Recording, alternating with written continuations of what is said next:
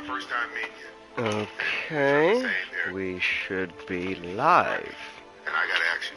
Alright, so bear with me, folks. I am just going to... Am I still live streaming? Hold on, I hope I am. Yes, I am. Yes, I am.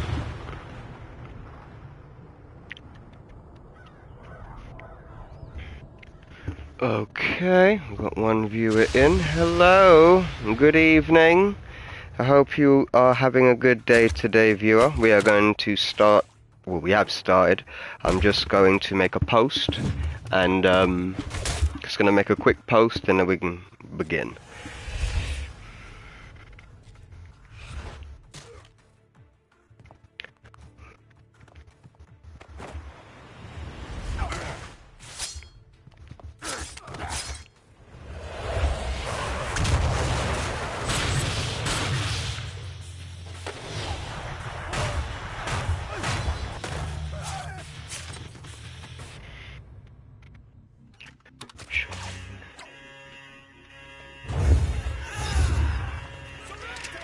Okay, I have made my post. Yeah, man, we got a lot of talk about today. But it worked. No pain, no gain, my boy. I ain't your boy, Stark.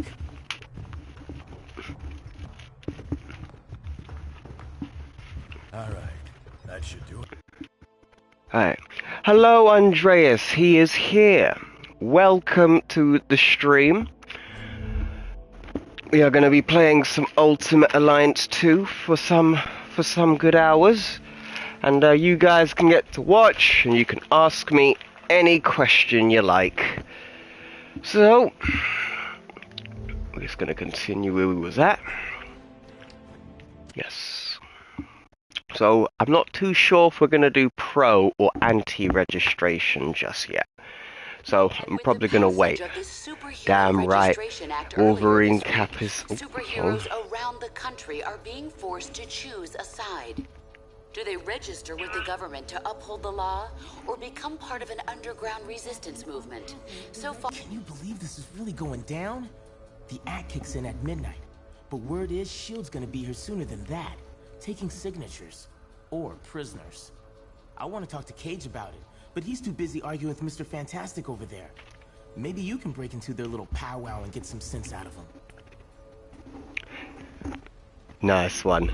So Andreas, you said, damn right Wolverine Cap is Stark's boy. Nice one. Coin flip. Speaking of coin flip, I watched The Dark Knight today. It's actually my favorite Batman movie. But you have to believe me. I've crunched the numbers, and we absolutely can't rebel against the government on this. If we do, the consequences... Can't be any worse than burning the Constitution. You're exaggerating. This is a temporary measure. Once things settle down... I ain't buying it, Reed. And I can't believe somebody as brainy as you would. Oh, hello. I love it too. Perhaps you can talk some sense into Mr. Cage here. He and Iron Fist seem determined to get arrested. He's the one who needs a reality check. But good luck getting anywhere with that. You see, the thing is, right, I actually... Oh, got another cutscene? Oh, no, we don't.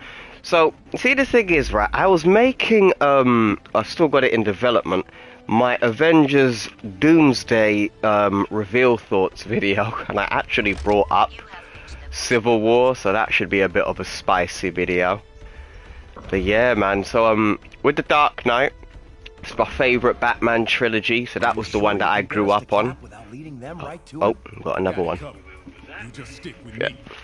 But what about the rest? How can we convince... They're gonna have to make their own choice. Stark, Richards, and Songbird are obviously a lost cause. But maybe. Well, well. Speak of the devil. So you folks made up your minds yet? From what I hear, they ain't gonna give you much more time to sit on the fence. Let's see, before I get to your comment, buddy, let me just see what the options are. Why Hulk not sign? Sound easy to Hulk. How long Luke and Hulk fight bad guys? Hulk need to think. Thanks, Luke. Alright, let's go with the first one. I ain't no government puppet, and I assume you feel the same way. There are worse things you could do than risk jail time to do the right thing. Alright, so the first option was just the first three options of what question to ask. So I'm assuming you meant the second one here. So I'll let you comment the next one. Let's see if you meant number 2 for this section. But Hulk always get into trouble for smashing government. Luke sure it's okay? Luke right. Smashing good. Jail boring. If Hulk go to jail, Hulk be bored. Truth be told, if Hulk goes to jail, I don't think the jail would be very good at holding him.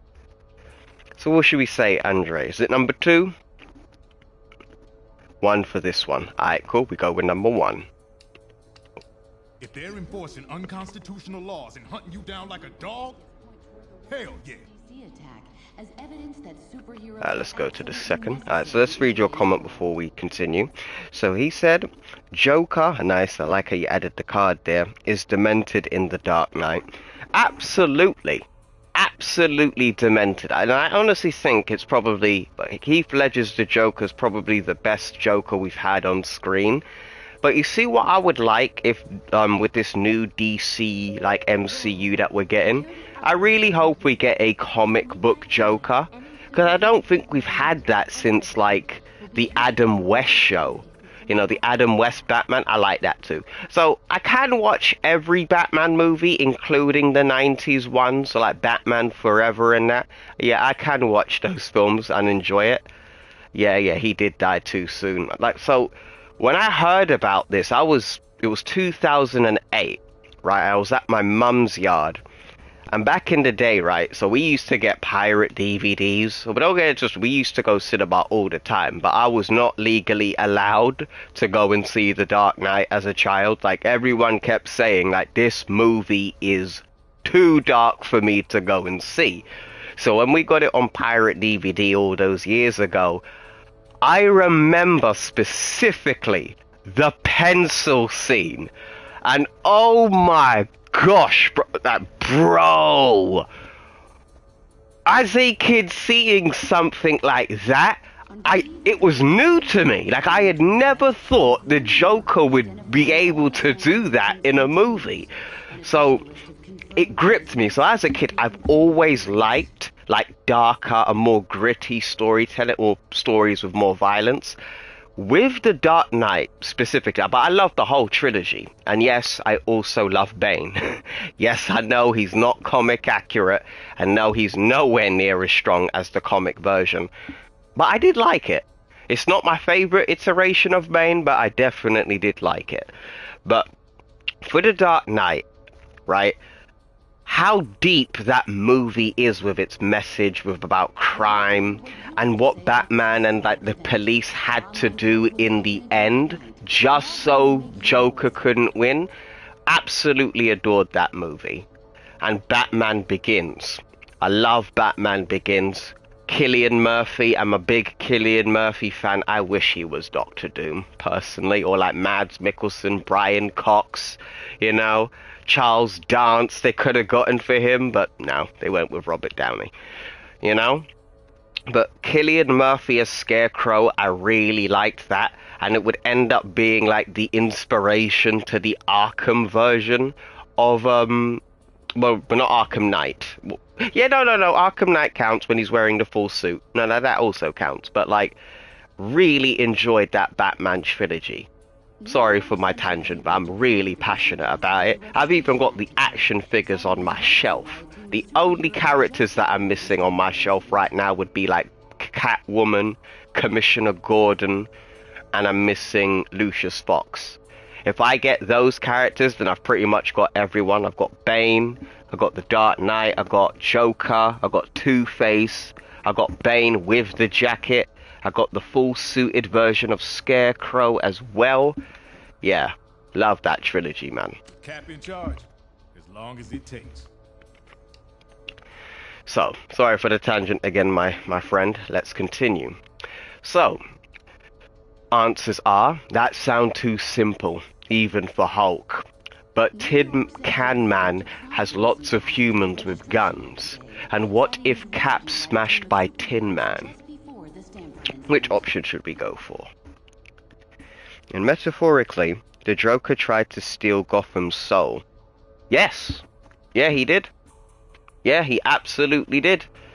And you see, the thing is, like, how smart the character... Oh, number 3. Yes. Number 3. Let's see the option now. Explain. Let's not get ahead of ourselves. You're either with us or against us. Okay, look, I hope you make the right choice. We could use your help. Alright, Luke, I'm not even gonna lie, bro. That's not a good mindset to have with superheroes. Like, that whole with or against us thing. See, with that mentality, that was the reason why Civil War got really, like, serious in the books. But, as I was saying, with the Joker, I really liked the intelligence of the character in The Dark Knight. Like, what they really demonstrated is, this guy is completely insane, but he's always, like, 10 steps ahead of everybody, you know? Like, the Joker's plan in that movie was to go after Harvey Dent. And the reason why he went after Harvey Dent was because Harvey Dent was so good at putting criminals into prison, and we had Batman on their tail as well, and the police all working together in a unit, somewhat like a unit, with all the 3 working together against crime. The Joker saw, if you get rid, or if you damage the reputation of Harvey Dent, everything Harvey Dent did to fight crime would be completely undone. So, and they knew that by the ending of the movie, and that really goes to show, like, the Joker is really one of the best villains in film. That version of the character, because you never knew what he was capable of. We'd find ourselves in the equivalent of a superpowered civil war. Heroes so busy fighting each other that criminals get a free pass. Exactly. That's where you and the Thunderbolts would come in, Melissa. We need you to help S.H.I.E.L.D. keep crime under control while we focus on... Oh, hello again. I'm glad to see you're not going off half-cocked like Luke, Danny, and Eli over there seem to be. We need cooler heads to prevail at a time like this. Let's see what he says. I liked it where you thought you got him when you were wrong. When he was... Oh, sorry, let me reread that. My apology. I like that.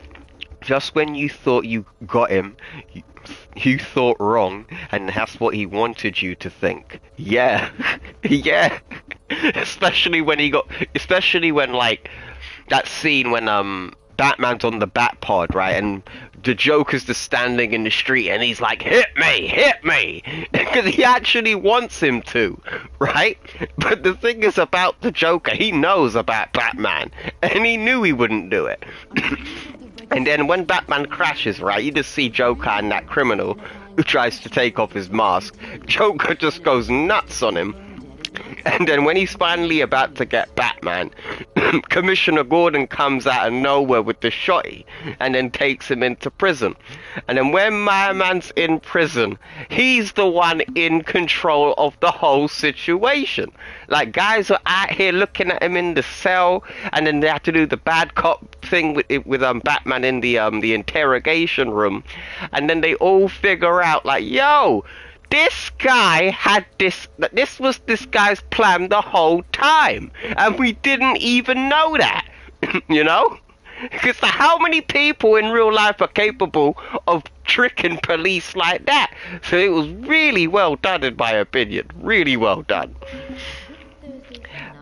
And when they took him to the police station, he wanted them to take him. Yeah, they absolutely, yeah.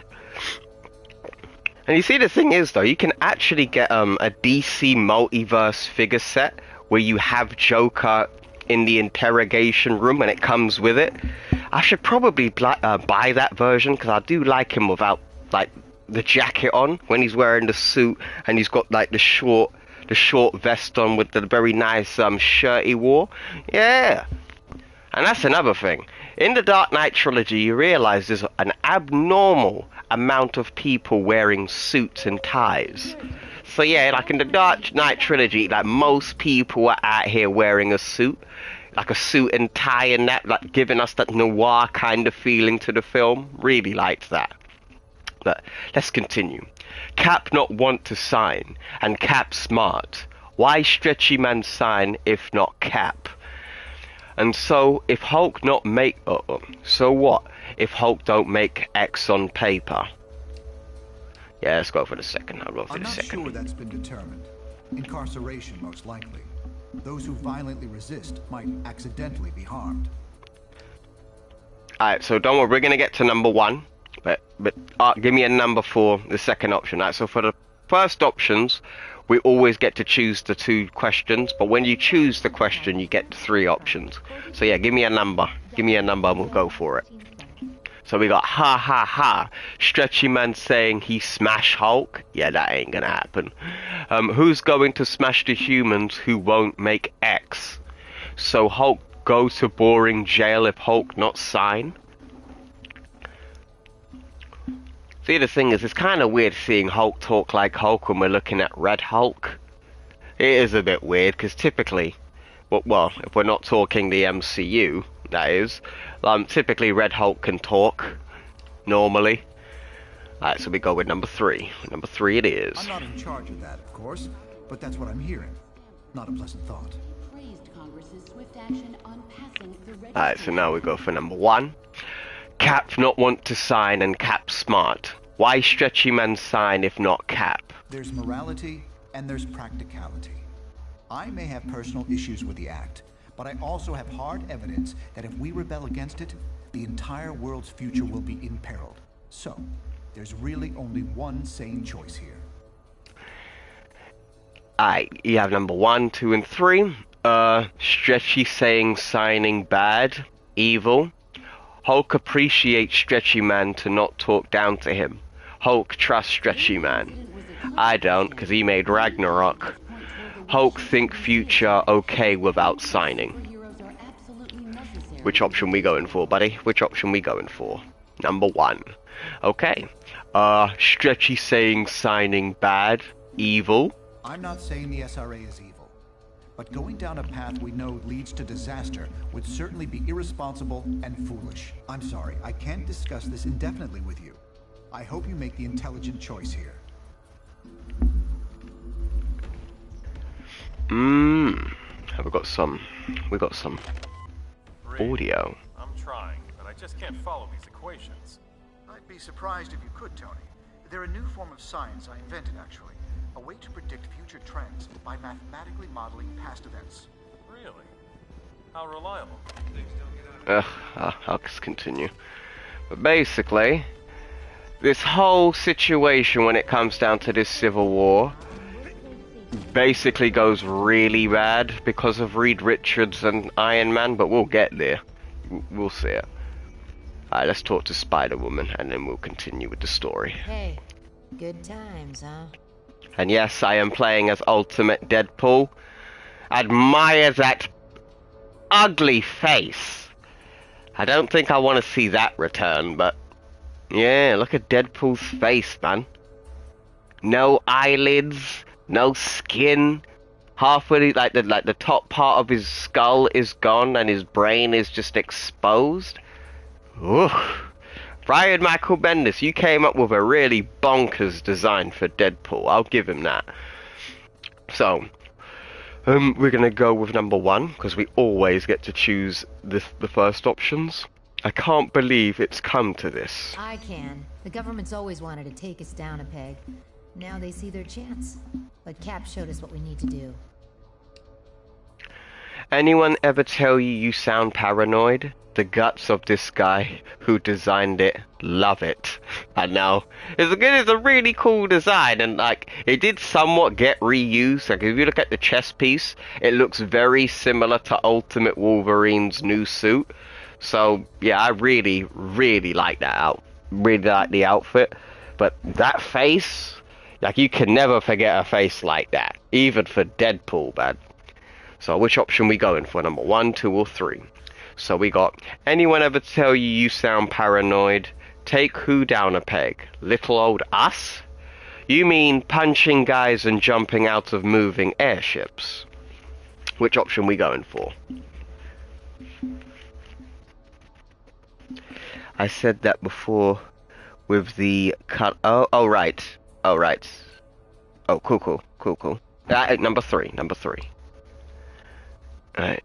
Yeah, I see, number 3. So, you mean punching guys and jumping out of airships? I mean doing whatever it takes to keep S.H.I.E.L.D. from taking over.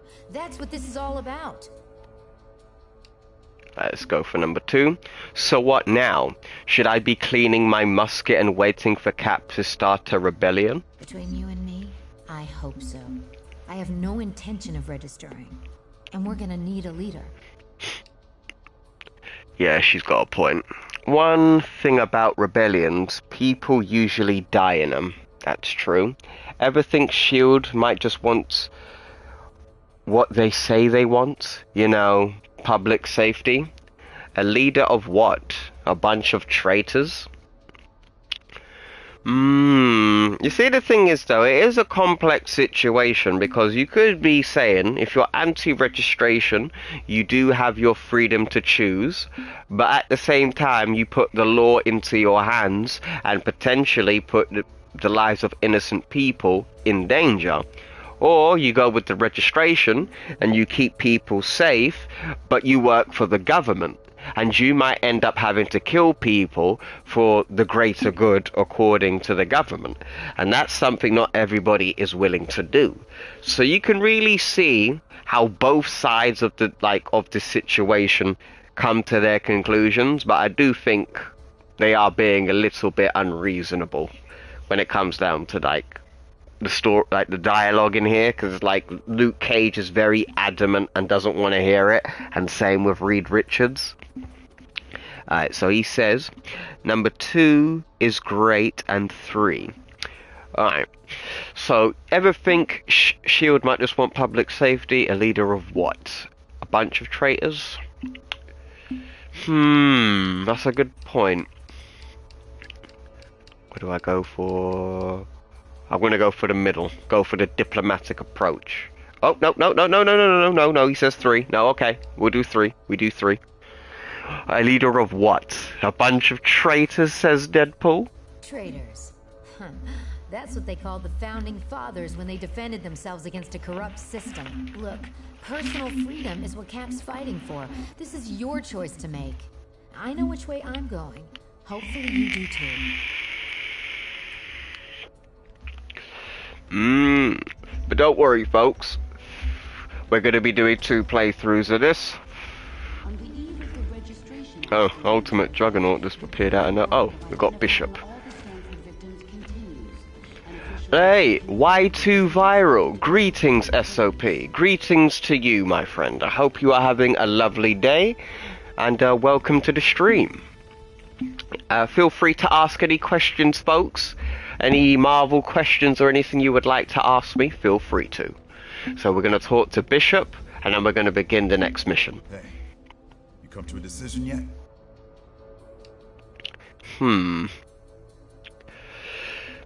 Absolutely, he says. Okay, so we got hey there. There was nothing funny about Stamford, but is this really the answer? Second option, we have S.H.I.E.L.D. sure threw itself into the register or will kick your butts thing, huh? So we'll go for the first one, and you let me know which option we go for the second one. If superheroes have proper oversight. Favorite Spider-Man game? So between Spider-Man 2 on the PlayStation 2, so that was the movie tie-in game for Spider-Man 2 made by Sam Raimi. It will probably be that, or it would be Ultimate Spider-Man, which also released on the PlayStation 2. Those are my favorite Spider-Man games of all time. I really do like Spider-Man PS4, and really enjoyed that. Not so much the Miles or number 2, but I did enjoy 2 for the most part. But I would say I haven't played 2 a second playthrough yet. I've played it once, and I replayed the Venom missions when the replay missions became available. But other than that, I haven't really played much of Marvel Spider-Man 2. Hello, Reborn. What is up? Yes, I need to call you after the stream, my bro. I will call you afterwards.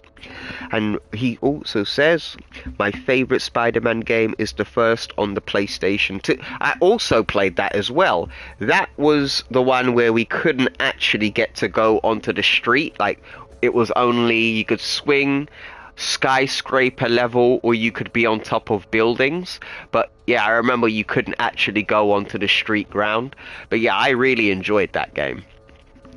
And then Y2 Viral says, I got the first one at an eBay lot. Very good. Very good. You see, those games are going to become very expensive in the future, so I think we've got about a decade left before the prices of older games start to increase. Then we've got Edge of Time was good as well.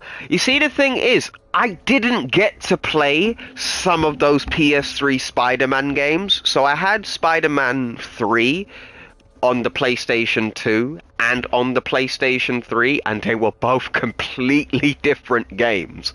So in the PlayStation 2 version, you can turn into the black suit whenever you wanted, but that was the last one I played. So I missed arguably the best one, which was apparently Web of Shadows. I missed Shattered Dimensions, and I also missed the one you've just referenced, Edge of Time. So yeah, I missed out on the best three apparently, and they are also very expensive to buy now. I do want to go back and finally get to play them. I just haven't gotten like the time to do it, but that's something I would love to do. And Andre says number 2, so we're gonna go with number 2. So this says, maybe Cap should be in charge then. I'd vote for him. Let's vote. Super Mario Brothers Knuckles. Oh, Super Marvel Brothers. Huh? Super Marvel Brothers? Wait. Wait, what? Also, my favorite game, which I really miss most of the car game with Rockstar, is Smuggler Run. Damn, I don't know about Smuggler Run. Can you tell me about that? What's Smuggler Run about? But yeah, if there is a Super Marvel Brothers game, please tell me about this, because I would like to know about this.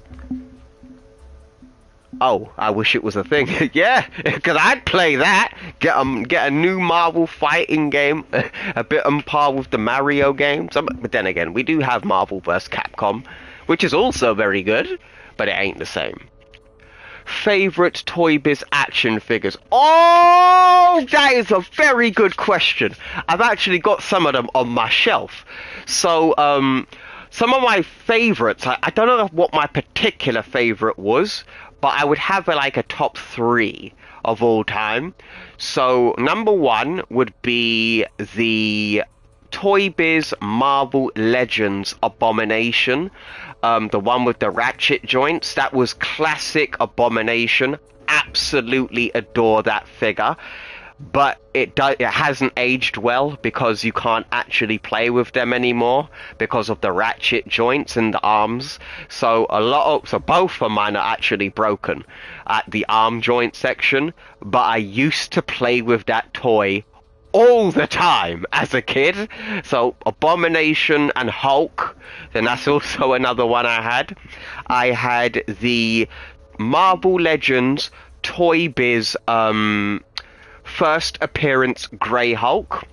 So that's the one with the more squared looking head, you know, the more classic looking Hulk from like the 1960s. So I had that, and I've also actually got the green version. I've got the green version of that too. So that would be number 3. Number 2, sorry. Number 2.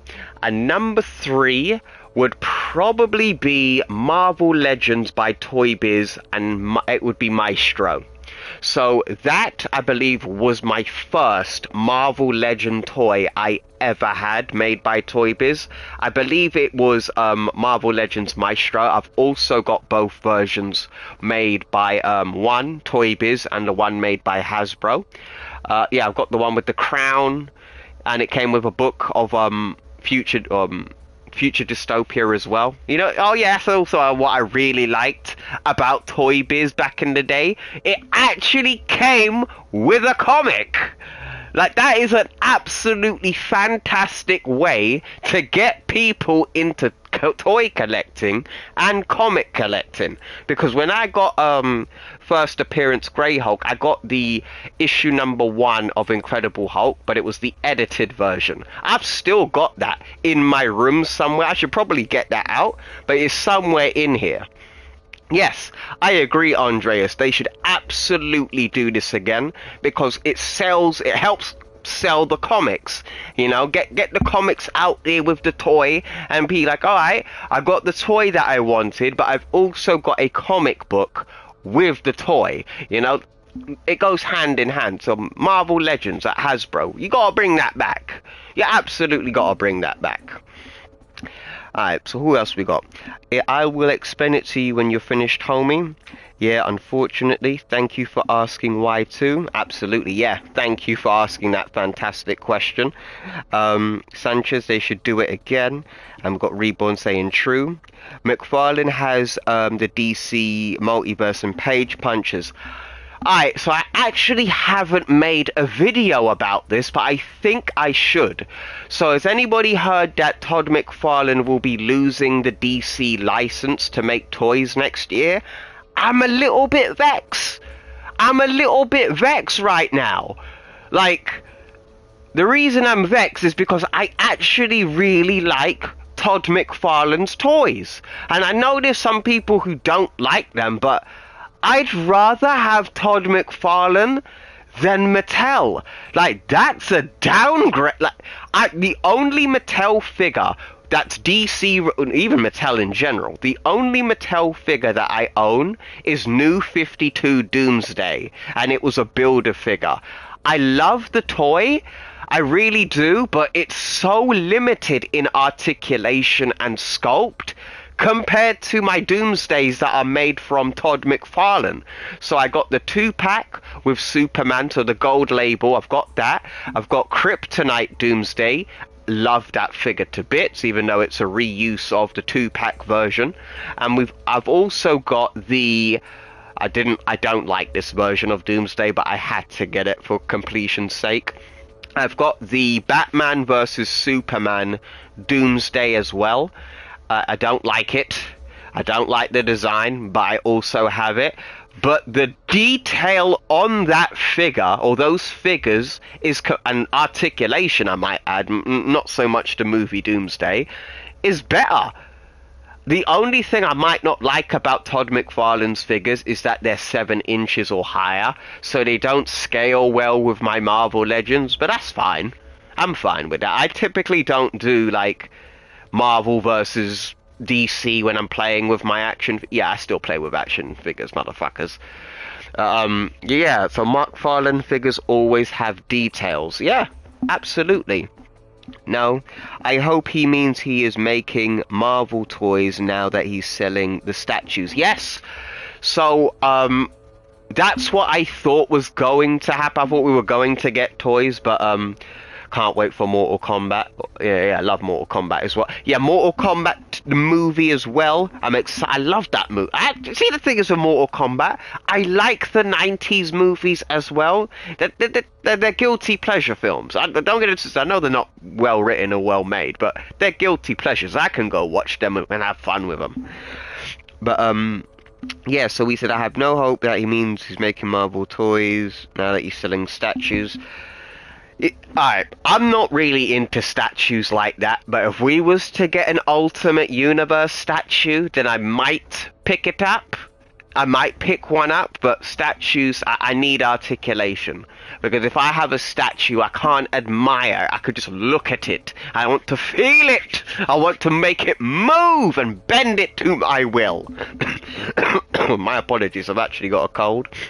But yeah, Todd McFarlane, man, you gotta get that license back in the next few years, because if Mattel don't step up the game to how, like, Todd McFarlane's quality is, I don't see myself collecting any more figures. I think I'm just gonna get my ones that I need to get from Todd McFarlane and be done with it. So, before we continue, sorry, I've gone on a tangent here. So I think the last DC Multiverse figures I need, it's Ghostmaker. I need to get Batman Begins Scarecrow. I've pre-ordered him. I've pre-ordered the Grim Knight and Killer Croc 2-pack. I need to get Arkham Knight Scarecrow. I need to get Injustice 2 Batman. I need to get Injustice 2 Brainiac again. Unfortunately, I've got the Platinum Edition, which sucked. It does not look cool at all. So I need to get the regular version of that Brainiac. Who else? I need to get Page Puncher's Black Manta. Really like the Page Puncher design of Black Manta, so I need to get him as well. I need to get the Dark Knight with the Bat Pod, but I think by the time I get paid, it'll probably be out of stock. So I'm thinking I might get another Platinum Dark Knight Batman. So that was the one with the Christian Bale face. I want to get the Platinum Edition again. I bought the Platinum Edition of that figure last month. It is now my favourite DC Multiverse Batman figure, and it also comes with a flight stand. But it costs £100 a piece. So I'm gonna pay. I paid £100 for my Platinum Dark Knight Batman, and I'm probably gonna do it again if I can't get the Batpod version in time. And I think after that, I will need to get New 52 Superman, which has just been revealed, and it's going to be a red Platinum Chase variant. Piss take! New 52 should not be. New 52 Superman should not be a Platinum Chase. That should be a standard figure for everybody to get. I love New 52 Superman up until they ruined him. So New 52 is how I really got into DC. I absolutely love that version of Superman's suit. But there were some creative decisions where I was like, I don't think I would have done that. So let's continue. Let's continue with the story. My apologies, my viewers. I've been on a tangent. I get passionate when you ask me such fantastic questions. I'm a nerd. But let's continue. So it says, hey there. Hey, there was nothing funny about Stamford, but I think we said that. Shield threw itself into the... Yeah, let's go with number 2. More paranoid than I do. And I'm telling you, this is the way it's gotta go. Alright, so which option do we go for? Number 1, 2, or 3? Wasn't it Nitro who did the actual exploding and not the New Warriors? Just saying. Number 2, it says, oh, if only the New Warriors had been sanctioned by the court. Right. That's a good point. So number 3 would be, we're good, but you really think we should have done much better against Nitro? What do we go for? Number 1 on this one says Andreas. He was the first one to it. So we're going to do number 1. And I'm going to read your lot's comments after we get the next option. Technically that's true. But someone supervising their actions could have saved those innocents. Look, I can't make the decision for you. Just remember, we're supposed to protect people. Signing up for training and accountability is the best way to do that. Okay, so Y2 Viral says McFarlane's figures have always been detailed. I can't wait for Mortal Kombat figures. Me too. I would love to get myself a set of maybe Scorpion, Sub-Zero, Raiden, Shao Kahn. Yeah, I'd definitely get those. We need a Spider-Man Identity Crisis pack. Yeah. Oh my gosh.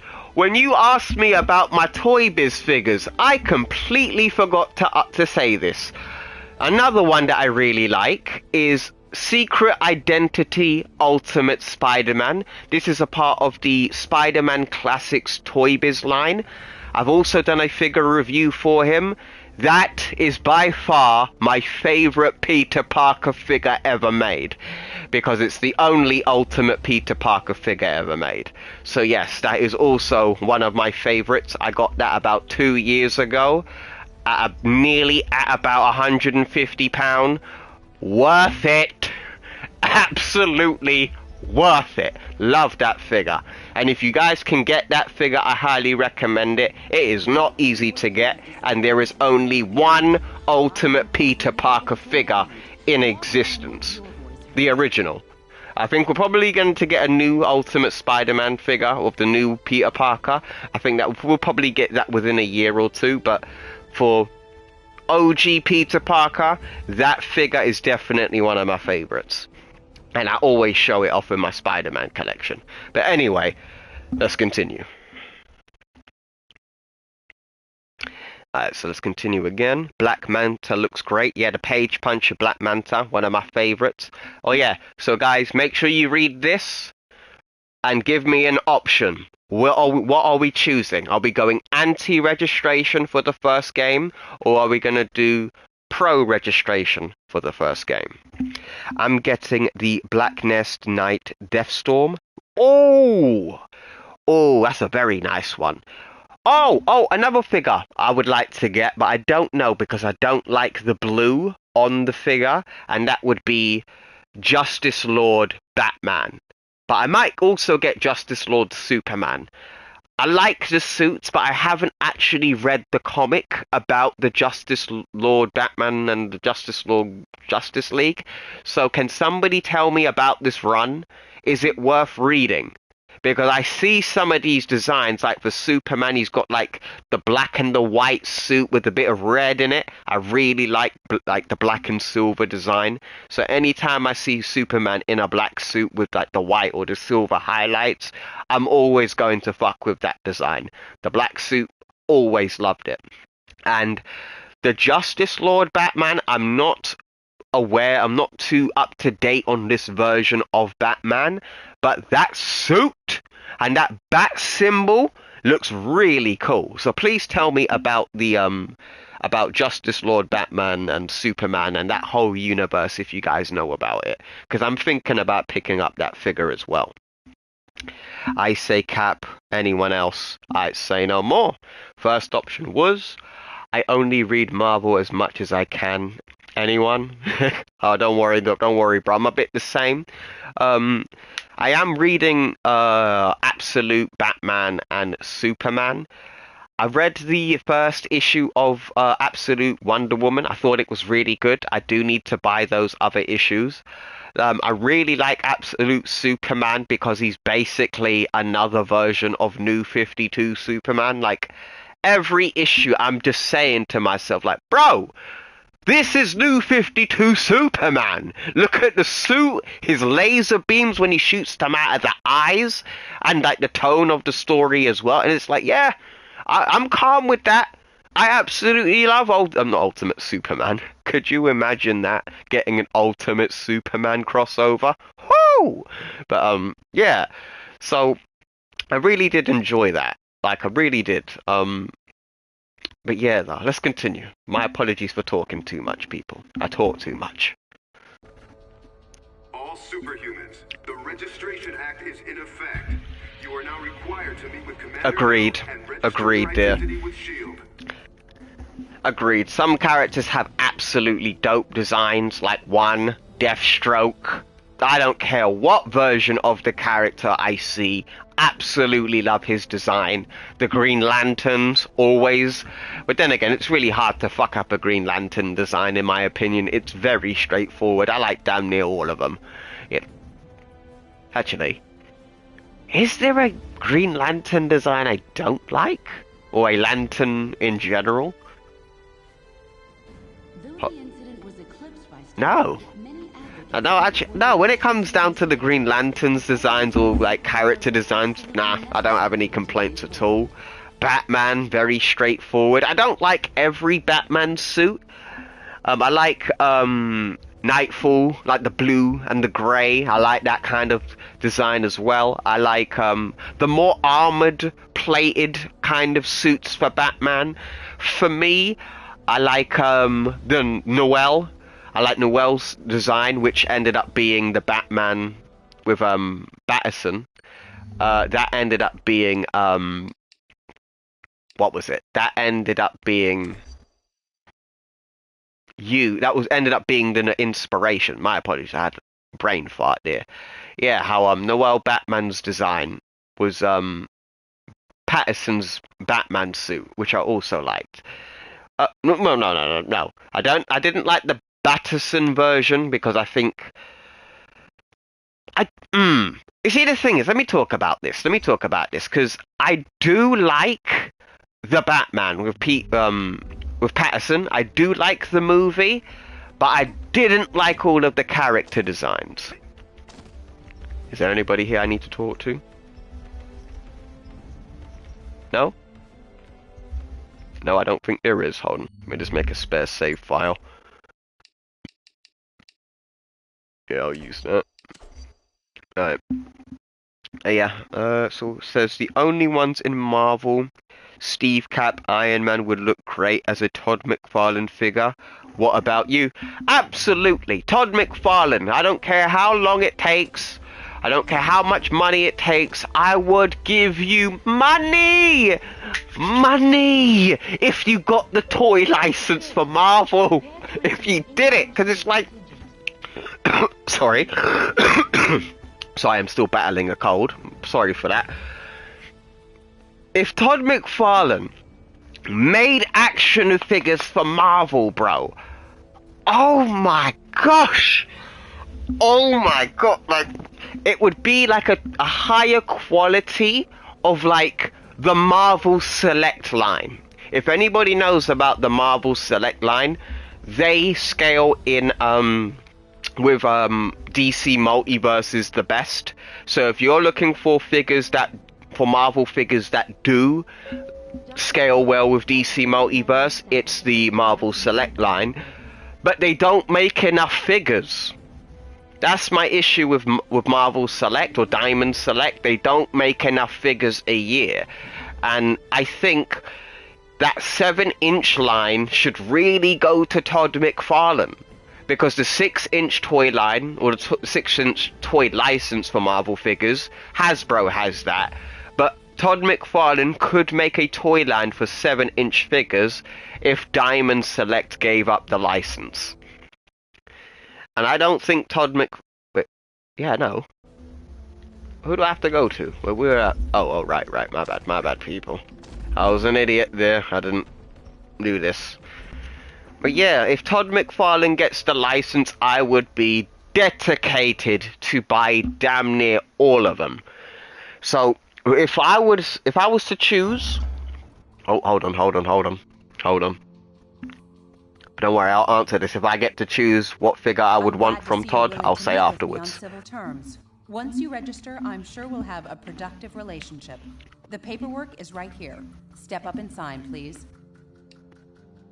You see, Maria Hill is always a cunt, no matter what universe she is in.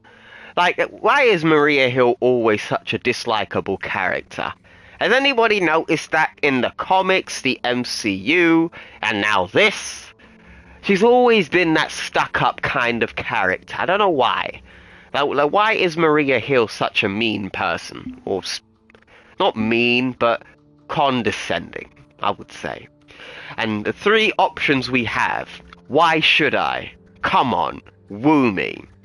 What if I hadn't decided yet? And lastly, any juicy incentives we get for registering? And I don't mean a free toaster. Which option, people? What do we go for?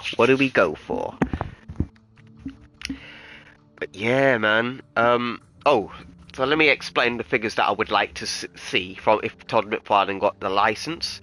I would like to see a Grey Hulk figure from Todd McFarlane. I think he would probably do his version first, naturally. Naturally, if he's going to do that, he's going to do his creations first. I would like to see some Ultimate Universe figures from him. Like, I would like to see, like, an Ultimate Captain America or an Ultimate Iron Man. Or even Ultimate Hulk, who more than likely would just be a reuse. But I know for a fact that toy reuse would have much more detail than my Marvel Legends figure from Hasbro. I do love my Hasbros from Marvel Legends, but they're all smooth.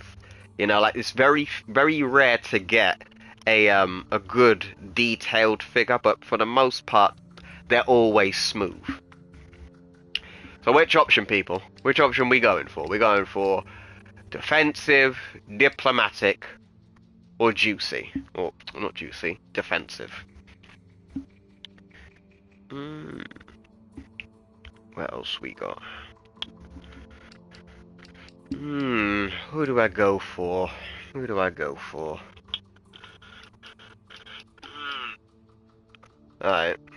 Since nobody seems to be commenting, I'm gonna go for the defensive option. I'm gonna go for the more defensive one if no one's gonna comment. Oh, Andreas says, oh, hold on. Andreas says, Dream, McFarlane Marvel First Wave, Ultimate Steve Cap, Iron Man, Tony Stark, Silver Surfer, Ultimate Deadpool. I know, we still don't have an Ultimate Deadpool toy. Ultimate Thor, and a Void Build-A-Figure, and he says number 3. So I actually do have the Marvel Legends Void figure. It is very good, but it is very expensive because of how good that figure is. It's a reuse of the Marvel Legends first movie for Venom. So if you know about Venom with like the veins and that, they used that body mold and they've made some alterations to it. So it's made out of clear reddish plastic, and you do have the Void arms and tentacles and that. The joints are very stiff, which is very useful because it's very back heavy when you've got the tendrils on the back. Like, he's very hard to stand up with his little feet. But I would recommend getting that figure. That Build-A-Figure's worth getting, in my opinion. Out of all Build-A-Figures to get from Marvel, the Marvel Legends made by Hasbro, that is, yeah, the Void is definitely one of them, including Build-A-Figure Apocalypse. Love that toy. Yeah, so number 3. With Stark tech and S.H.I.E.L.D. muscle backing you up, count on it. So, what's it gonna be, heroes? Just sign up here and you'll be bona fide law enforcement agents. You're not looking to start trouble, are you? I might start some trouble. Right, people, this is the time where you get to vote. Do I sign, or do we go anti-registration and we smack up everybody in this room? We can go pro, or we can go anti. The viewer gets to decide. Do not worry, we are going to do 2 playthroughs of this, both pro and anti, so whoever chooses first, we get to choose first. But yeah, though, look at him. I've got Ultimate Deadpool, I got my Red Hulk, and I got my Ultimate Juggernaut.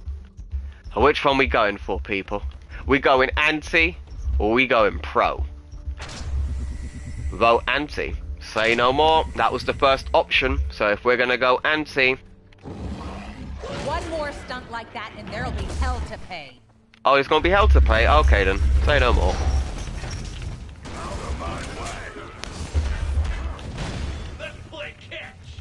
Hello, sir. I'm gonna need to take your shield away so I can smack the living fuck out of you.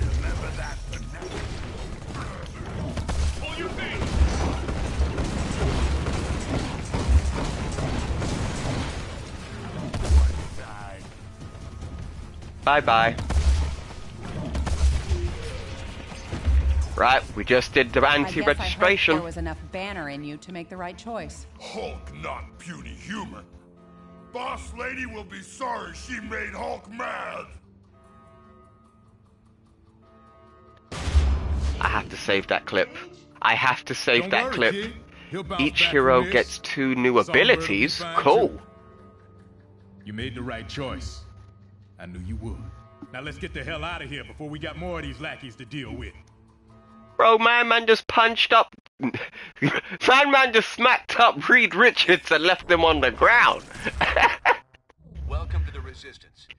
It's good to see there's still heroes like us willing to stand up for what's right.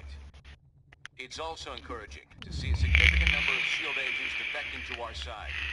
They call themselves the White Star, apparently in my honor. I can't tell you we're in for an easy time, though. Stark and S.H.I.E.L.D. have advanced technology and almost unlimited resources at their disposal. Yeah, but none of that matters. What we got is more important. Yes, we have the moral high ground.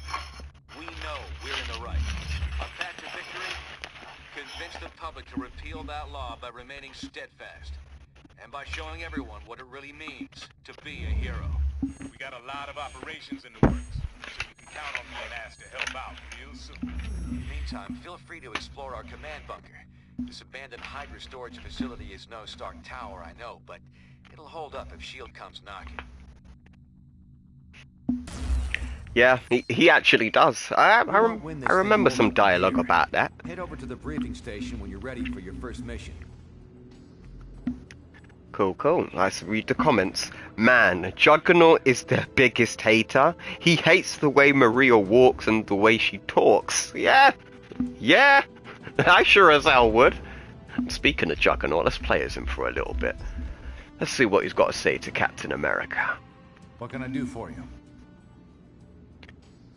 Biting the hand that feeds you, Captain America. Nice. I guess folks assume I stand for the American government. I don't. I stand for the American dream. The American way of life. Alright, so we got the three options. So what's more important? Freedom or security? You can't have it both ways. Good point. The first time you've gone up against... Wait, is this the first time you've gone up against the man? Nice speech, but we're the ones hiding underground. Which one do we go for? Number 1, 2, or 3?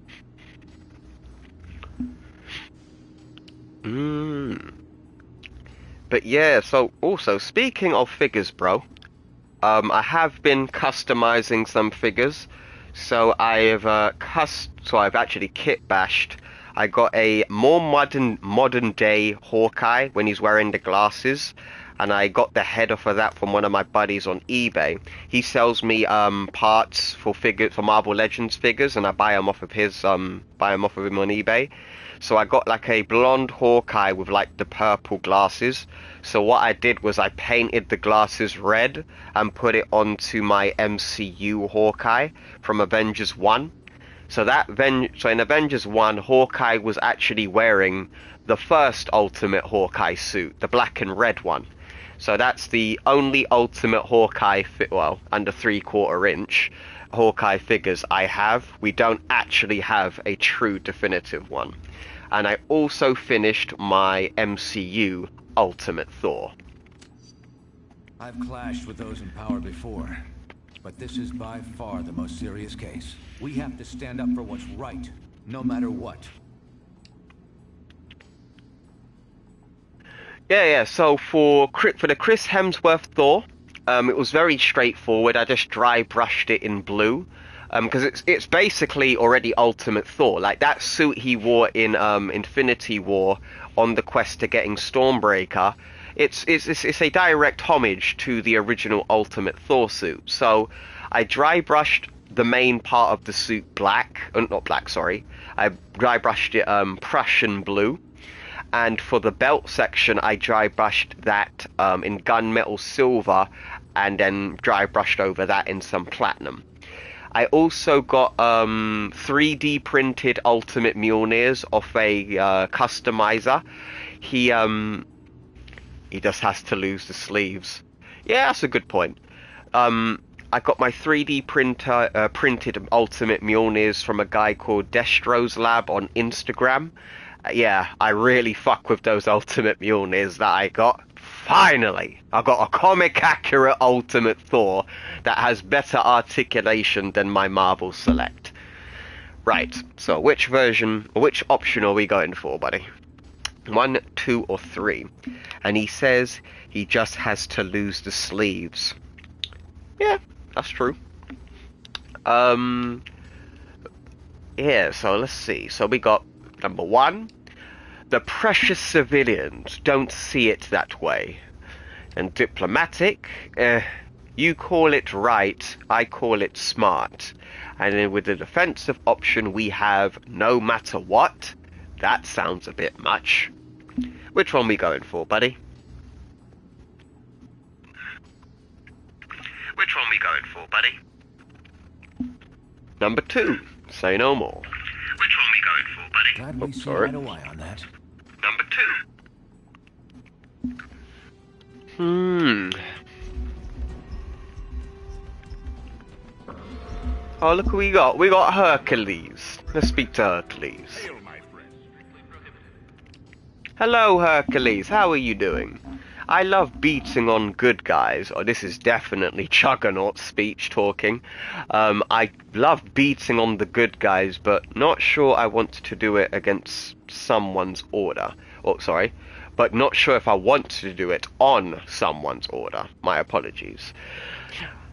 I'm not sure Flag Boy's head is screwed on straight. You? Let's go with the first one. Captain America hath said it's a war. If so, then it would serve us well to put such thoughts aside. This is where you lot get to choose. Thoughts on Marvel cosplayers nowadays? I like some Marvel cosplayers. Like, I see some ladies are out here playing, or cosplaying as, like, Spider-Gwen. I see some people out here looking like, Captain America. Well, typically, most cosplayers I see normally, it's MCU-related cosplaying. Like, I see some people making, the Endgame suit of Captain America. I've seen a couple of cosplayers for Doctor Doom over the years. I've seen a few of those. I think my favourite one, though, is probably Secret Wars Doctor Doom, when he's, like, in the all-white suit. Yeah, I saw somebody cosplay as him. But what I would really like to see, I haven't, like, gone out of my way to search, but I would like to see some cosplayers of the Maker. Like, let's see these cosplayers try to do, like a version of the Maker. That's what I would like to see. A cosplayer of that, or, like, Ultimate Thor. Nah, I saw one very good cosplayer, but this is me being me. I saw a cosplayer a few years back of Psylocke in her traditional outfit. Yes! Yeah, she was looking real good, but yeah. Yeah, I've seen a good few cosplayers over the years, man. But yeah, so which option we going for, buddy? Also, what are you guys' thoughts on Marvel Rivals? I never asked about that. I've seen a lot of them at Con Online in here. Yeah, that's typically where I've seen the cosplayers. So I normally go to the Comic-Con that we get over here. I think it's called MGM over here. But yeah, like, I see some good cosplayers over there sometimes.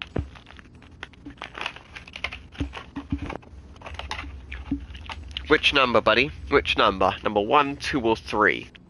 I didn't even read them out. So the options we have: that attitude, that attitude, how you live with yourself after slaughtering some mortals. Or is that the attitude? Really, they should have said. Think they'll notice if decide not to pull any of my punches. Yeah, I think people would notice that, Juggernaut. And then the third option we got: they bad, we good. Works for me. I think 1 or 2 is probably the better option. What do you viewers think? 1, 2, oh no, you say 3! Okay, we can go for 3. Okay. They bad, we good. Works for me. Also, you humans like to make things more complicated than they truly are. Perhaps someday I will understand why. Oh yeah, that's a very good thing, good point. But also, if anybody likes this version of the Juggernaut, you can actually buy the toy of this version of the character at a very cheap price if you go onto AliExpress and download the app. You can't do it over the website. That's how I found out how I could get it. Download the app and you can get yourself Ultimate Juggernaut for less than $20. Well, probably about $20, but I got mine for about £15, so that's probably a little bit more than $20, but Yeah, I got mine for 15 quid. You can go get this guy at a very good price. Captain America hath led us to countless victories. Where he goes, Hercules shall follow. You know we're fighting over something called registration, right? And then the second option is, blind loyalty is always good for a laugh. And the third option is, what if your precious cap gets wasted? Which option we go for, Andreas? What do we go for? But yeah, man, I really do fuck with this design of Juggernaut. I really hope it comes back. Really do. Right, number 3. I mean, you like your number 3s. You really do. Okay. What if your precious cap gets wasted? Thou hast no reason to worry. Our cause is just, and we will therefore prevail. Other duties beg my attention. Farewell. I like Hercules because, you know, he's pretty much a god amongst like mortal men, and so he sees this as pretty much just like a little bit of fun, helping his brethrens out fight bad guys. But he doesn't know the gravitas of the situation, and I don't expect him to. He's Hercules. Ooh, more XP. There should... Oh, we got 0 points? That's a bit of a piss take, ain't it? Ah, there he is. Andreas said, oh, I hope your Juggernaut comes back too. It doesn't have to be the same. Like, if you just keep the design the same, honestly, that's all I really want from the new Ultimate Universe. It's like, I would like to see the original Ultimate Universe designs. You don't have to keep the character the same, but a lot of the designs that the new one comes for, it's just mostly iterations of 616. I don't really like most of the 616 designs, like, personally. I do think, well, there are some that I do like the yellow and blue Wolverine, like red and blue Spider-Man. Yeah, some of the traditional suits that I like, but like 616 Thor, like the regular one, not my favorite design. I like the Cosmic Herald of Galactus Thor suit. That's the only 616 design I like. And then there's obviously Ultimate Thor. You can't go wrong with Ultimate Thor's suit. It's very straightforward to do. But we ain't got Ultimate Mjolnir, which also pisses me off. What's that? Hello. I believe your name was Justice, right? The little Captain America guy. Not Ultimate Iron Man's design. I didn't like... Yeah.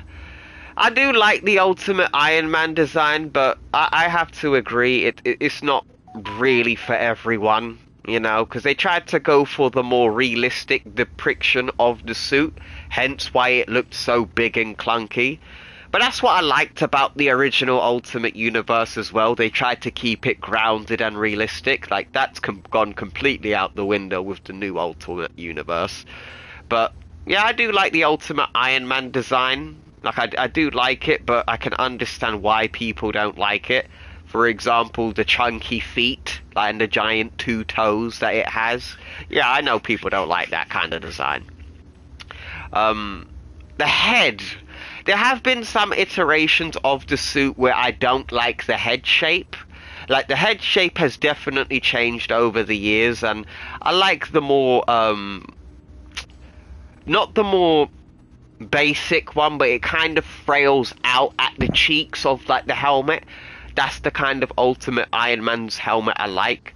They have gone with the more sleek MCU depiction of the suit, like in the Ultimate Universe. Like, we straight up saw like the Mark III suit in Iron Man 1 in the Ultimate Universe at a certain point. I didn't mind that because really the MCU's based off the Ultimate Universe, so it didn't really bother me seeing MCU Iron Man in the Ultimate Universe. But I just don't like seeing 616 designs. Like, I really don't. So like when I saw a brief cameo. He wasn't a part of the story, but it was Gladiator. It was a brief cameo when we got the issue of the Ultimates with the Guardians of the Galaxy. It was just 616 Gladiator, and I think his suit is ridiculous. His design is just horrid. Like, Gladiator is the guy when his strength increases based on his confidence, and he has that big mohawk. Ridiculous. Absolutely ridiculous design. But I don't know, like, there's some designs I do like, and there's some designs that I don't like from both main and the Ultimate Universe, both versions of the Ultimate Universe. So it really depends. Really depends on what you're looking for.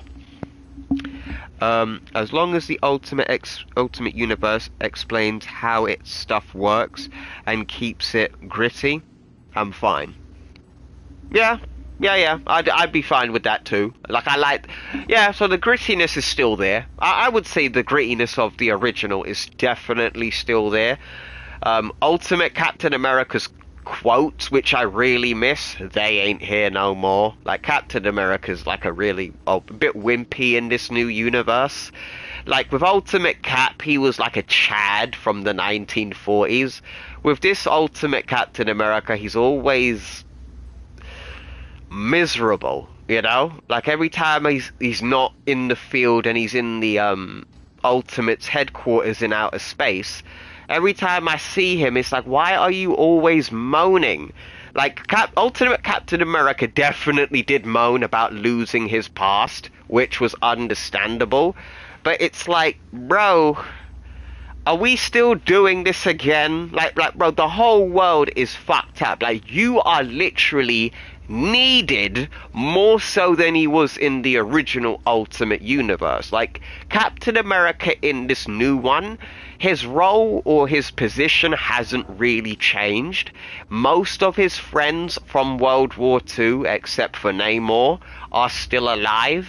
And so it's like, he hasn't really lost much, and he's still miserable, you know? So I think I just need to wait and see more of this plot line continue. But this new Ultimate Captain America, it's like, bro, your brethren are still with you. Why are you upset? Bucky's still alive, you know? Like, I'd be happy. I wouldn't be sad about it. But then again, I'd probably be sad that he's now that he's become the Red Hood, Marvel's Red Hood.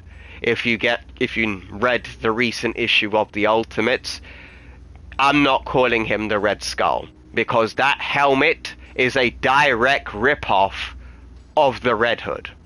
I don't want to be seeing...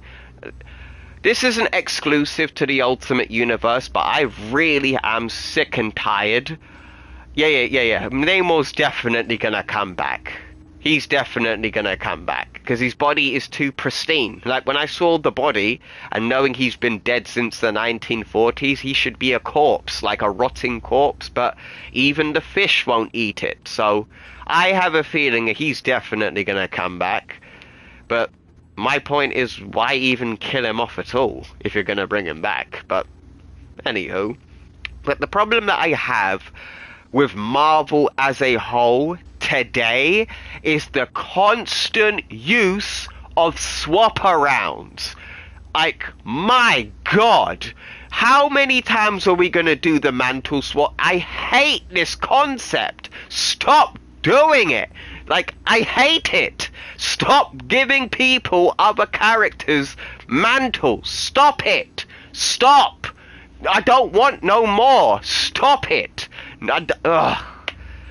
But I have to speak about this in a video, but it's so damn annoying.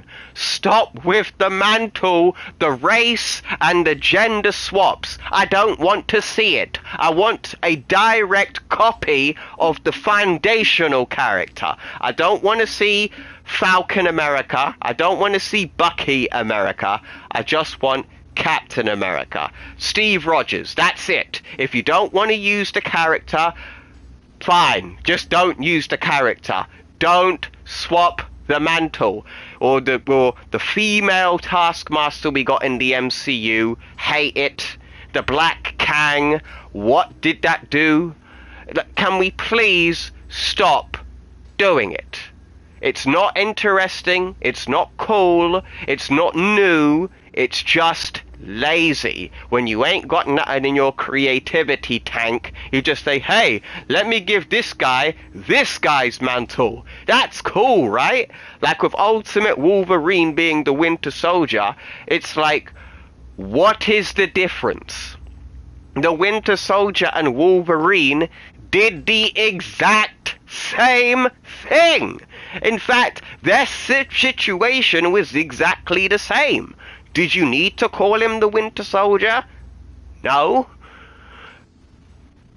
But now, somehow Bucky, after surviving decades, he is now Marvel's Red Hood.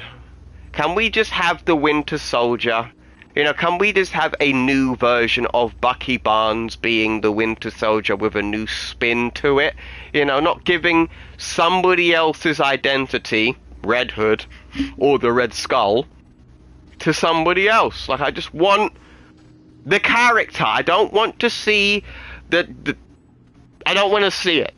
Yeah? And I know some people might say, well, Jimmy Hudson's Wolverine. No, he's not. Jimmy Hudson is Jimmy Hudson. Even though they did say he took on the mantle of Wolverine in the OG universe, I don't ever recall anybody calling him Wolverine when that happened. Everyone just calls Jimmy Hudson Jimmy Hudson. But still, let me know what you guys think about this one. True, a lot of readers here want Marvel heroes to start setting down while also doing the mantle. Like, if it's a comic book, the character's never going to die forever, so why mantle swap in the first place? Like, everybody comes back to life, which I find bullshit on why they couldn't do it to the original Ultimate Universe, but I hate it. I hate mantle swaps or race swaps or gender swaps. It's not needed. No one's asking for this. Like, no one. Nobody was asking for Taskmaster to be a female. Nobody asked for Kang to be black. To me, it's just like, why? Did it help the plot of the movie? No, because Ant-Man Quantumania wasn't very good, and neither was Black Widow. So, that to me, it's like, stop changing the source material. Stop it. Stop it. Just literally, you can be lazy. Just rip what is in the comics and just put it on screen. Maybe you can update the suit, you know, to make it more modern day. That's fine. That's understandable. But do you have to change the whole character's identity and then be like, well, if you don't like the change, you're automatically this or that? Like, to me, I think that the age of mantle swaps or the swap-arounds needs to die. I really hope it does, because it's just, it's so overused. So overused now. Sorry for the rant, people. That's why I think they should switch to Marvel the Marvel Animated Universe. So I grew up watching the Hulk versus movies. Which else was there? Was the Young Avengers when they were kids, and we got to see the End Hulk. So if anybody's watched Hulk, or Hulk the End, like when he dies in the very ending of that, we got to see that interpretation again. Like, the End Hulk has never been used very often. I would like to see that Hulk make an appearance again in some shape or form. But I don't know, man. Like, mantle swaps needs to stop. Stop it. Like, nobody likes it anymore. And honestly, it makes, like, it causes more pushback from the fan base than acceptance. Because because there's an expectation, right? People want to see the characters that they've grown up and loved. When you change the character's race or mantle swap or their gender, I can't relate to the character anymore, because it's not the character that I knew. But that's me personally. But let me know what you guys think in the comments, man, because I'm really passionate about this topic, but I think I need more time to really think about it. You guys let me know if I'm being overzealous here. You lot let me know. But we're going to continue. So, for these two options we got, oh geez, look at this. They're going to call us cradle robbers. And the other one we got, teenager superheroes sticking their noses in. Huh. Ever heard of the New Warriors?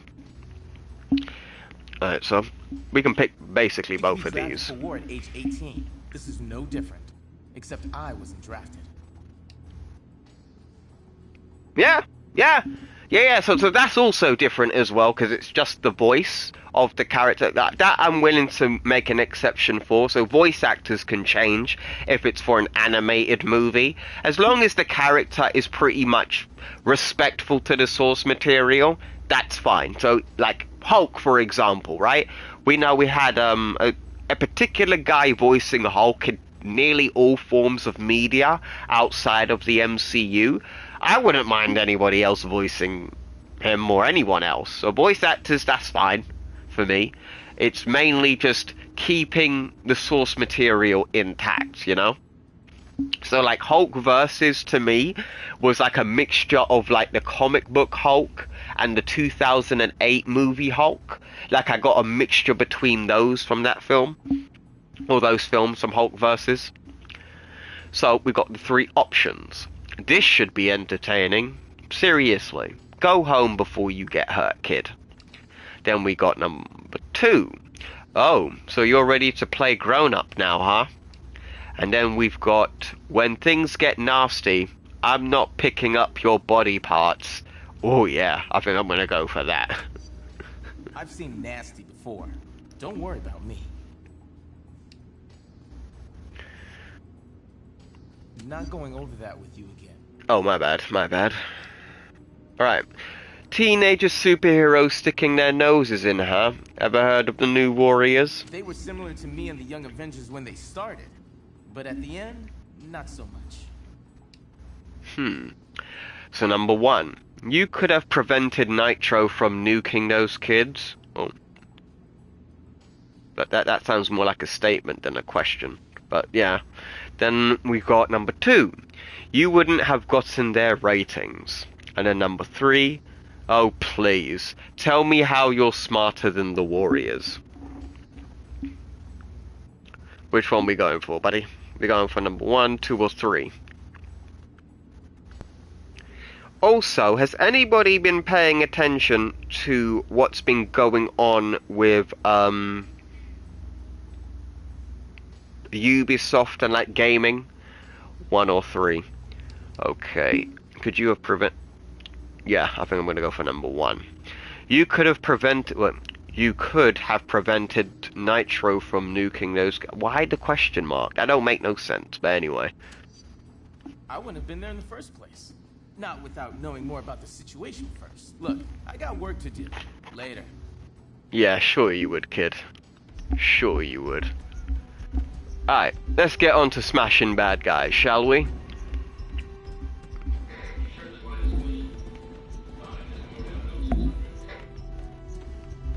Cap, this is Cable. Just got your last encrypted. Well, we've got some more dialogue. We don't want to hear that. Alright, let's continue. Let's continue, peeps.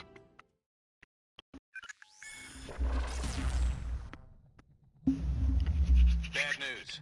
Our base in Jersey City has been discovered by S.H.I.E.L.D. Our people are under attack and need immediate support. Cable was in charge of setting up this operation, but we've lost contact with him. We need to recover weapons crucial to our movement and, more importantly, protect the data Cable had compiled regarding our allies and other prospective base locations. From what we can tell, the base defenses are already compromised. Get there ASAP and hit those invading S.H.I.E.L.D. forces from behind. Then get our people and our intel out of there. Nice one. So, Andreas says, now, I'm mostly on the Switch, but I might get a PS4 or 5 for Rivals. Take out their agents. agents and disable the bombs. I'm dispatching Spider-Woman to support you. Thank you. They're approaching your position. Take them out. But yeah, so I might get the new Switch, you know, but I need to know if it's backwards compatible with the original version or the original Switch. If the what am I doing? If the new Nintendo Switch is backwards compatible with the old one, I might just get that and get Ultimate Alliance. Because I do want to get Ultimate Alliance 3. I do, but I just didn't feel right buying a Nintendo Switch for one game. But since it's a brand new console, I might end up getting a game in the future that I might like. Is it worth getting a Switch? Because I might get, what's it? Zelda Breath of the Wild? Oh, actually, yeah, I used to play Zelda back in the day at my uncle's. But, very, very little of it, though. So I'm talking about 15 years ago. So they always say no, but it's always a yes. Oh, so that's one of them ones. Okay. Hold on. I need to smash this. Thank you. I'm just smashing up all of the crates for that XP. It's just the graphics. So I wouldn't go for Nintendo for graphics. Like, so graphics don't bother me. I don't mind. Like, if a game is modern, like if it's a modern game and like the graphics look hideous, like abnormally hideous, like unfinished textures, you know, not a good lighting, then I would complain. But graphics for me never really been much of an issue. So I don't mind having like graphics with like lower graded graphics. So that won't be a problem for me. Like hell, I still play Metal Gear Solid 1, and that's a PlayStation 1 game.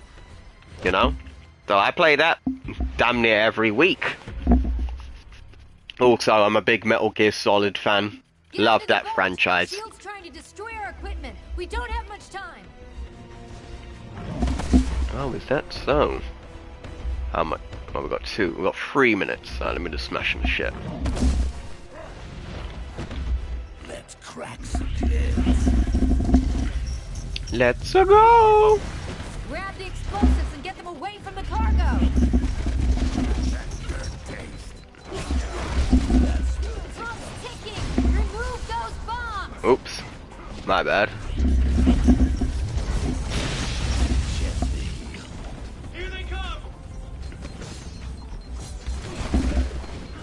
No!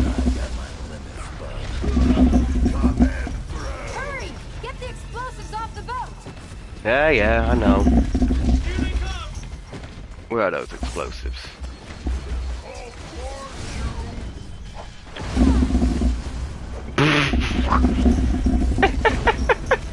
I'm supposed to get these bombs off the boat, right? I'm more likely gonna like capsize it at this point. There we are.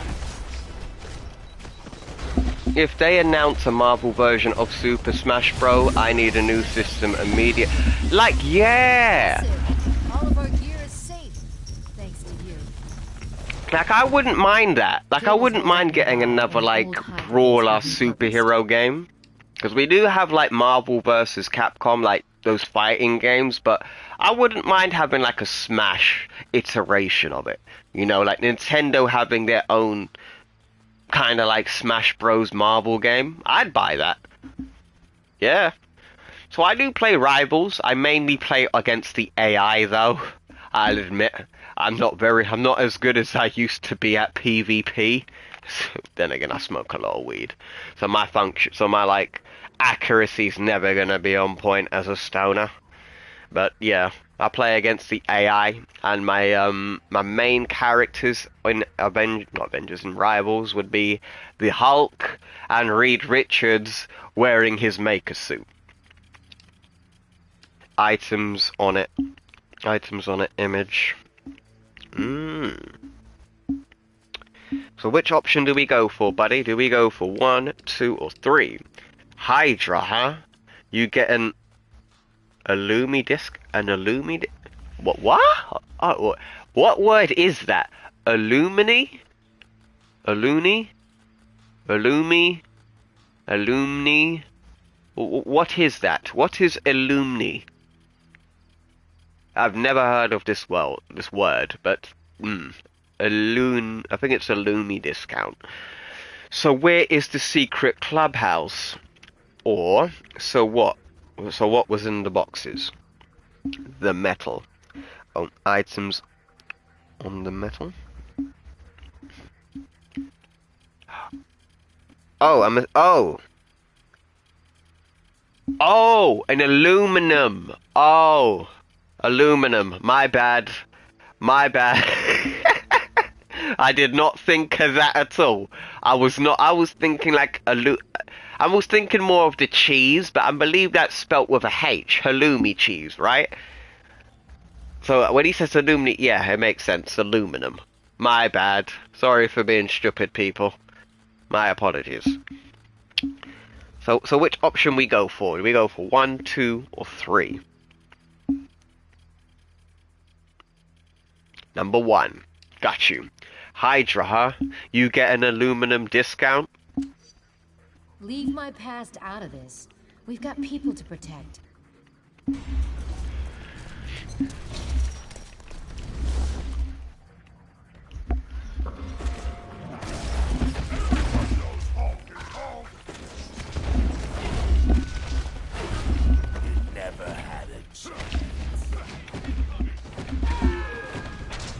Alright, time to wipe out these bad guys. Let's go, Hulk!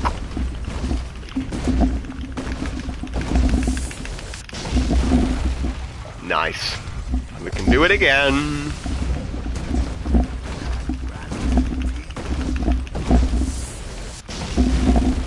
Never had a chance. Love doing that.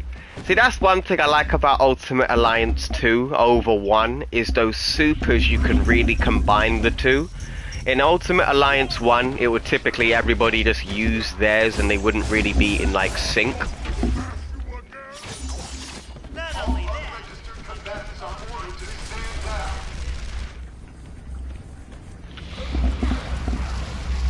Ow. Ow. Ow. Just you wait. You throw those bombs over here. Throw those bombs over here. I want to kick this. I love beating up good guys. It feels so good. Yeah, you better fucking run. Hate helicopters. Gotta scrape you off my shoe. Serpent. Ooh. Serpent Crow would most likely make his opponents fall asleep. Who are we talking about? Serpent Snake?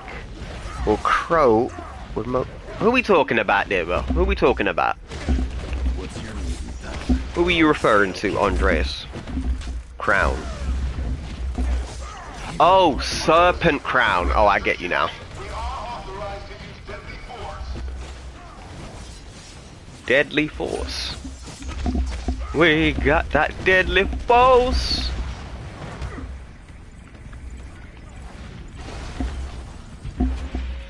Pick up the bomb, throw it.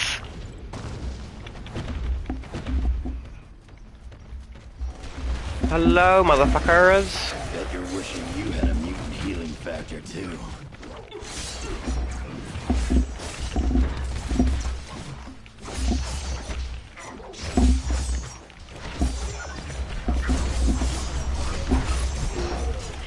Was talking about if you're super... Oh, for Super Marvel Brothers. Okay. So yeah, can continue. So what would you like out of a Super Marvel's game? Or Brothers, or Smash Brothers-esque Marvel game? So like, what would the story be like? So who's the bad guy? We have, do we have a story where we go around the multiverse, seeing different heroes and villains? But then again, I think Doctor Doom is about to get Thanosified. So, like, remember that point where, like, Endgame and Infinity War was happening? And, like, in all forms of media, like, Thanos was used? I think they're gonna use Doctor Doom. Like, that the way that they use Thanos in all forms of Marvel media. So, I wouldn't mind seeing more Doctor Doom, man. Who would be the main bad guy of your Marvel game? Oh!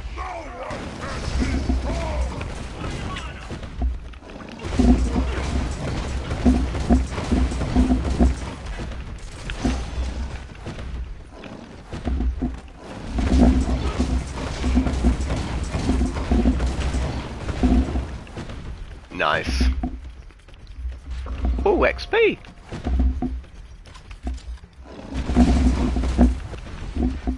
Hi, buddy. Time to die.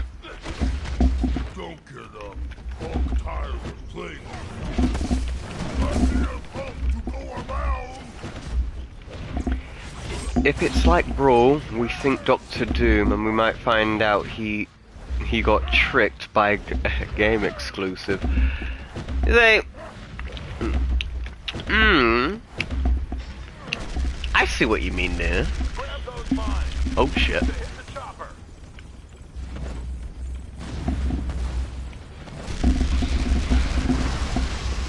We took out the chopper.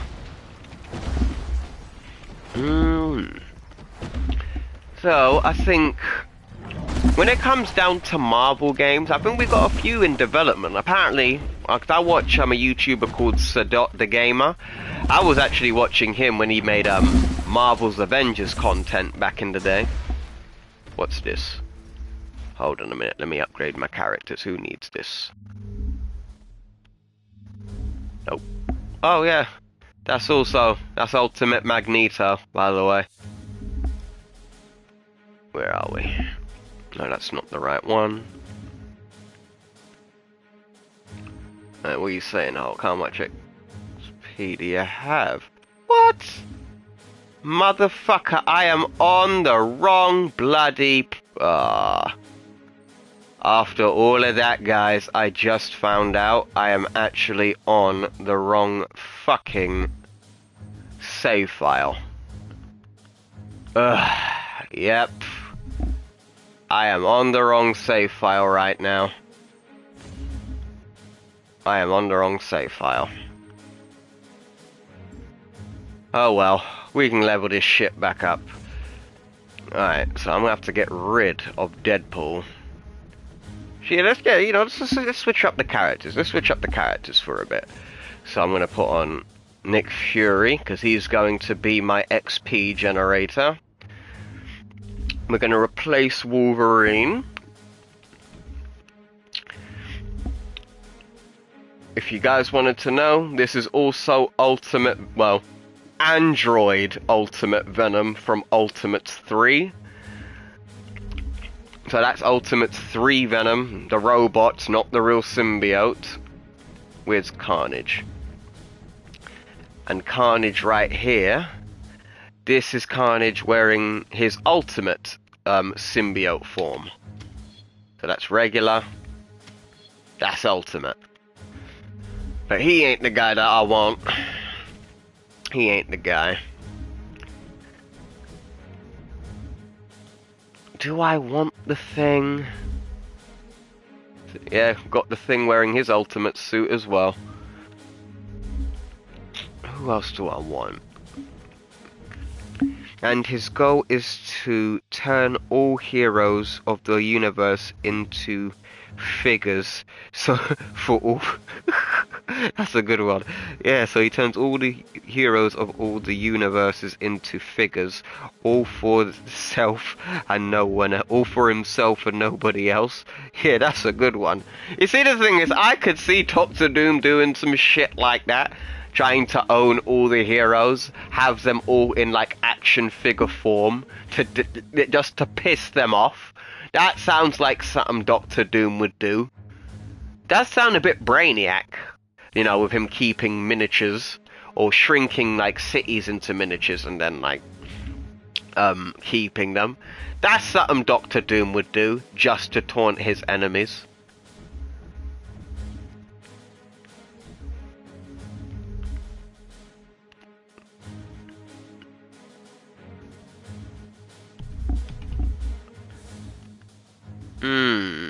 I don't think I want to have Cap. I think I'll probably put on Thor. Doom in this game, if it Doom. So yeah, Doom would always try to claim absolute power. That's what Doom does. Like, that's in his nature, is to go out of his way to gain absolute power, so he can make the changes to the universe at his whim. And also, no, Doctor Doom's not in this game. He's referenced because he is currently imprisoned along with Loki in Asgard by Odin. So after the events of Ultimate Alliance 1 with Doctor Doom being the big bad, he gets defeated and gets sent to prison. And now Ultimate Alliance 2 is basically the aftermath of that, leading into a civil war. But now I think we've got a good solid team. Let's continue. I think I'm gonna give this to Juggernaut. Oh, it's raise fusion by grappling one enemy. Sweet. Where are we going? That's what I wanted to do.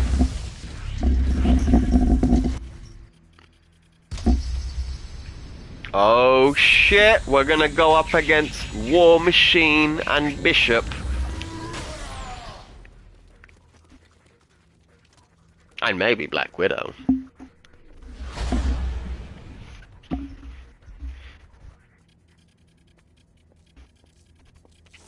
A true villain of the game. In exchange, he gets turned into a toy, as well as he once starts to realize that something. Starts to realize something. Oh. So let's read your comment before we continue.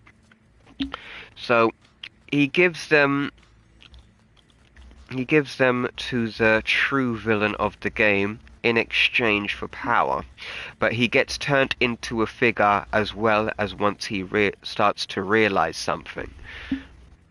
I like that. You see, the thing is, though, this sounds like Doctor Doom to me. Like Doctor Doom would shrink his enemies into toys and then bend them to his will. Like, yeah, like, dude, you got some good ideas. You know how Doctor Doom is. I like this. I like this. I really like this. You see, I wish we had some creatives like that. You see, Doctor Doom would do that, make his enemies into toys and then play with them. And then when he gets mad, he'd probably break one just for the fun of it. But which option we going for, buddy? Which option? We going for 1, 2, or 3? So it says. So what else is new? Number 2. I'm doing the right thing for once. And I'm still on the wrong side of the law. That's a good one. And then number 3, Soviets prosecute you, and now you get to try it here, huh? Nice. Which option we go for? But number 2. Number 2. I'm doing the right thing for once, and I'm still on the wrong side of the law. That's a very Juggernaut thing to say. Morality, but it's misplaced. Regardless, I can't let you go any further. I don't want to fight you, but you're giving me no choice. I don't want to fight you either, like... But it's gotta be done.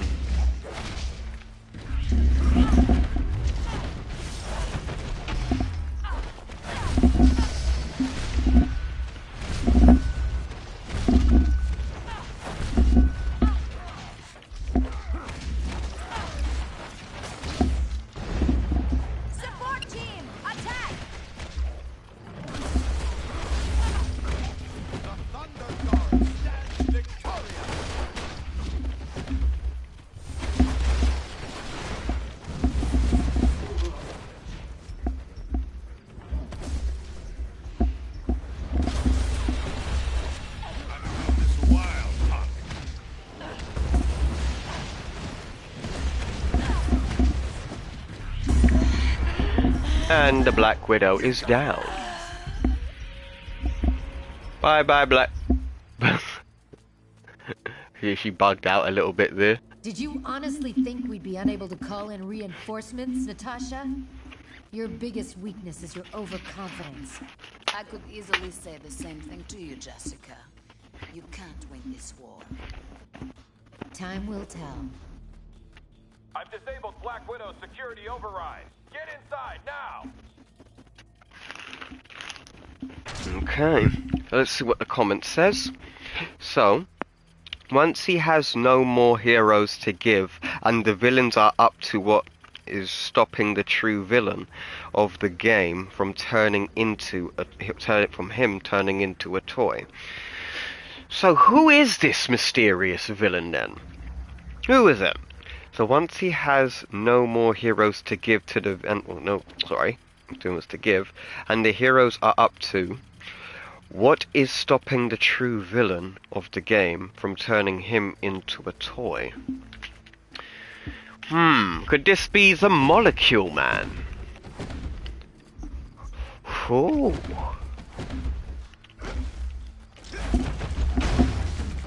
Gotta get those credits.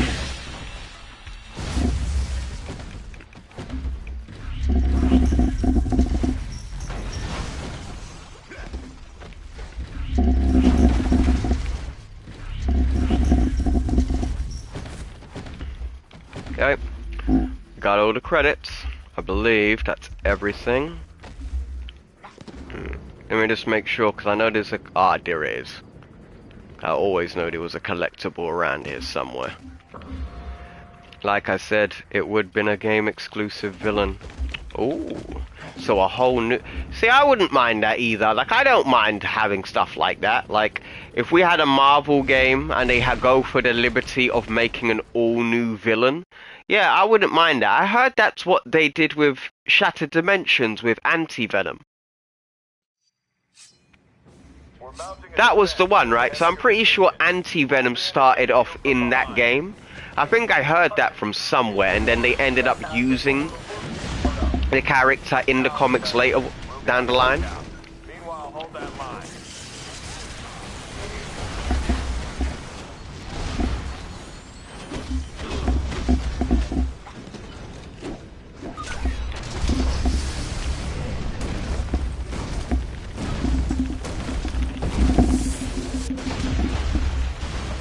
Nice one, Thor. Oh, didn't know that. Yeah.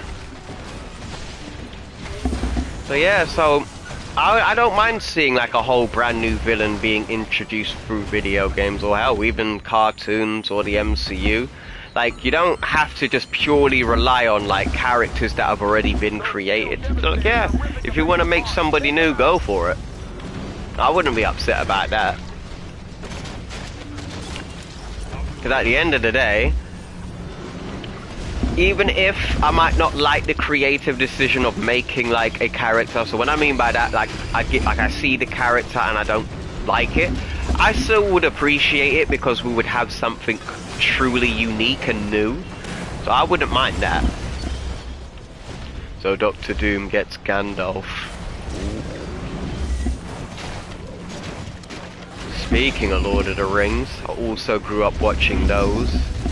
So the thing is, I was one of those kids who didn't read the books at the time when it comes down to like the Lord of the Rings and that, and the Hobbit.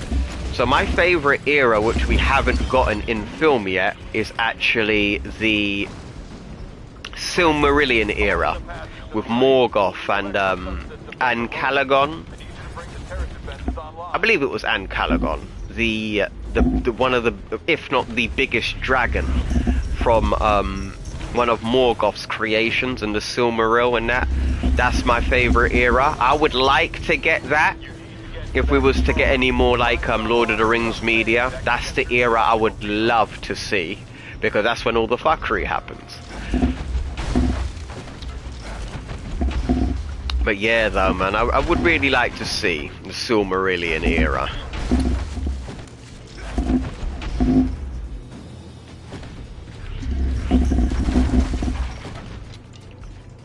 Alright, Nick Fury, I'm gonna need you, buddy. I like the tale of Turin Tranbar. I'm sorry. I like the tragedy. That's fine. Yeah, no. I like the tragedy too. Because when you know that there's tragedy, well, then again, you need tragedy to get the stakes going.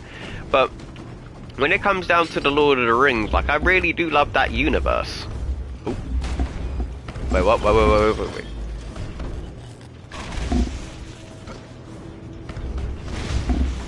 Hold up. Now cycle the power to restore the turret. You'll have to hit the switches in the right order. Oh. How does this shit work? So we do 1. Nope. Okay. So it's 1, 2, and 3,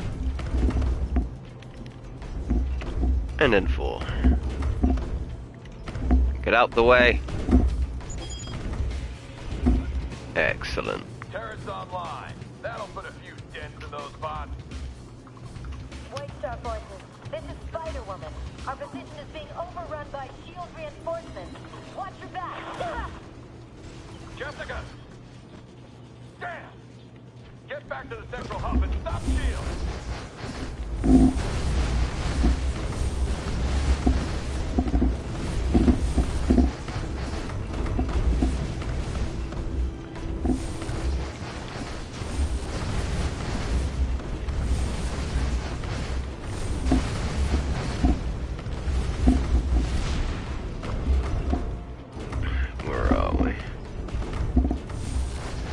Glow Run, if you slaved her and hypnotized her, had her sleep. Ooh, don't know about that.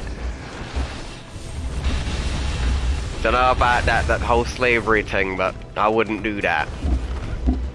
See, the thing is, I actually need to go back and rewatch them since you got me in the mood.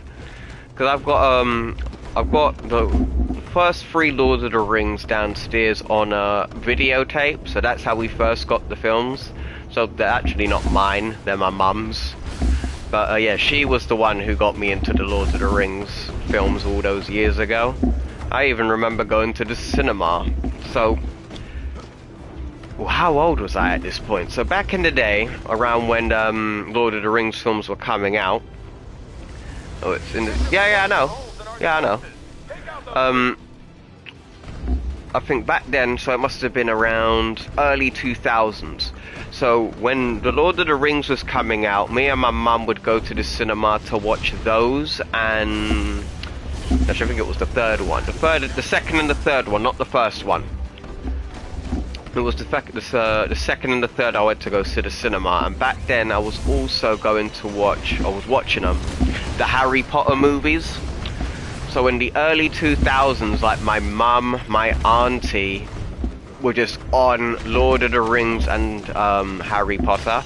So for the most part back then, I would have to get my information from my mum. And that's when I found out about like the Silmarillion era and that. And I didn't even know there was like thousands of years within the Hobbit's universe. Like there's different eras, different armies and kingdoms. And I didn't even know at this point. Actually, you know what? Since you have been talking about this, I'm gonna text my mum. I wanna ask her if I can borrow her Silmarillion book again. Yeah, bro, you've got me in the mood for that now. I even want to play Shadow of Morgoth. What? Shadow of Morgoth? I think I got the word wrong. Does anybody remember that though? Those EA like Lord of the Rings games that we had back in the day with the Nemesis system? I've still got mine. So I got mine, it must have been like 2017, 2018 was when I got into Shadow of War, I believe it was called. See, that shit reminded me of Assassin's Creed with like the parkour. The Nemesis system was pretty decent as well. But it was dark with its storytelling. Really dark. But yeah, man.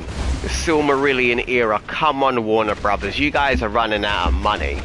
Like Warner Brothers are really broke right now. Like, I would absolutely pay top price to go see that. But we do have our DCs. We do have our DCs coming out, so I'm hoping that they're good.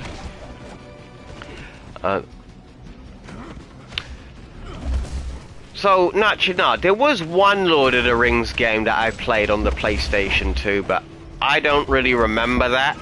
So my uncle bought that game, but I don't remember like the gameplay pattern. Like, it was a very long time ago when I played that. So I'm talking like 2003 to about 2006 was when I played that first 10 minutes of it, but I never really got into the game.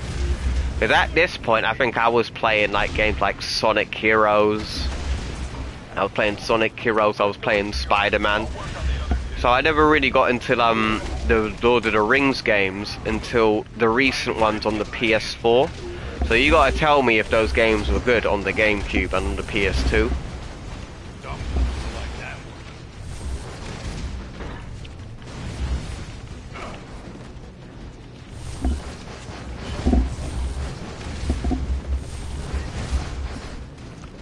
That's right, keep making me credits. I need XP.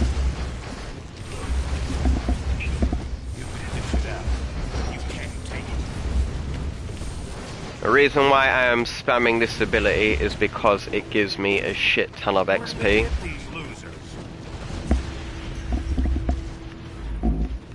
Where the enemies at? Anybody else? No? Okay, I think we're good. Let's just... There you are. No! I wanted that XP!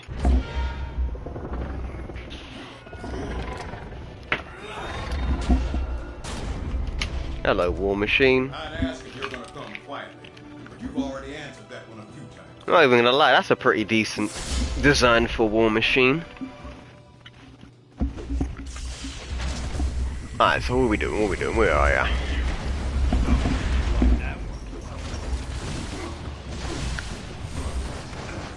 Cutscenes. Yes, I only knew about it because of the GameCube and the cutscenes.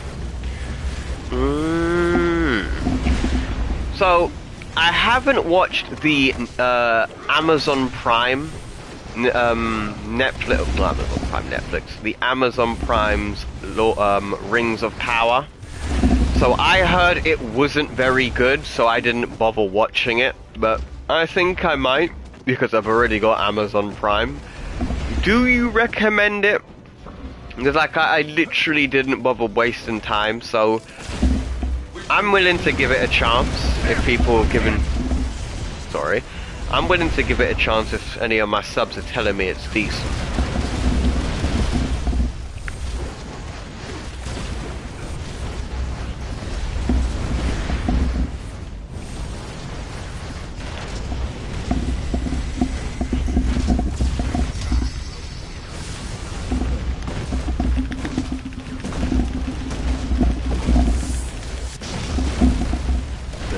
One. I heard it wasn't good either, so I didn't watch it. I don't blame you, man. I don't blame you. I'm really enjoying Daredevil Born Again. Yeah, I'm a big fan of that. It's not as tight when it's storytelling compared to the original Netflix show, but I definitely think it's a good step in the direction. You know, I think so far after watching the recent episodes, I think there is a bit of a slight overuse. Yeah, don't worry, I'll get to X-Men 97. I enjoyed that too. There is a slight overuse of CGI in certain aspects. Like if you watched episode 1 with Bullseye, you can clearly see a lot of the CGI. Or if you saw the more recent episode with the bank robbery scene, when you see Matt Murdock go after a particular guy wearing the red mask, I'm not gonna say anything what happens, no spoilers, but there was some CGI in a fight scene. Yeah, where the hell am I going? It was some CGI in that, but overall I think it's pretty good so far. And as for X-Men 97, I absolutely adored it. loved X-Men 97. I do think there were some changes that I think were a bit unnecessary, like swapping the voice actor of who was Gambit. I believe that was the case. So I know some of the voice actors and actresses didn't get to reprise their roles, but for the most part, I thought it was absolutely fantastic. Loved it. Saw the inspiration of the original show and the comics as well. And yes, I saw who made that video recently? Who made that video? 'Cause I saw that.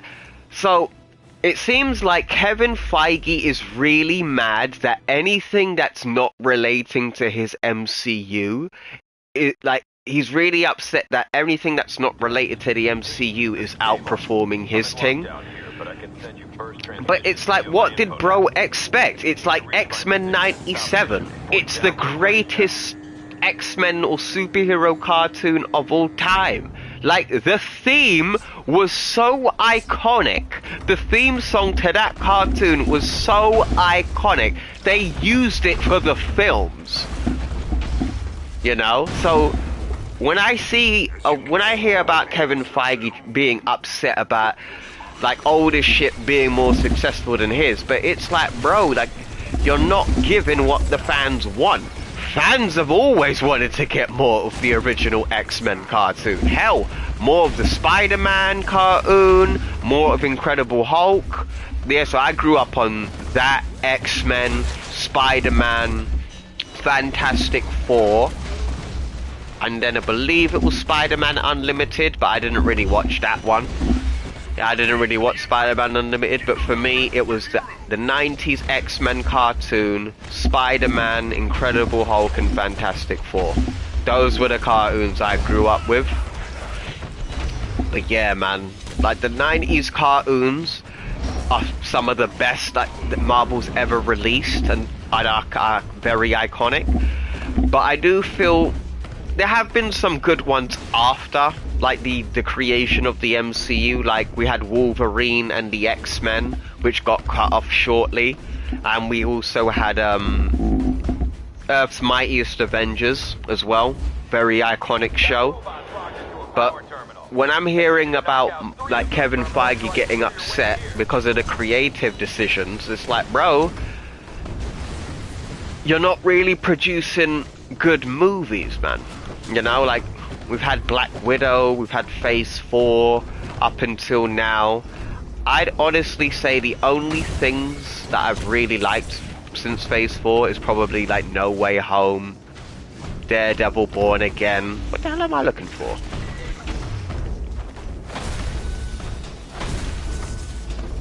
Oh, right.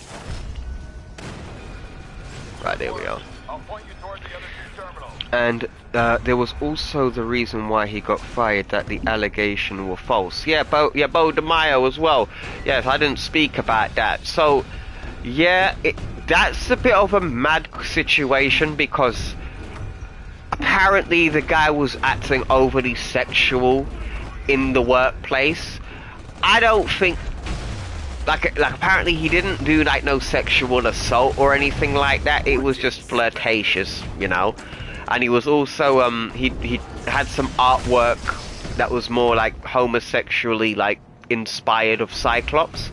Things like stuff like that, I don't think is justified losing your job. It's like, bro, like, especially with how, like, Marvel's been trying to be very, like, progressive and cater to everyone.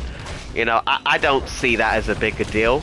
Like, I could understand why they fired Jonathan Majors, even though at one point the woman had dropped her charges completely, but we can also hear audio of Jonathan Majors basically confirming it happened. So I'd say that is more of a justification to be fired than Bo DeMaio's, but I don't think Bo DeMaio's missing out on much personally because of the state of Marvel in the MCU and in general.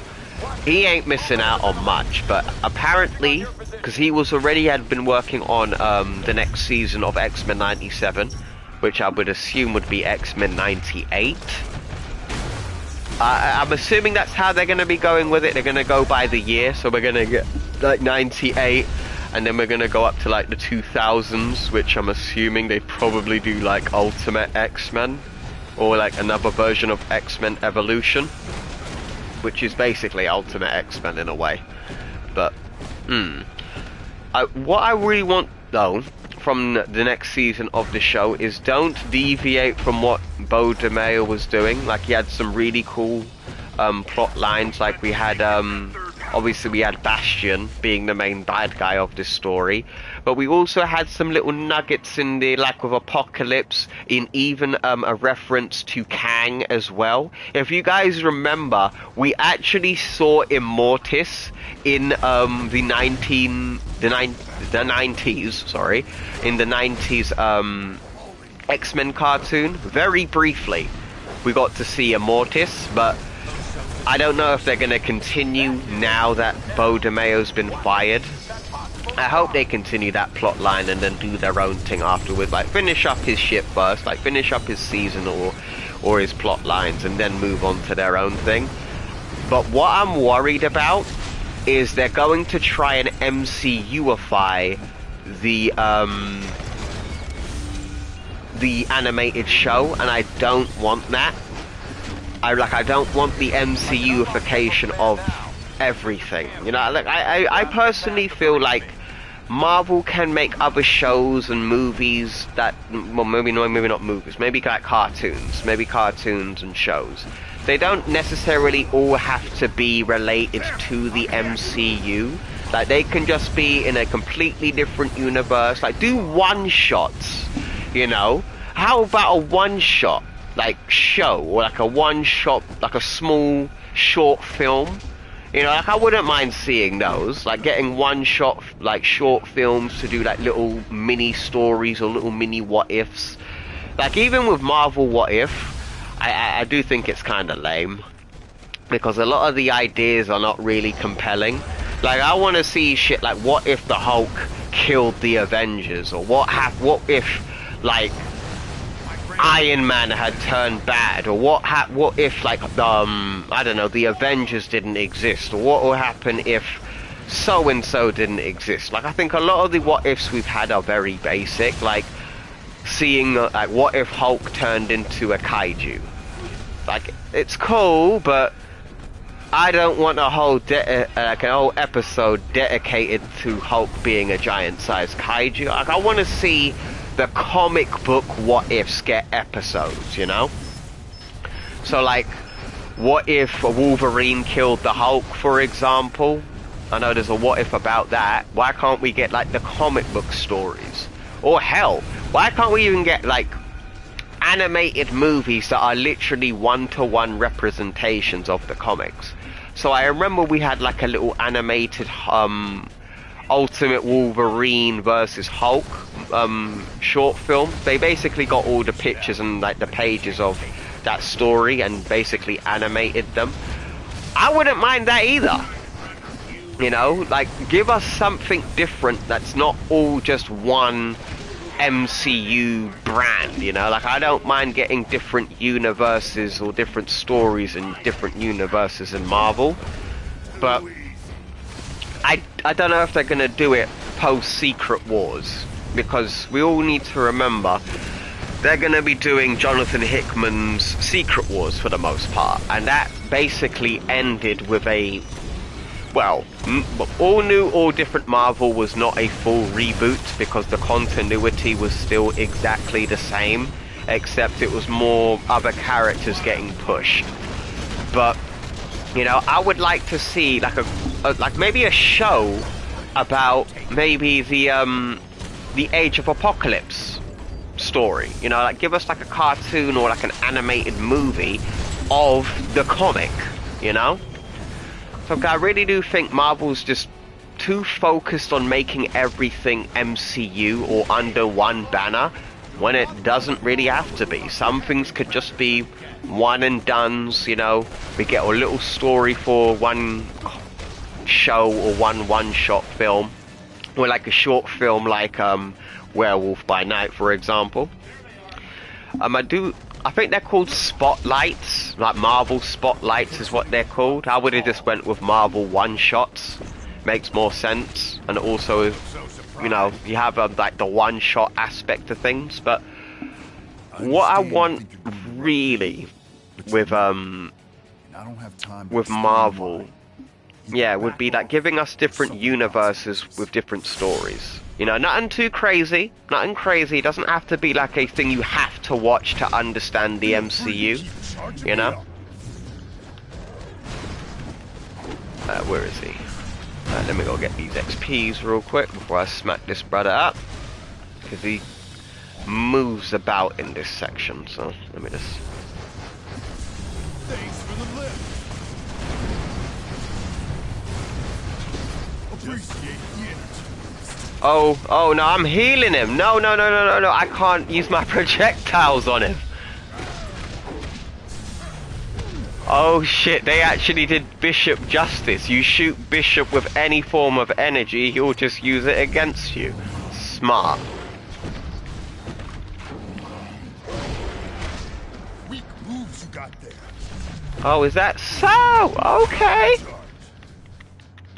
Where are you running? Why are you running for?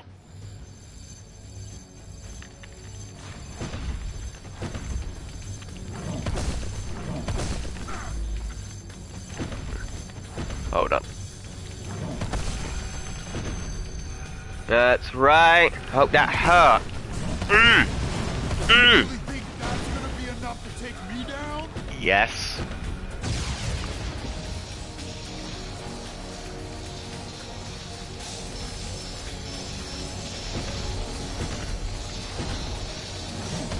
Alright, let's see what he's saying. Gotta destroy that.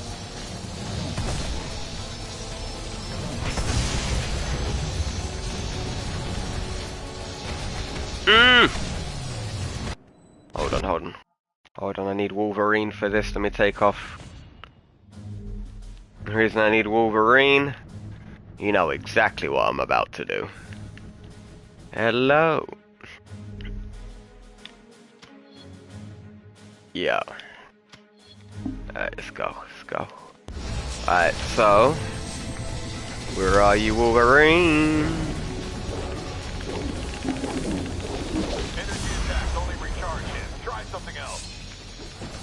That wasn't an energy attack. He literally just got impaled by Wolverine. Hit both of the other terminals while he's charging. Holy shit. Hold on. Yeah, step on him, Juggernaut. Step on him for me.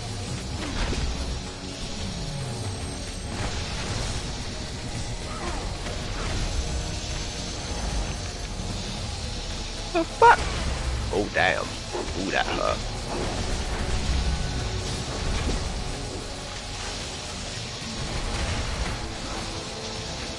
Give me a sec. He's shielding that terminal. Attack the other one.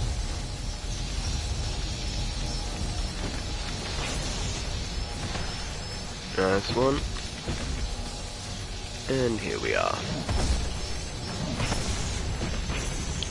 Oh, so has anybody been paying attention to Poopy Soft's situation? So apparently Assassin's Creed Shadows isn't exactly the hit that they want it to be. So Ubisoft have made a subsidiary.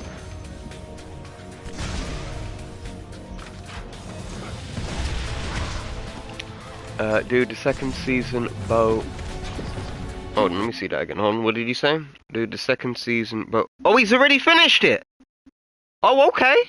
Oh, that's calm then. Alright, calm, that's calm then. That's calm. Oh, that's good. Okay, so they are so they're gonna continue with his storyline. Because I was worried about that. Like, I was really worried that they wasn't going to do it, but if that's confirmed, then alright, cool. That's fair. At least complete his story arc. Because I don't like it when, like, somebody who's working on a project, you know, and they don't get to finish their story because they get fired. Like, I don't like that. At least finish off their work and then, you know, move on. But, yeah, I'm happy with that now. I'm very happy with this. I hope they bring back the old Captain America animated series. Ooh! Yeah, I actually wouldn't mind the Captain America cartoon. Yeah, I wouldn't mind that at all. We can get like a World War II kind of, get some World War II stories.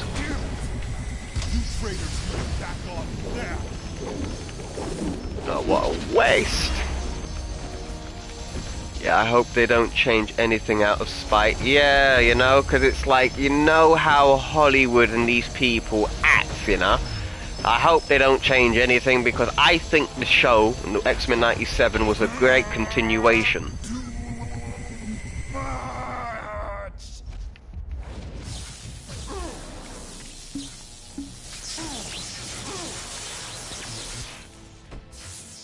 Shit, we overloaded Bishop. And we got Cable! I like this design of Cable as well, by the way. Bishop, have you... Oh, damn it. I knew I should have supervised this op personally. Next time, you turncoats won't be so lucky. Okay. Oh, we got the big 3 options again, guys. Next big 3. Looks like your boy could use some training. You barged in here. This one's on you, Tony. That's a good point. I didn't need luck to take down your lackey, Stark. Whew. Whew, that's cold. Which one we going for, guys? Number 1, 2, or 3? So, did anybody watch X-Men Evolution? That was the original idea for an animated Cap series, but we never came to the light because of the animation universe was in decline. Oh shit, that's a good point. Now, I did remember hearing that in a video. Because I think after the animated series for Spider-Man 3 had ended, it kind of just stopped. Because I think X-Men, the 90s X-Men had a proper ending with saying goodbye to Charles. And like that was supposed to be the proper ending to the show. Charles dies and the X-Men move on. But technically he didn't. But so that had a proper ending. Incredible Hulk, that only had 2 seasons. Or 1 season. And Spider-Man, did that have an ending? I'm not too sure. Like, not Ultimate Spider-Man. I see your comments, Super Saiyan 1610, I'm gonna get to you in a sec. But yeah, what was the ending of Spider-Man? I didn't actually watch the ending of that, but I know X-Men, the 90s show, had an ending. Hulk didn't. I'm not too sure about Fantastic Four having a proper, conclusion. But yeah, so I know about the downfall of the animated series during the late 90s, and then later on we'd get other shows like X-Men Evolution and that. But yeah. But then again, we also have to consider as well, the 90s was also a great time for the animated scene for DC. So we had the Batman animated series, which was fantastic, and we also had Superman as well. I think Justice League happened 2000s. I think Justice League was more 2000s. Spider Saiyan at 1610. Saw your video on Black Panther SOP. You're right. Oh, right. So I have to talk about this. Sorry for sounding so pissy. You know, as of late with the new Ultimate Universe. I'll be honest. There are some things that I don't like about it, but it's more of a comics issue that I have nowadays, more than in particularly just the Ultimate Universe. No, it's not exclusive to the Ultimate Universe. It's more of a Marvel Comics problem that I have, you know? There are some comics that I don't like, which I said in my video, but it's more on the lines of, it's more of a comic quality issue that I'm having nowadays, because I'm not really reading much anymore. I dropped Incredible Hulk, the main Marvel version. I just got bored of that because all the I like the fight scenes. I really did enjoy them, but the story just doesn't grip me. I know that there's one world under Doom, but I honestly don't care. You know, that there's a lot going on in the comics. It's not just the Ultimate Universe. That I have to admit, it's not just that. So I know in my videos, especially my Miles Morales video, I'll admit I was being a bitch in that video. But it's more of a quality and creative decision problem I have with Marvel. It's not just the MCU, it's the whole of Marvel, including the not just the comics, sorry. It also includes the MCU. My apologies there. But yeah, right now, I don't know what Marvel is thinking, because with the comic books, I'm just getting less and less interested. But with Avengers, Doomsday and Secret Wars, there's a lot of shit in that I'm very excited for example. But for Black Panther, for Ultimate Black Panther for me, folks, there's nothing for me in it. Like, I want to be excited for these comics. I don't like being, like, miserable and constantly, like, being mad about creative decisions, but you gotta please me. You gotta give me shit I want to see. If I'm not getting the things that I want to see, I can't give you a positive review, man. I just can't. And it's not exclusive to Black Panther, it's Ultimates as well, and that was my most anticipated book of the entire year of 2024.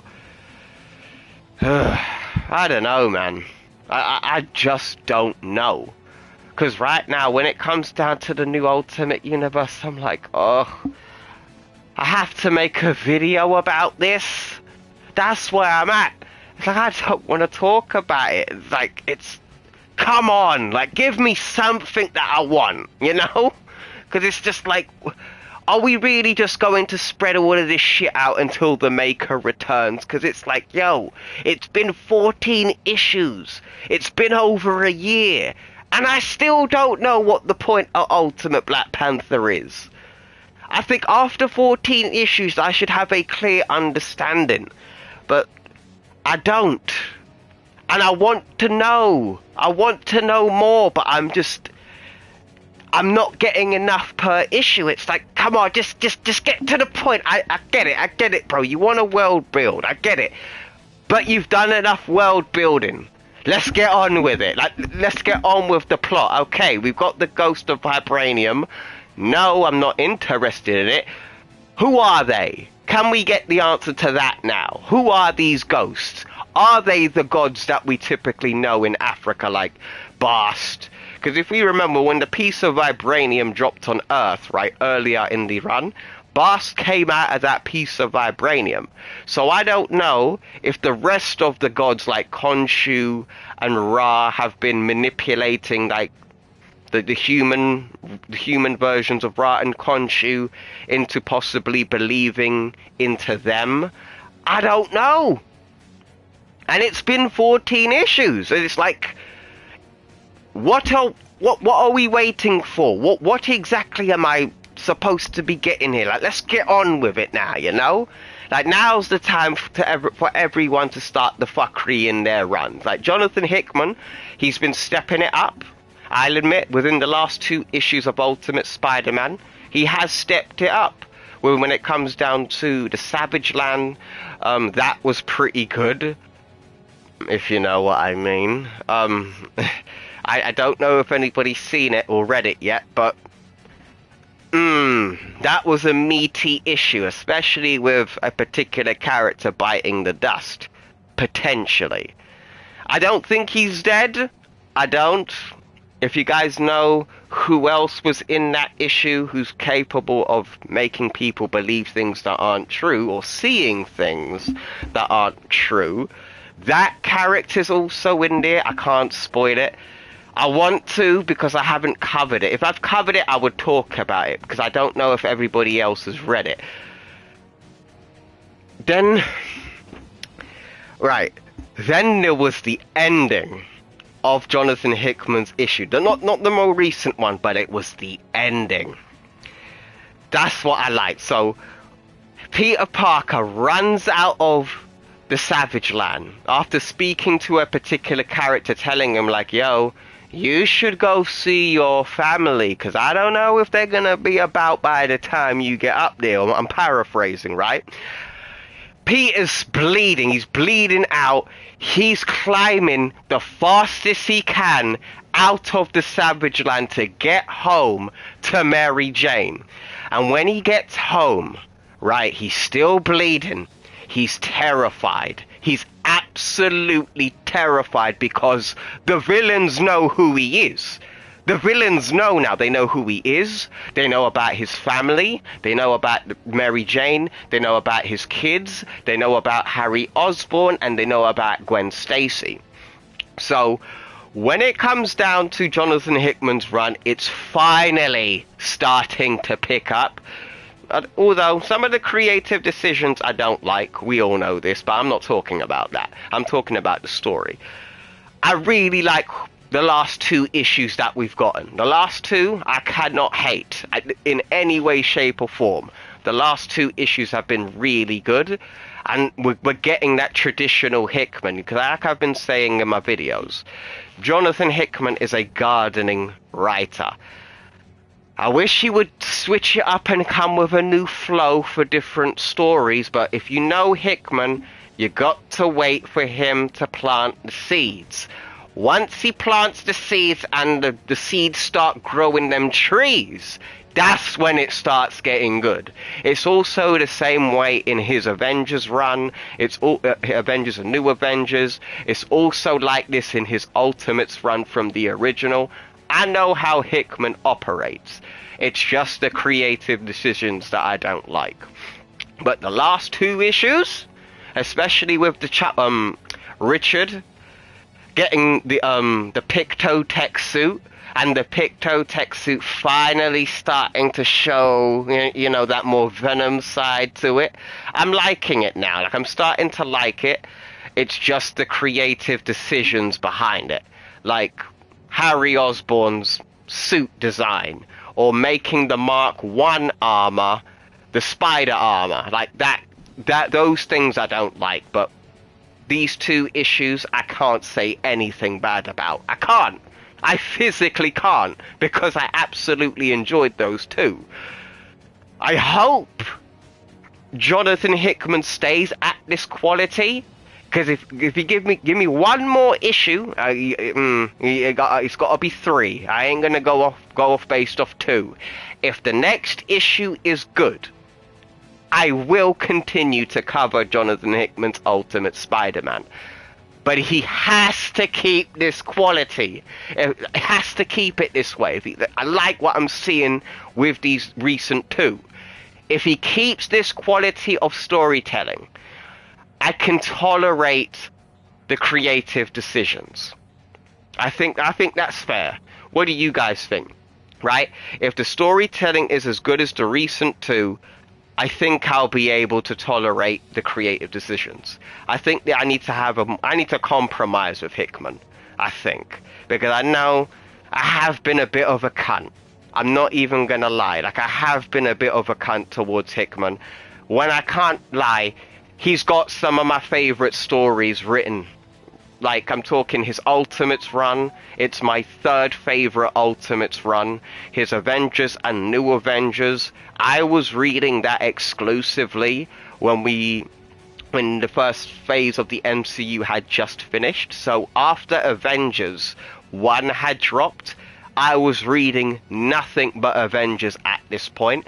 So I was reading his Avengers and New Avengers at the time. And I absolutely think it's by far one of the best Avengers run we've had within the last 20 years. I can't say 30 because I haven't gone back 30 years prior. So I've gone to the 90s Avengers. I haven't gone back to the... No, that's a lie. I've got the original Secret Wars on my phone. No, so I have got that, but that's more the original Secret Wars than Avengers. But yeah, you know, I have to give Hickman credit where credit is due. I have to, man. You know, I gotta be fair. So when I see things that I do like, I'm always the person to say it. Jonathan Hickman's recent 2 Ultimate Spider-Man issues are undoubtedly good. I just don't like the designs. But sorry for talking so much. Let me get to your comments. My apologies. Also 3, no, seen that already. I think it just stopped Spider-Man, Wait until the next 3 issues for the Ultimates in one video. Yeah, I might do that. But then again, yeah, I might just end up doing that. Yeah, I might do that. Maybe you should take a break from the new Ultimate Universe and get back to uploading OGs.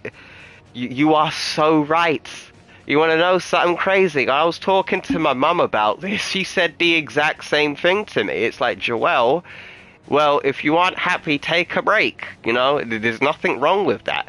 And like, I used to buy you the comics and I used to buy you the toys of the original. Why don't you cover that? She told me. And I was like, yeah, it's a good point. And I needed a break, you know, because like I said, I don't like making videos like my Miles Morales video. I don't like to make rants.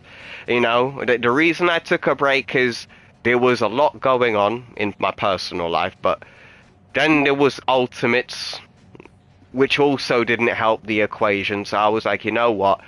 Don't do 2 rants back to back. Don't do it.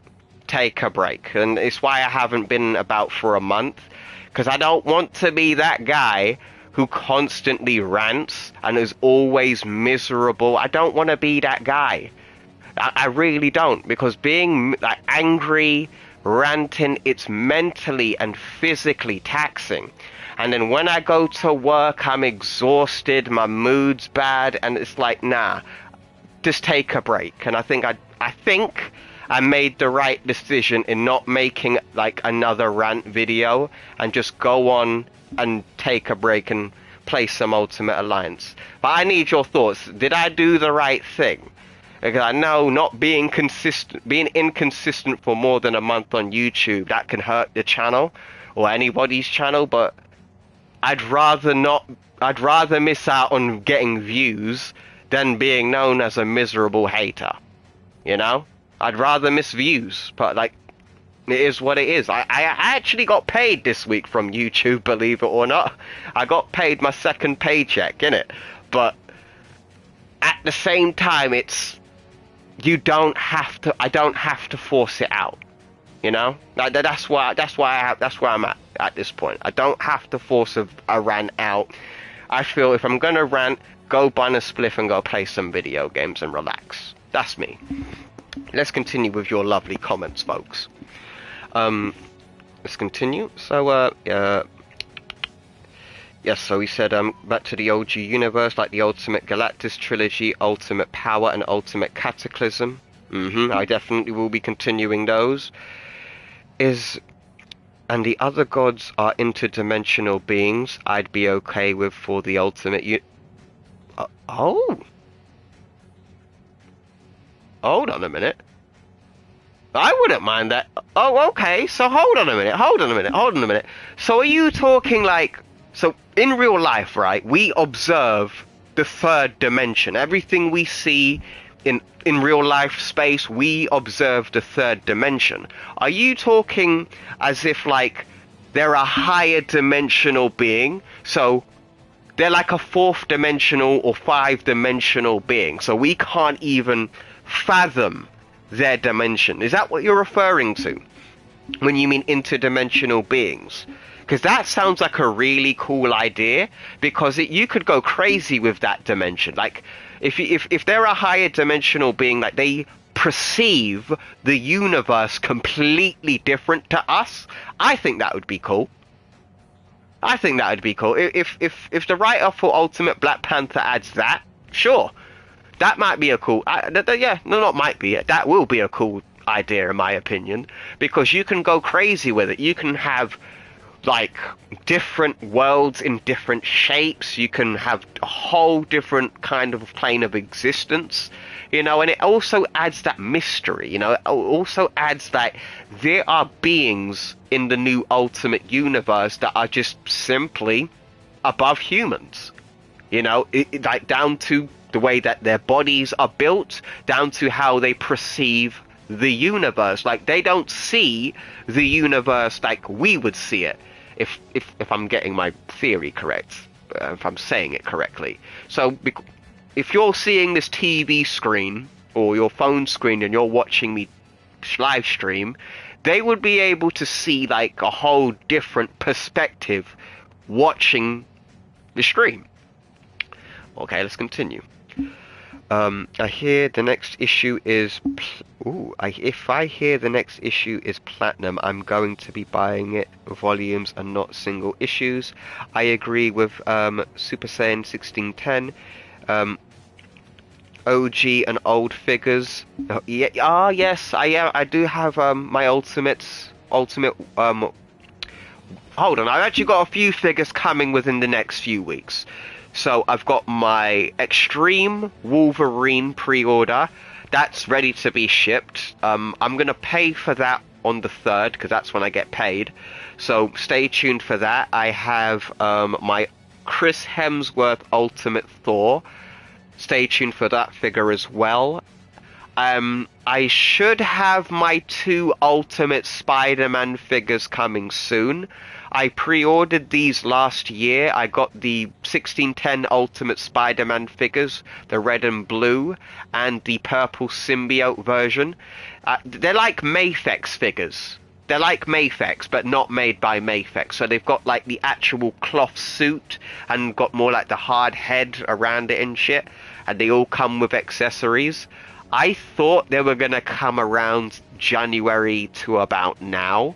But apparently I won't be getting these shipped until the first half of the year. So should be around May to about July is when you'll probably see those arrive. And of course we've got my most anticipated toy of the entire year, and that is my Marvel Legends Ultimate Iron Man. The reason I'm anticipating this figure the most is because I do have the Marvel Legends Ultimate Iron Man, the ugly one. Sorry, I'm looking at it and he's probably a bit upset that I said that. Sorry, Ultimate Iron Man, I love you, but you're... Toy Biz did a bad job with you. No, I think it was Hasbro. Hasbro did a bad job with you. And after that, mainly it's going to be DC Multiverse figures for most of the year for me. Unless we get that Ultimate Fallout wave, which I'm still anticipating. Come on, Danyun. We need that Marvel Legends wave. We need that Ultimate Fallout wave. Come on. Because if we get an Ultimate Fallout wave, that means we're definitely going to get a new Ultimate Peter Parker in his Ultimate Spider-Man suit. They're probably going to reuse the mold with that new Miles Morales in the Ultimate Iron Man wave. So we might get a new Marvel Legends 1610 Ultimate Peter Parker. So that might be a thing. But I don't know who else I would get with that wave. So I'm hoping we get Ultimate Hawkeye and Thor, but it's a wait and see thing. What else? No, they are past being in a dimension and exist in between dimension. At least. Oh! Okay. So it's like they're in a dimension in between dimensions. So it's like in between being alive and dead, right? So it's like that. But this purgatory is in the vibranium, right? So that the place that they're stuck in, this dimension stuck in between dimensions, it's... Hold on a minute. Hold on a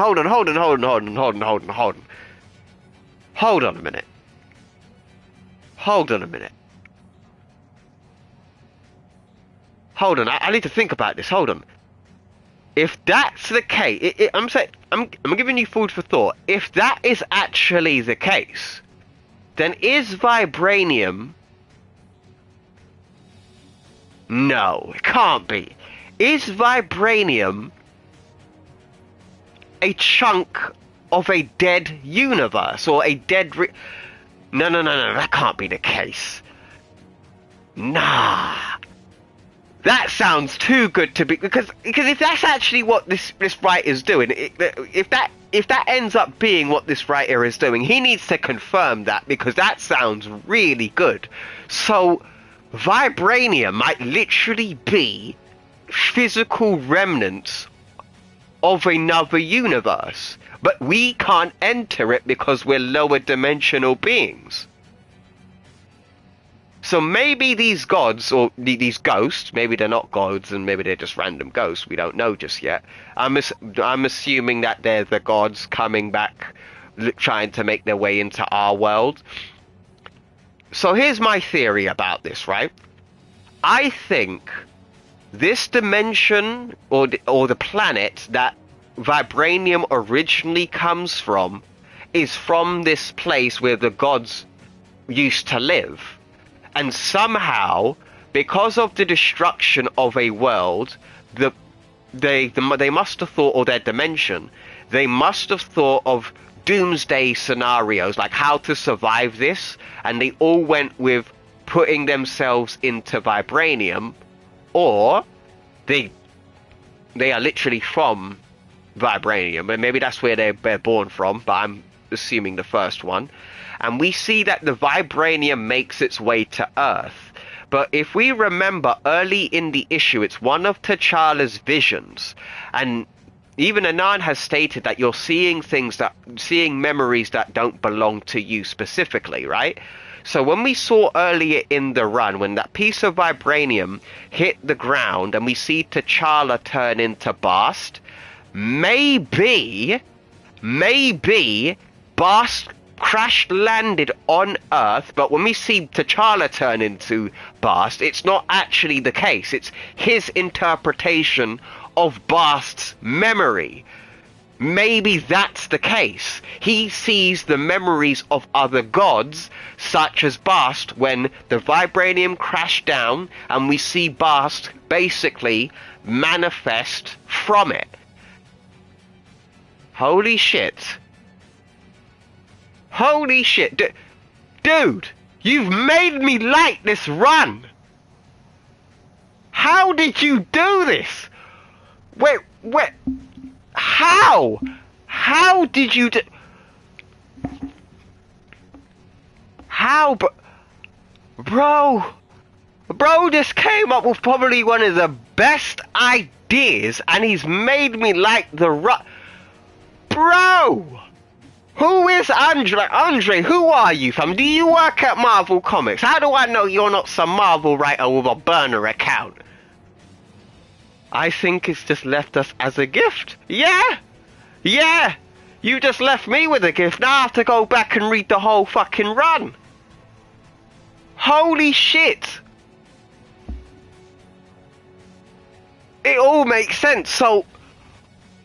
Oh my god, bro, I think you were just ahead of everybody right now. Right, bro, I really think my man has literally just come up with some badass idea, and now I think I want to see that, but I kind of think that's what is kind of already the case, because that makes so much sense. Where are these gods? Where did these beings come from? And being a higher dimensional being makes sense, with them being gods and all. I need to make another video. Oh, yep, I think I might need to make another video. Oh my gosh, bro. Hi, so let's continue with the comments. So he says, yeah, but that sounds cool though. In that fan comic, Captain America I made, that's what I had him fight. He never drew the whole thing. He fought the Conquest Horseman. Oh! Yeah, I would. Then again, Apocalypse has been confirmed in this universe in Ultimate Invasion by Jonathan Hickman. So Apocalypse exists in this universe. I would like to see a new version of the Horseman. Absolutely. And Spider Saiyan 1610 says, "Have you seen the trailer for Marvel Cosmic Invasion? It's a video game adaptation of the Marvel event Annihilation." What? Wait, what? There's a new Marvel. Wait. Hold on. Have you seen the game trailer for Marvel Cosmic Invasion? It's a video game adaptation of the event Annihilation. Yes, I've read Annihilation. That's when Annihilus came to the main Marvel universe and pretty much fucked it. It will be available for the Switch, Xbox, PS5 and PS4. Expect a video for that real soon. Right, make a video on it. Vibranium is from another dimension or made by higher dimensional beings. Yeah, I think I just left us with a gift. Yes, you did. And he says, no, he don't work at Marvel. I know, I'm only fucking with ya. And he says, we will see. But bro, you came up with probably one of the best theories that I've seen in recent times, and bro, it makes a lot of sense. Andreas, I think you're onto something. Maybe Vibranium is from a dead universe, but a result of an Hold on a minute.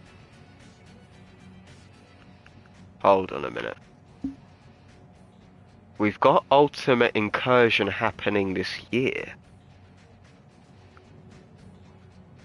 Could that? Oh, no. But yes! Hold on. I like that too. Because you could easily tie that into Ultimate Incursion.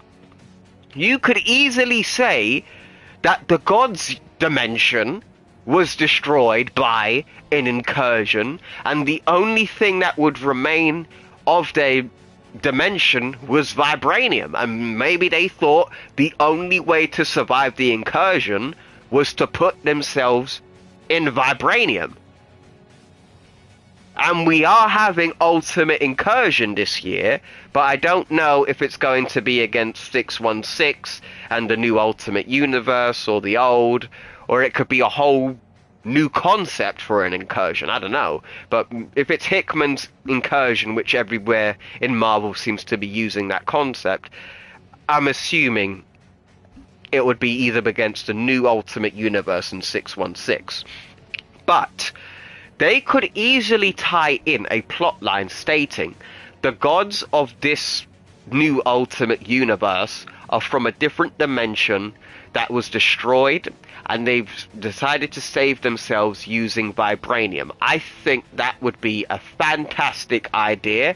It would be really cool, because you could basically add some extra lore and also come up with a new idea. But I do think, though, the run is a bit spread out too thinly. I think the run's a bit spread out, because I think we only get a bit like 5 minutes of screen time with the characters.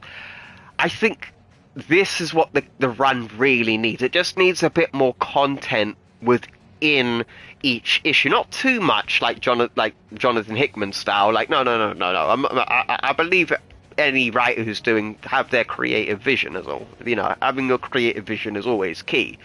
But I think this actually has some validity here.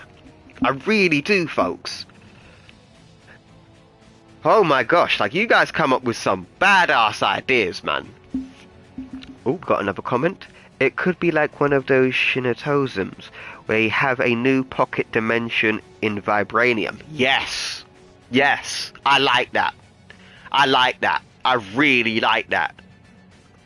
Because also, like, it also, if they are gods, it also adds the god factor to it, because, you know, if they are from a different dimension, like, well, I guess in real life that's how we depict our gods, depending on what religion you believe in. I like that idea. It means these gods are from somewhere else that simply is completely alien for a human mind, or for humans to fathom. So we do have this creature who's come out of the vibranium. We don't know who he is just yet. I think we'll probably find out who this alien is in the next issue of Ultimate Black Panther, and I think we'll get some more. Hopefully we'll finally get an answer to something like that. But this man is just one of the gods. And another thing as well, Ra and Khonshu, they believe that they're gods, but they've always had a piece of vibranium. So what my theory is, and also I think it also could apply to both of your theories, guys, is I think Ra and Khonshu are one of the ghosts, right? They're one of the ghosts in the vibranium. But I think that the humans, the two black men, they've come across these ghosts, right? And it's basically, or the gods, sorry, and they've basically explained, listen, if you do what we tell you, we will give you the powers to be a god. You will be my Moon Knight, and you will be Ra. You will be me, my avatar, and the other one will be the avatar of Ra. So I'm starting to see that connection there. Oh, by the way, when I'm saying alien or ghost, my bad, Pete. It's just a placeholder word because we don't actually know, like, fully confirmed who these ghosts are. So I just say ghost or creature of vibranium or alien or gods. So I'm still waiting for, like, the official term for these creatures. That's why I'm calling them aliens or ghosts. My apologies, folks. My bad, dear. My bad. It wouldn't be surprised or the gods inside of vibranium is revealed to be the 1610 version of the Chitauri. So, really, let's be honest, like, the Chitauri are just the Ultimate Universe version of Skrulls. Really? Like, they basically did the same thing, they just look different. They shapeshift, they went undercover to invade Earth. Yeah, I think it's like the Chitauri were always the Ultimate Universe version of the Skrulls, even though there are Skrulls in the original Ultimate. No, they're not. No, there's not. My bad. No, I'm thinking about Ultimate Power against the with Hyperion's team. Squadron Supreme, or Hero Squadron or Squadron Supreme.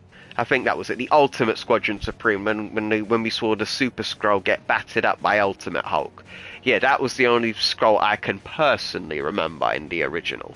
Then we had the Chitauri in the MCU, which is a completely different species, which could also be the case in this new Ultimate Universe. They could be different from the 1610 or the MCUs. And Andreas says the vessels are hiding their true forms for now. So that's also another thing. So when Inan said she had sent this creature into deep space, we didn't actually get to see him in deep space, but I'm going to believe that she did send him into deep space. But the thing is, and it kind of does make sense, that this creature can travel in and out of vibranium at will now. It makes a lot of sense, because if the minds are already in their vibranium, and Inan was the person that gave it form, yeah, it makes sense that this creature can move from the vibranium dimension into our dimension.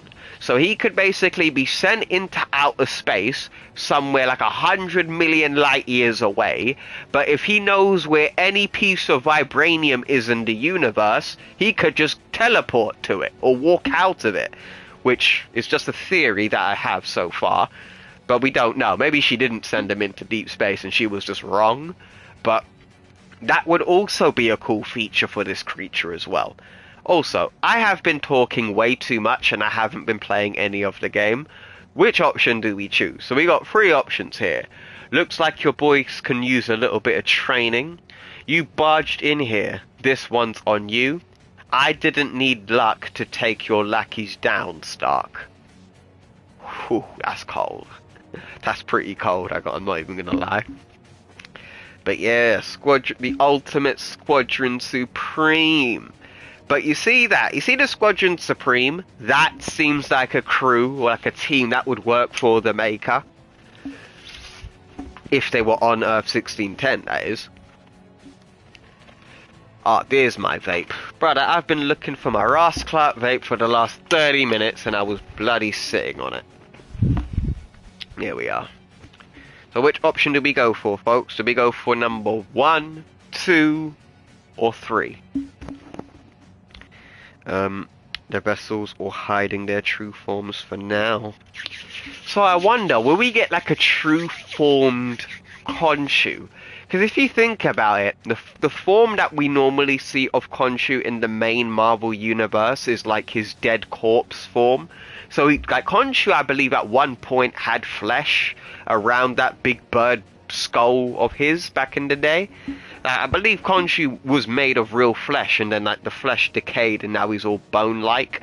I would like to see like a living form of Khonshu, Ra. Well, Bast is very straightforward. You just need to make a Black Panther with some purple highlights. So she's fine. Hell, could you imagine if we see like Thanos in this or something like that? No, I don't think they'll do Thanos anytime soon. I think Thanos we'll see in a good couple of years from now. But yeah, I wouldn't mind if it's a redesign, a completely new redesign of Thanos this time round. I would like to see the original, but I'm gonna be honest, like the ultimate Thanos, as much as I like him, he's nowhere near as iconic as the original, so there is that as well. But then again, he was wasted. That's the thing about the original Ultimate Universe. There's a lot of wasted potential that a lot of fans are just never going to be able to get back. But it is what it is, I suppose. Where the hell did I put my controller now? Shit. Hold on. I need to find my controller. Motherfucker, where did I just put my controller? Oh, there it is. Alright, cool. He said... And number 3. We're doing number 3. I didn't need luck to take down your lackey, Stark. Well, you better hope you get some soon. Because between what you did at Stark Tower and now this, you just topped my list. If you were smart, you'd stop this foolishness. But I can see you want to play this the hard way. So be it. Yeah, bitch, I'll play this the hard way.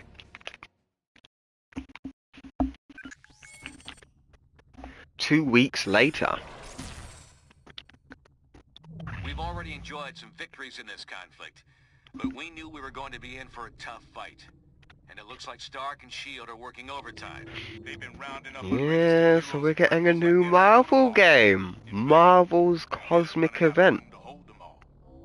Intelligence obtained by Cable now indicates that the Pro-Reg forces have almost completed construction of a massive new detention facility in the negative zone. It appears that the only way to access this new prison is via a network of tightly guarded portals. Obviously, it sounds like a very secure facility. Don't let that rattle you, though. More folks are joining our side every day, and there's no question. I'm watching the trailer right now, guys. So you're gonna get first reactions from me. Turn that down. Good to have you here, team. Head to the briefing station when you're ready for your next assignment. Ooh, I like the art style. Nice, we've got that more cartoony look. I like it. We see Spider-Man, he's rocking the big lenses. That's cool. Oh, we got brown and yellow Wolverine. Storm. Oh, she just peppered. Oh, shit, she just peppered 2 Sentinels. AIM soldiers are in this. Oh, shit, who's she? Sorry, I got a cold. My apologies, folks. Oh, I see Nova. Oh, I see gameplay.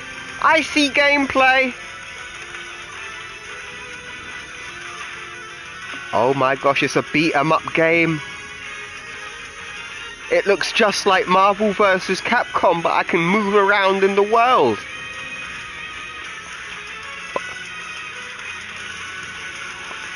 Oh, you can have multiple heroes too? Marvel Cosmic Invasion. Coming 2025. Okay. Okay, I literally just finished watching that trailer. Okay, I'm hyped. Yeah, I am hyped now. Okay, yeah. I'll be getting this year. Yeah, I'll be buying this year. Thank you for that.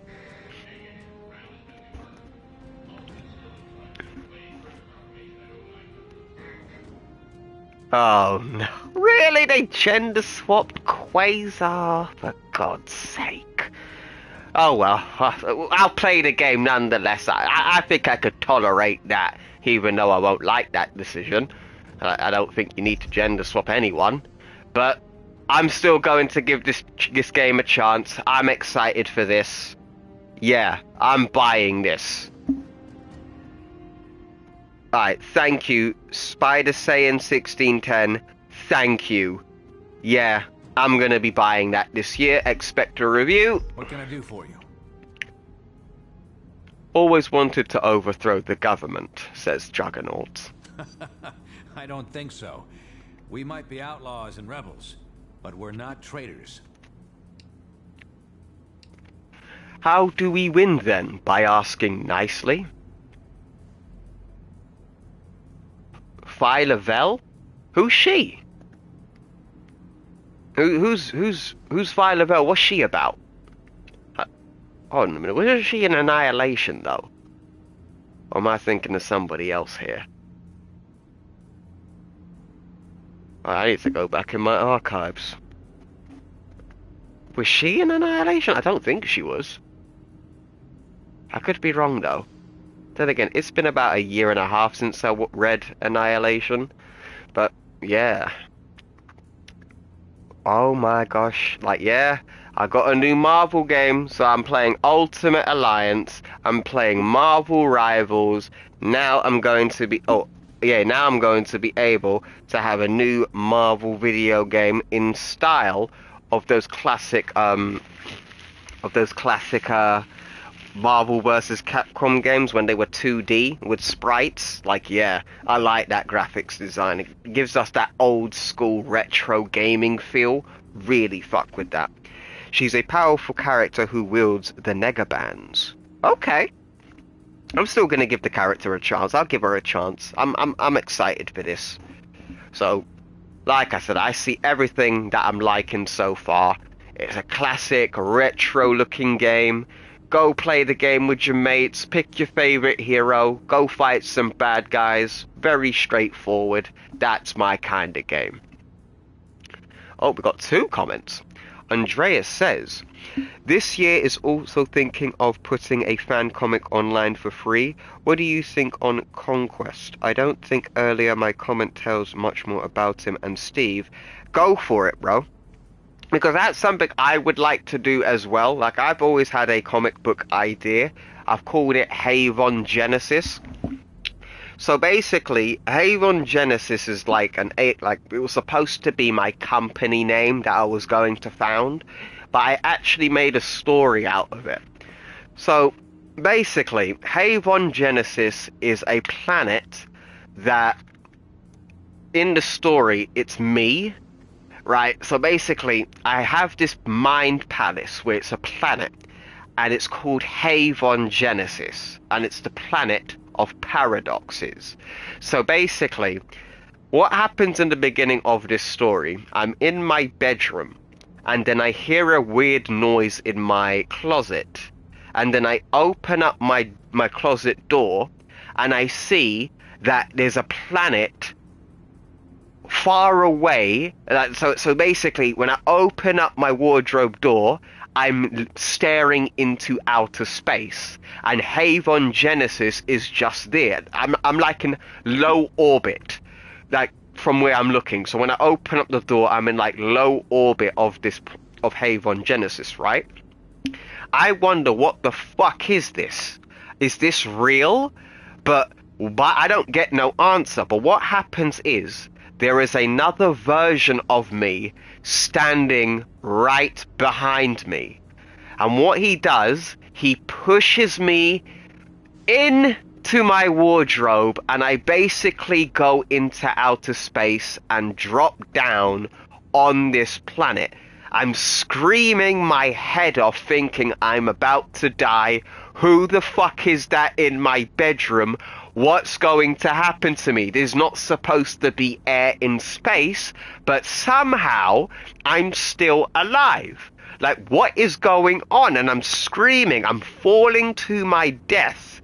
It's about a good few miles down from the sky, right?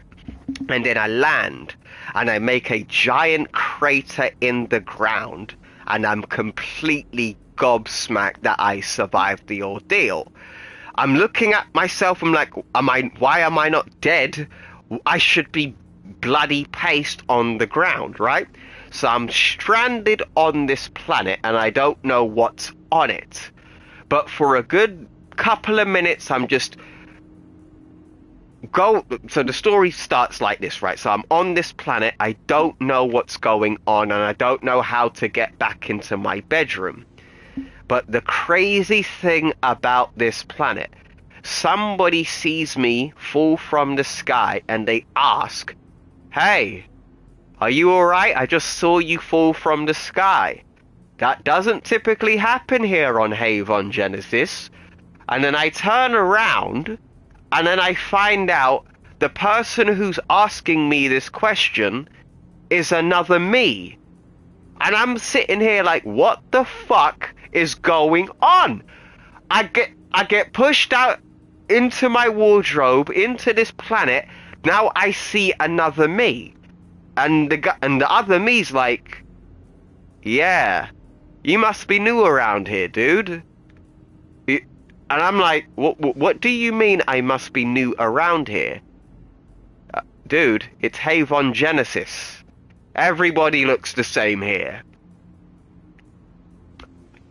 And then when he tells me that, I'm shocked.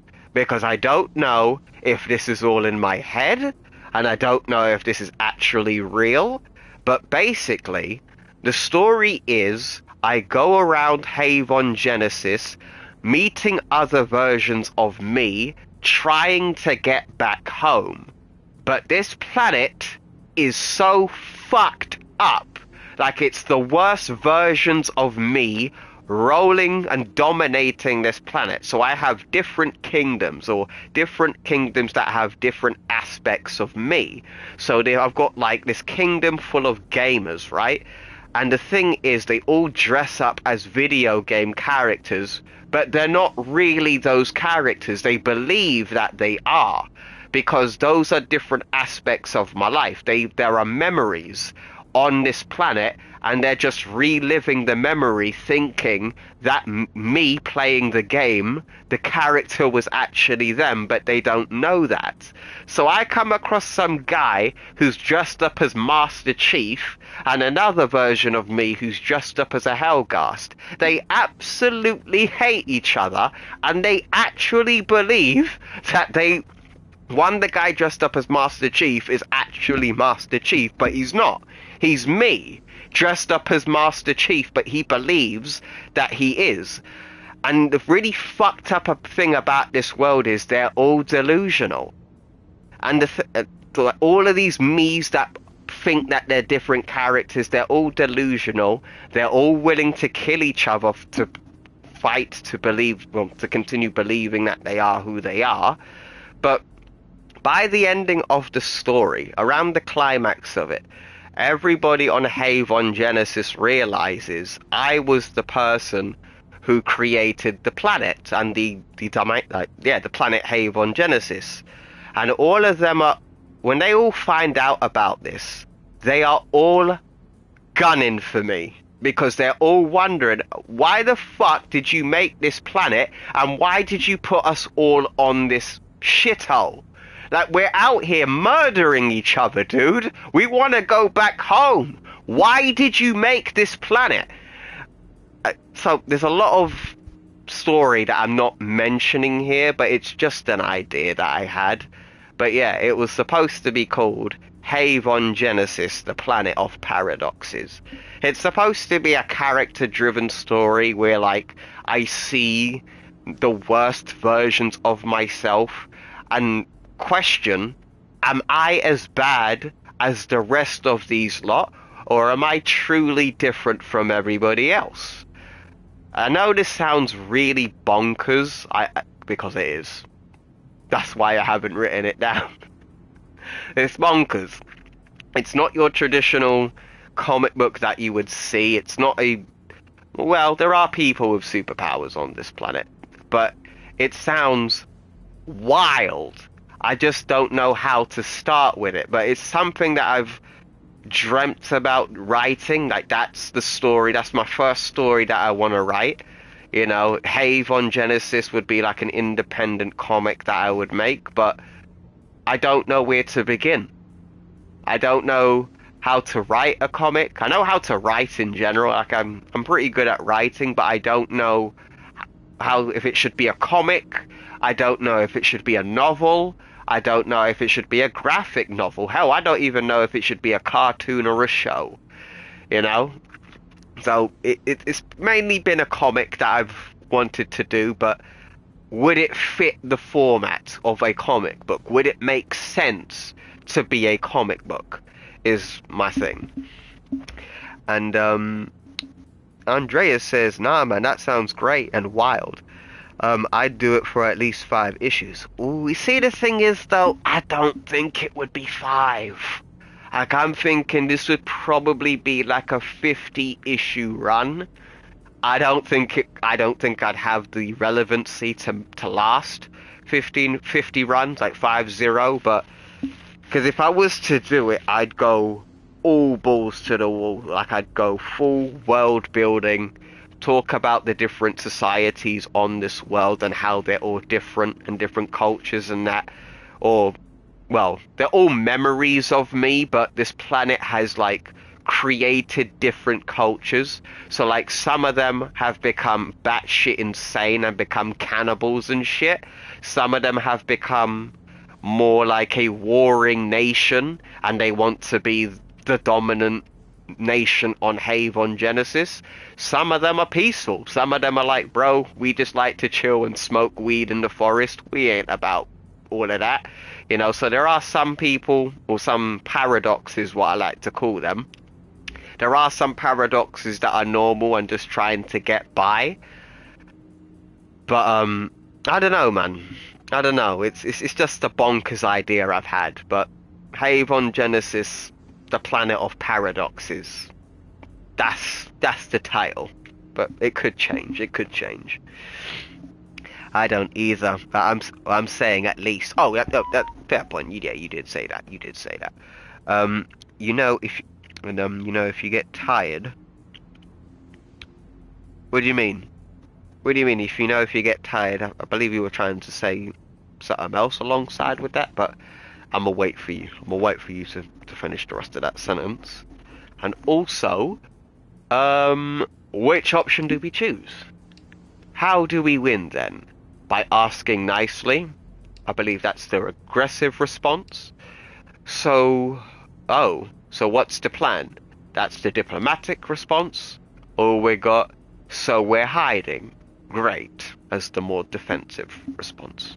So just write either 1, 2, or 3, and we'll choose the next option. But yeah, man. See, the thing is, though, I would love to make. But you see, the thing is, with Havon Genesis, like, I've got a cool character for Havon. Like, oh gosh, so Havon, right? So Havon. So not Havon Genesis, not the planet, but there is a version of me called Havon, right? And his design that I have in my head is fucking dope.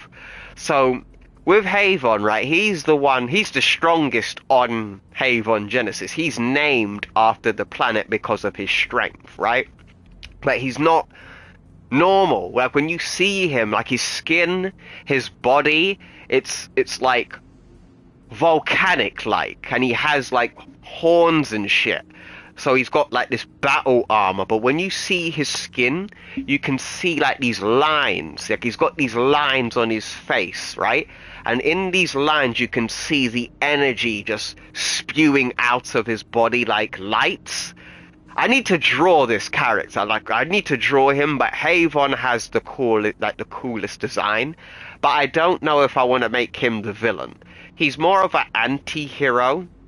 So he's the one who runs the more warring nation, but he's complex because he knows what Havon Genesis is like. He knows the planet is a shithole. He knows that it's basically a planet of brutality.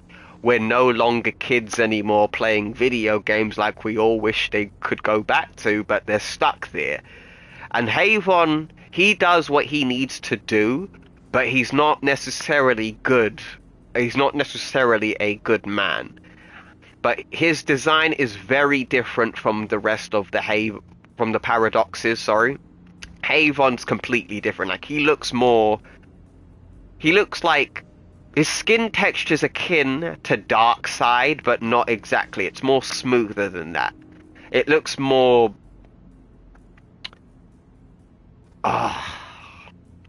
You see, I'm describing my character, but I don't actually have a picture of him. What am I doing here?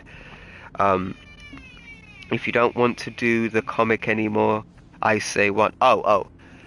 No, I'm still doing comics. Like the new Ultimate Universe and that. I'll just take a break if I get too pissy. You know? I'm not out here trying to make my career based on rants. Nah. I'll do a rant every once in a while when it's necessary, like Poopy Soft and Assassin's Creed.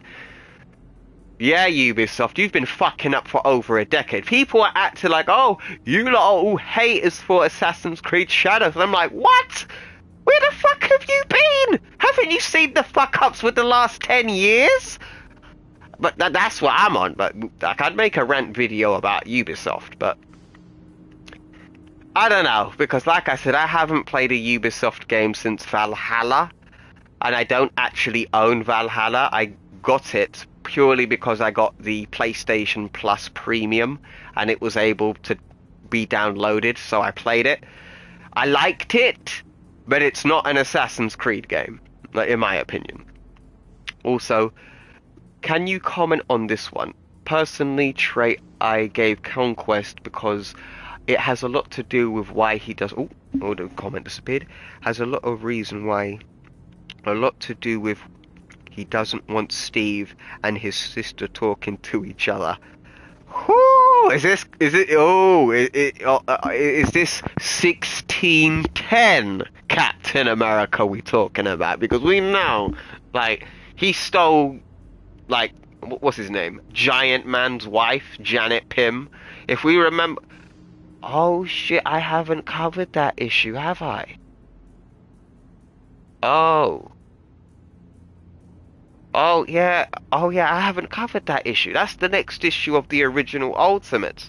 So like, I think the last issue of OG Ultimates I did was when Hank Pym, you know, did the OG Hank Pym kind of thing by attacking his wife.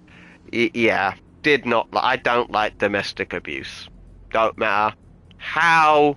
What story it is, it's not even related to comics. I will never understand the reason to have domestic abuse in a story.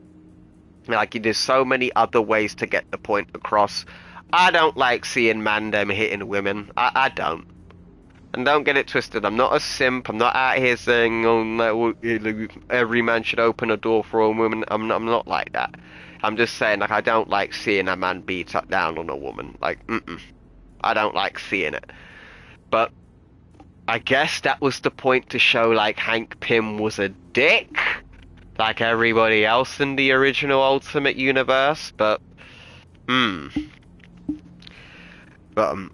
went off topic there. I went completely off topic. My apologies, folks. So also, can you comment on this one? I personally trait I gave to Conquest was because he has a lot to do with why he doesn't want Steve talking to his sister and each other. And yes, Ultimate Cap, he is still, you know, He's still the same, or still the same Ultimate Cap we all know. But Conquest is back and even calls Cap a halfie. Oh, oh, that's a good one.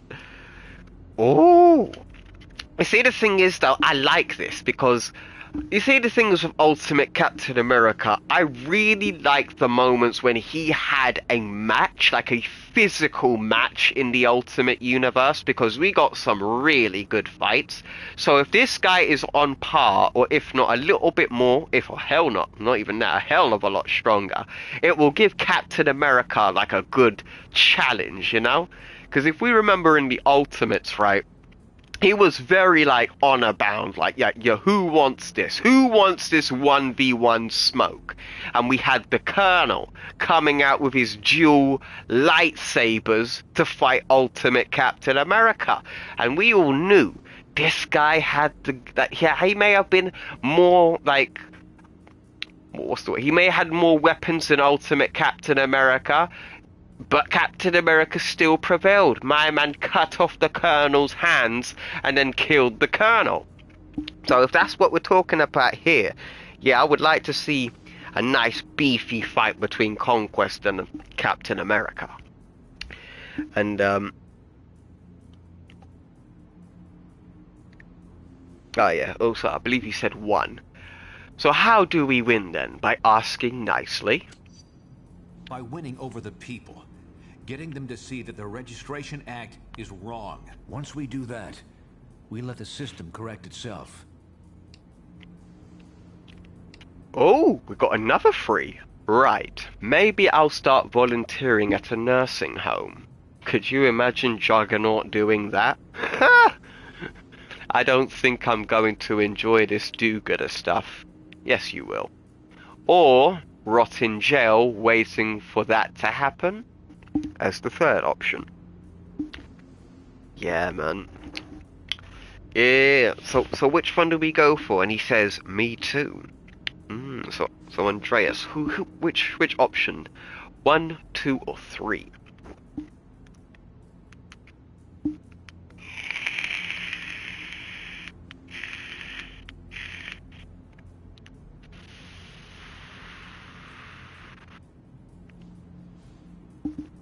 Also, so we do have Ultimate Incursion happening this year.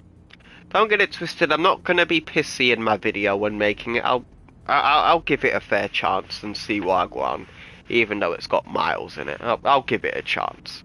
So, I wonder how big this event is going to be personally, because right now I think we're in need of an event in the Ultimate Universe. The very first event, if you're not counting Ultimate Invasion. I would really like to see what the stakes are in Ultimate Incursion. Like, are we actually going to see an incursion happen? Or is it just for the title's sake? So which option, buddy? Which option do we go for? Right, and maybe I'll start volunteering at a nursing home, or I don't think I'm going to enjoy this do-gooder stuff, or the last one, or rot in jail while waiting for that to happen. Which one? Which number, buddy? Which number we go for?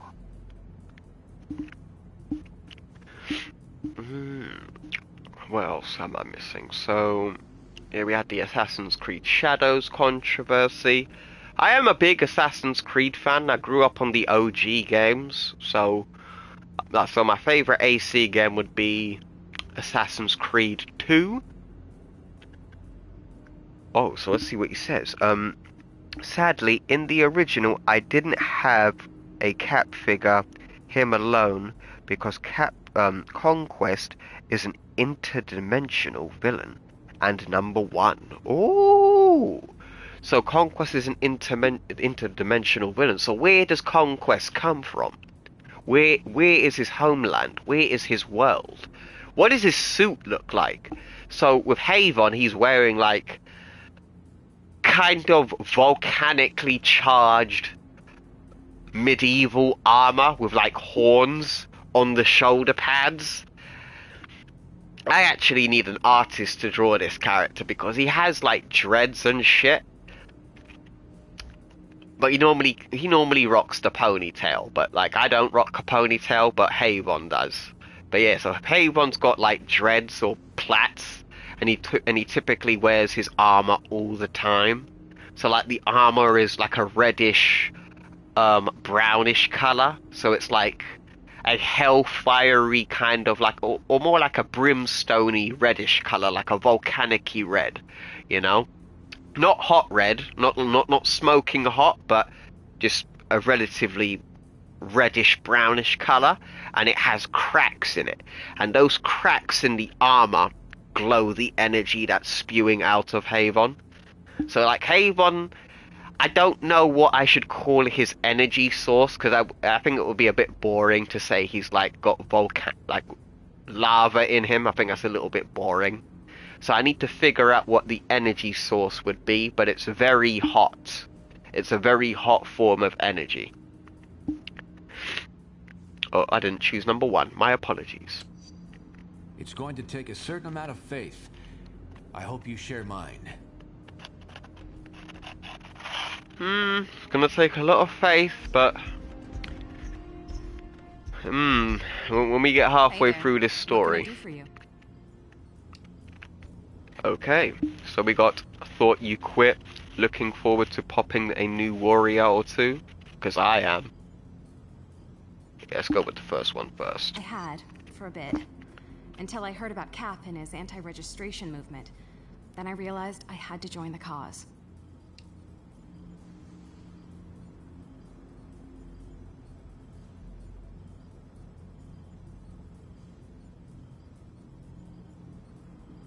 Sorry there folks, I had to mute my mic because I blowed my nose. Alright, so let's see what Andreas said. Conquest is from heaven. Ooh! So he's an angel. Okay, I like that. He is also known as the Angel of Knowledge. He and 5 other horsemen sometimes come down on assignments, sometimes just to do whatever. Ooh! So basically, he's a horseman and has to do certain tasks. So with one of the horsemen, tell me about the other horsemen. So what is his squad like? What are these other horsemen like? And who do they work for? And also, which choice do we go for? Until things get rough again, huh? Number 1. Or I bet you are happy piling around with Webhead and the human icicle. Oh, that's a little reference to Spider-Man and his amazing friends, the second one. And then we have, I heard your powers were cooking your insides. Really? I didn't know about that. Which option? So yeah, tell me about the horseman and which number do we go for? Which number, people? Which number?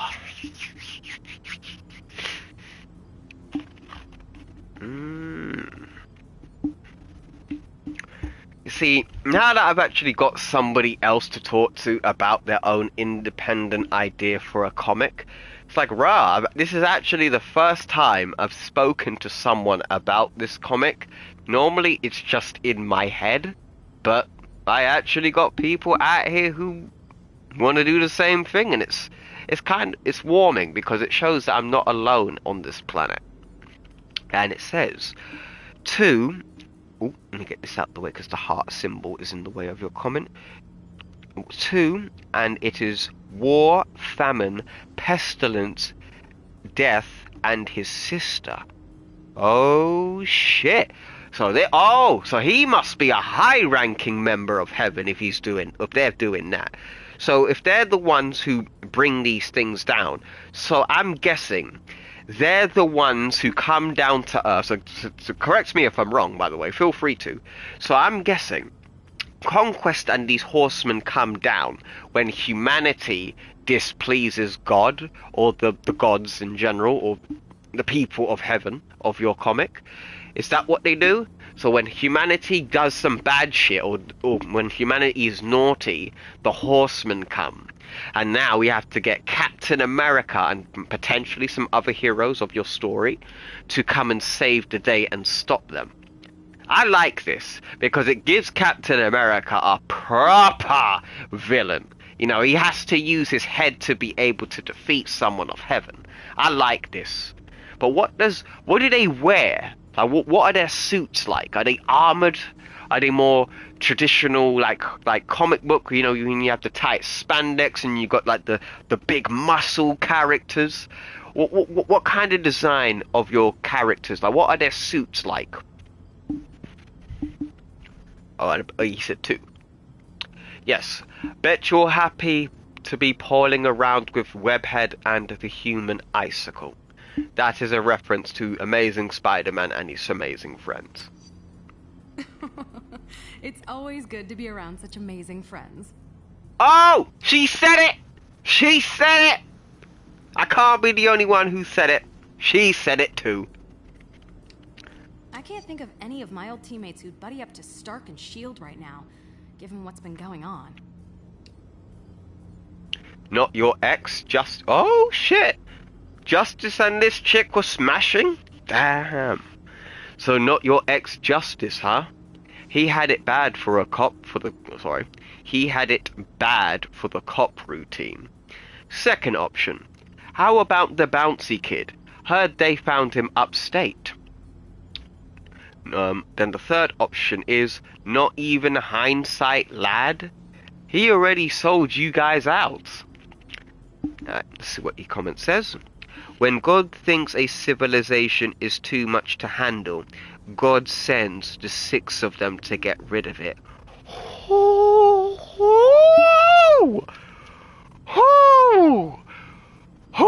I like that. I like that. Ooh, because it makes I like this because it makes people think you have God in this universe, but you don't know his true will. But when you piss him off, he will make sure he will make sure no trace of your existence will remain. Ooh, I like this. You see, the thing is, though, I like stories like this when, like, God is in the story and, you know, you have, like, a twist to him. You know, like, God isn't this all-positive being. Like, he's a complex being, you know? To us, like, well, if I was in the universe, for a human, it might seem like God is evil and he isn't as what he seems to be. But if you think about it, it might be for the grand scheme of things, because the God created, I don't know, I could be wrong, but maybe, please correct me if I'm wrong, in this universe, does God have to, like, how would I say this? Does God, like, watch over the entirety of existence and everything that he's built? And everything that he's built must conform to his vision. And if the civilization is too violent, perhaps, or it simply doesn't please God, he sends them down. I like that idea.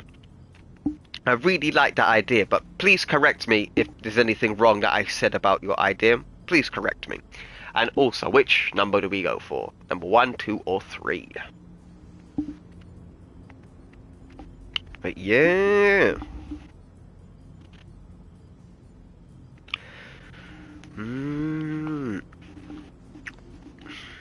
Yeah, man, so I'm not the only person out here who has their own idea for a comic. Like, I need to make, see this thing with me, like, how I live my life, I spend my time mostly at home and close off the rest of the world. Like, there's a lot of shit going on in the UK, unfortunately.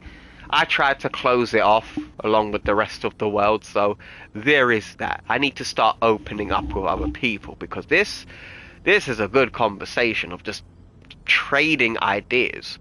Okay, got another comment. And they all look like they're 25-year-olds. I never got to designing them with colors sorry, to designing them. Colors are red for conquest, green for war, blue for famine, and orange with patchwork for pestilence, and black for death. The colors of the Dawn 4 and number 3. Damn, bro. Bro, this, like, you should write this stuff down. Like, this is really fucking cool. Man.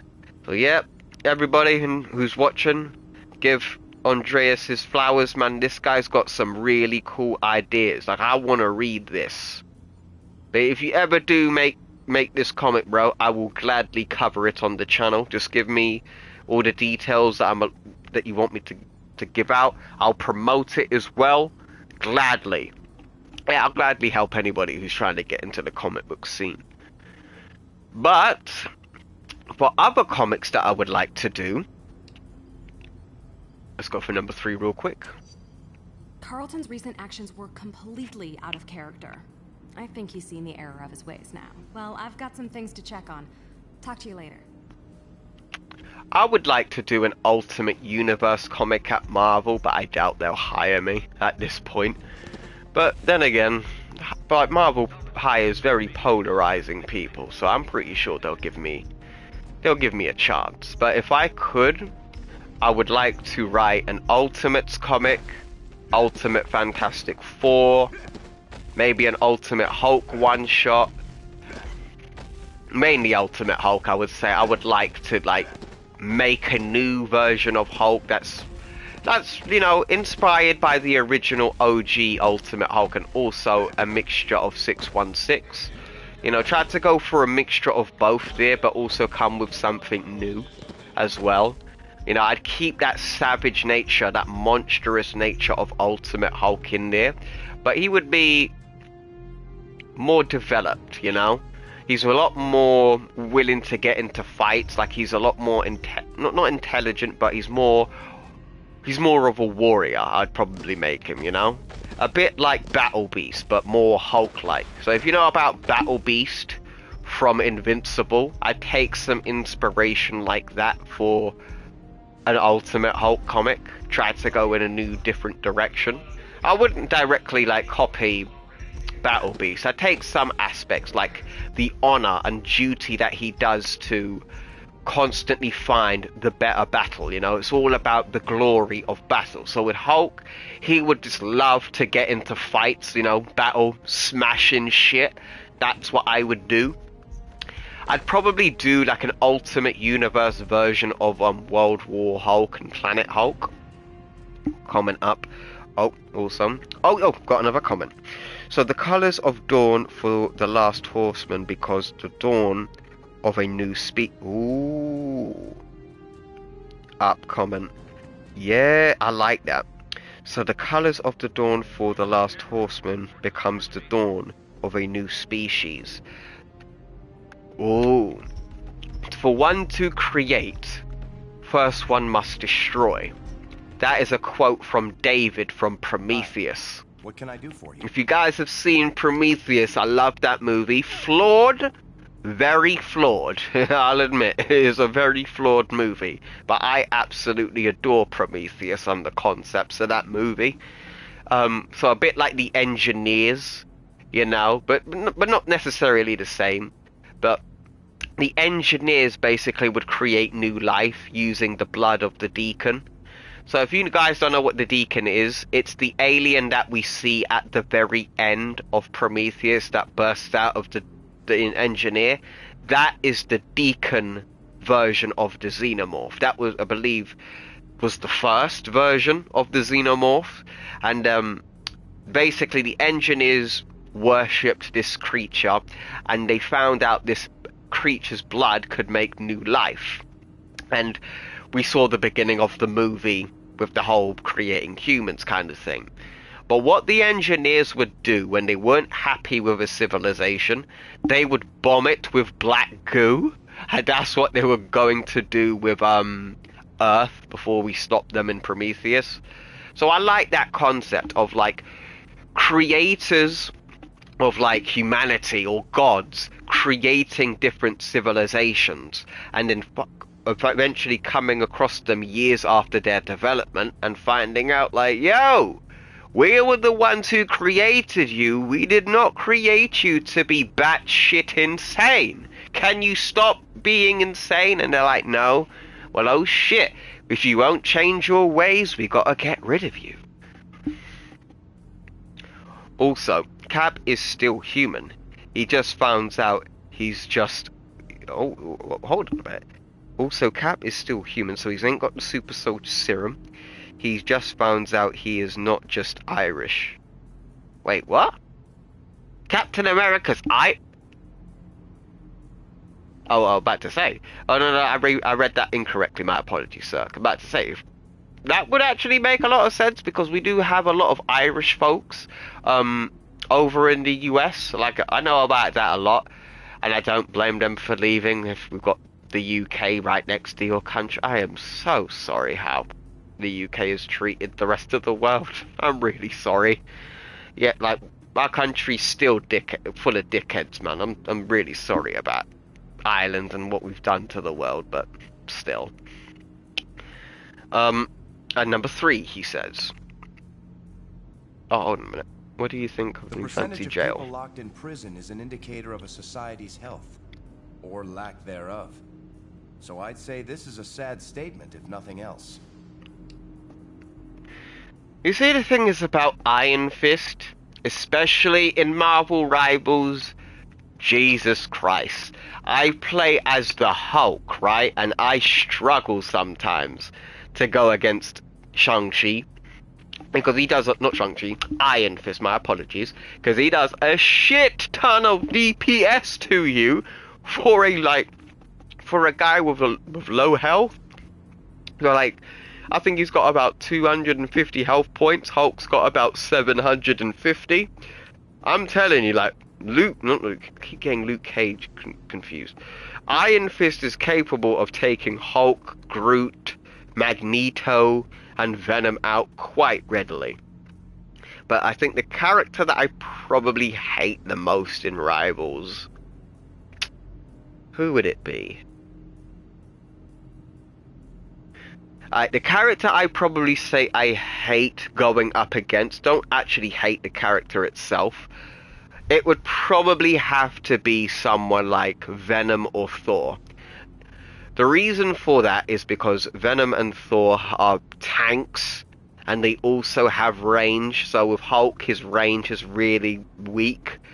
So typically you're punching most of the time. Like Thor, yeah, I get worried when Thor pulls up, because I know he's going to have a lot of like range and DPS and overshields. I know Hulk is quite strong, but like when I keep getting him confused with Shang-Chi. Stop doing that, Joel. Iron Fist, Thor, Venom. Yeah, I shit myself when I see them in the match. Because normally when they pull up, it's like, yo, healers. I need healers to fight these fuckers. And also, which number do we go for, buddy? And he says, also, Avengers versus Alien thoughts. That would, though, and was in the past. Oh, no, not thoughts. Was also in the past. Okay. Avengers versus aliens. So what kind of aliens? Are we talking xenomorph alien? Because I know we currently we're getting that right now at Marvel Comics by Jonathan Hickman, which is also very good. Very good. You see, he even continued to bring in David, who is my favorite alien character. I love Ellen Ripley.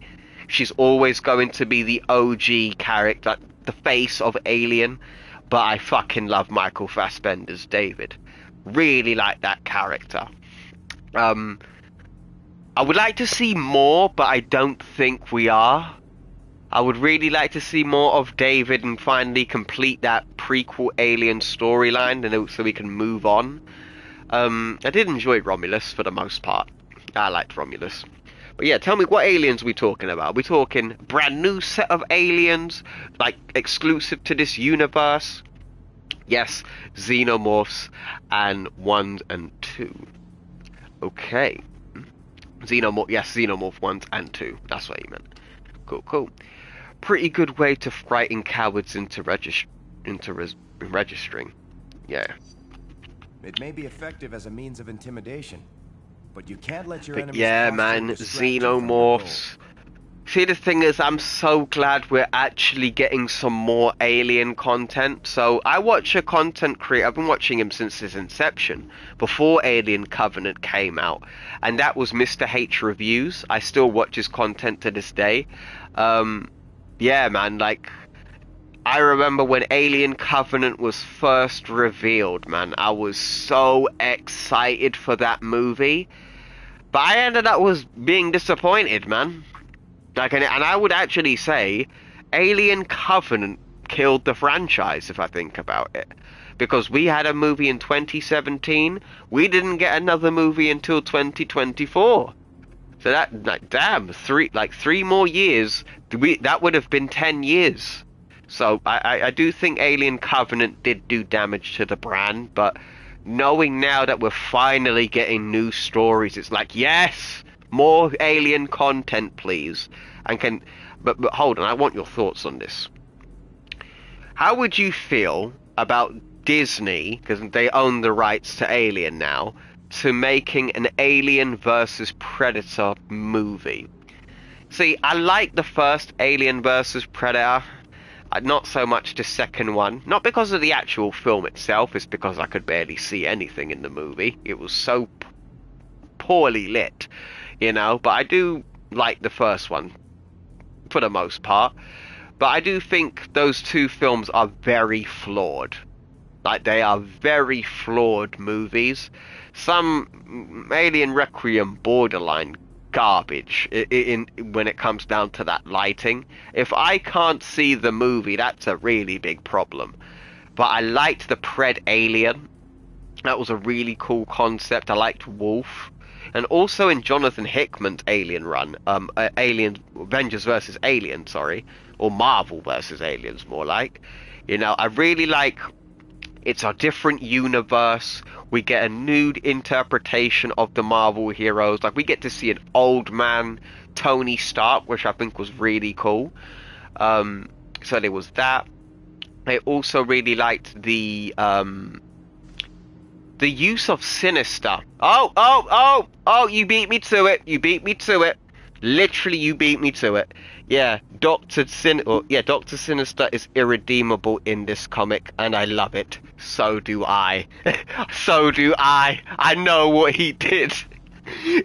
He basically unleashed the bloody xenomorphs on Mars. So whoever was living on Mars, bro, he let them loose, killing off most of the mutants. And it's like, bro, that is the most Dr. Sinister thing you could possibly ever do.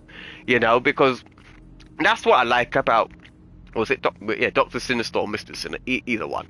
You know, what I like about Dr. Sinister is they really put the Sinister in his name. Like in the OG Ultimate Universe, yeah, completely unredeemable. Pure villainy. Pure. You know, he was just an outright villain. But when they do Sinister right, when he does those shocking things, like unleashing the xenomorph horde, or even murdering, like, innocent people or children and stuff like that, or experimenting on mutants, Sinister's one of those very, very, well, sinister villains. Like, he's the lowest of the low when it comes down to his ethics. And that's why I love Dr. Sinister. Plus, he's also got a really cool design. Like, I like his suit, the cape, his face. Really cool. And, oh yeah, number 2. So, number Joe. I bet you're happy hanging around Luke Cage again. Of course. Luke and I have so much history. We're still very close friends today. Yeah, what if he switched sides? That's a good question. That's number 1. And number 2 says, ugh, is this where you give me a heartfelt advice on teamwork? And then the third option is, you were a hero for hire, right? So what if they just bought you off? That's also a good question. So let's see. I wish they didn't kill off Cap, and if they had to, at least give us James Rogers. You know, you gave us the titular's son. Yeah, that's a good point. Like, well, but then again, when xenomorphs are in a story, you know a lot of people are going to die. Like, no, that's what I was expecting going in, but damn, like Tony as well. But then again, if you remember, like, Tony had that hard choice to make. Does he stay and wait for the rest of the heroes to make their way to the Ark to leave Earth, and potentially put everybody else's lives at risk, or do you leave Earth, leaving all of your friends and all of those innocent people to die by the hands of the xenomorphs? And I thought that was so good from Jonathan Hickman. Like, fantastic work when it came down to that choice. And it really does go to show, like, when xenomorphs show up, shit is going to, not just shit, like acid is gonna be, oh no, that don't make no sense. That would just melt the fan. No, so maybe like acid proof, like fan, so that like an acid proof fan is getting hit by acid while it's on, and all of that acid is just flinging everywhere and touching everybody. But yeah, I hope that made sense. I don't think it did though. I hope so. But yeah, like, I really, really am enjoying Marvel versus Alien. But another crossover with another one of my favorite characters of all time. Not Marvel related, but we are also going to have Marvel versus Godzilla again. And I'm very excited to have this. So we're going to get Hulk versus Godzilla. Perfect! Always wanted that. Always wanted to see Godzilla fight the Hulk, so that is an automatic purchase from me. And we're also going to be seeing Godzilla go against the X-Men, I believe, and the Avengers. So, yeah, I'm really looking forward to this crossover as well. I'm a big Godzilla fan. My first movie, though, was the 1998 movie. I still love that movie, even though it's not Godzilla. You know, it's not Godzilla. I love that movie to death. That was my first introduction into Godzilla.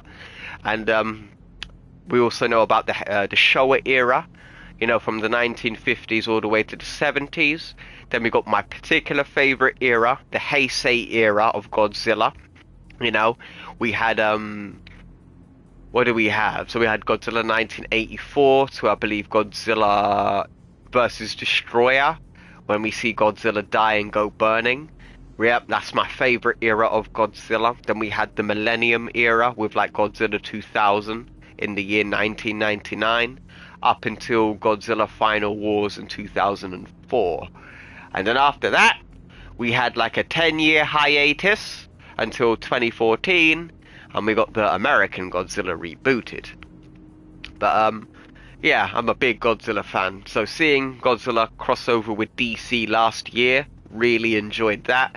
And now he's going to be crossing over with Marvel, and he's going to fight the Hulk. Perfection. That's all you needed to. That's all I need to see. Hulk versus Godzilla. Purchase. Automatic. Right. Let's continue with the comments. And number 3, and I don't trust Disney with Alien versus Predator at all. And I'm glad I asked that question, because I am a bit the same. I don't trust Disney with anything. Even Alien... Apologies. I burped there. Even with Alien Covenant, I really enjoyed that movie. No, wrong movie, not Covenant, no, not that one. Alien Romulus. I made a mistake there. Yeah, I liked Alien Romulus for the most part. It's an amalgamation movie of all the Alien films, so you get a bit of Alien, you get a bit of Aliens, you get a bit of Alien 3. I know not a lot of people like Alien 3, but I like Alien 3, and also Alien 4. Yes, I like the first 4 Alien films. I know. Alien 3 and 4 are not considered very good, but I can watch Alien 3 and 4 just depending on what mood I'm in. So I really like those. I bought some of the Dark Horse books back in the day. I don't own them anymore. I only owned like 2. I only owned like 2 Alien books, and they weren't coloured. So this was the books when they weren't coloured. Like, they didn't have any colour in them. But yeah, really enjoyed that. So, my reacting to seeing Sinister's dreads. No, you writers, B-word, Sinister. What? Wait, what happened here? Can't spell the actual word. Oh, yeah, I know what you mean. Yeah. Like, I don't think Sinister needs dreads. There's nothing wrong with the design of Sinister. He's Mr. Sinister. He's one of the most iconic villains in Marvel. He's perfect. Like, what's wrong with the suit? But yeah, but I guess that was mainly the hair change. I think it was to differentiate each Sinister from a different Sinister, I think. Because for the most part, except for the female one, what was her name again? Mother something. What was her name again? The female.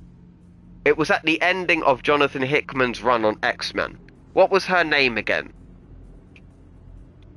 Dreads are supposed to be deeds. Oh.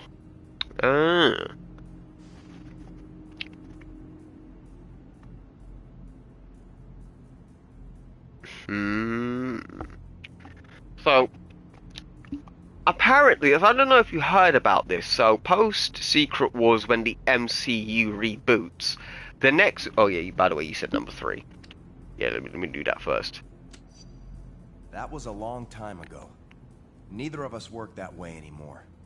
And even back then, we were pretty discerning when it came to who we took money from. Sorry, I have to run. Bye for now. You know what? Because you're such a cool character, and I haven't played as you fully, let's put Iron Fist on the team. Why not? Yeah. Oh, alright. So I'm not the only one who can't seem to remember either. But yeah, for the most part, it was Mother something. But yeah, seeing different versions of Sinister taking control of the Krakoan era by the very end, I thought that was pretty cool, because I like seeing Sinister.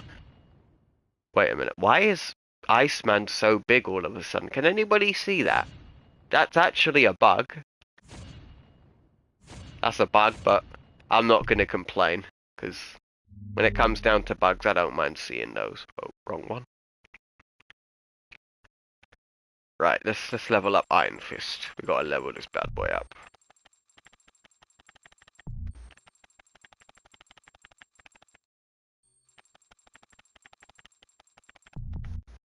Okay.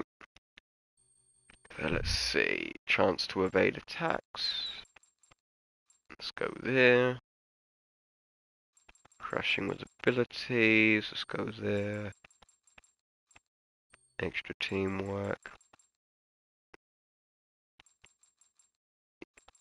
Yeah, I'll max out melee damage. Frequent use of powers. Yeah, I'll use that.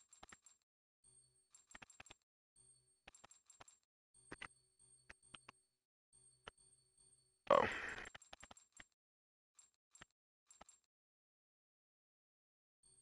Okay, what else do we need? Frequent use of powers, that's useful.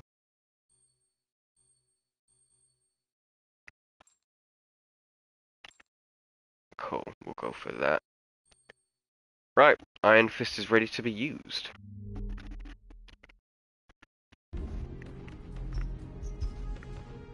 Oh yeah, we do have a trivia. Get ready to play Ultimate Alliance 2 trivia.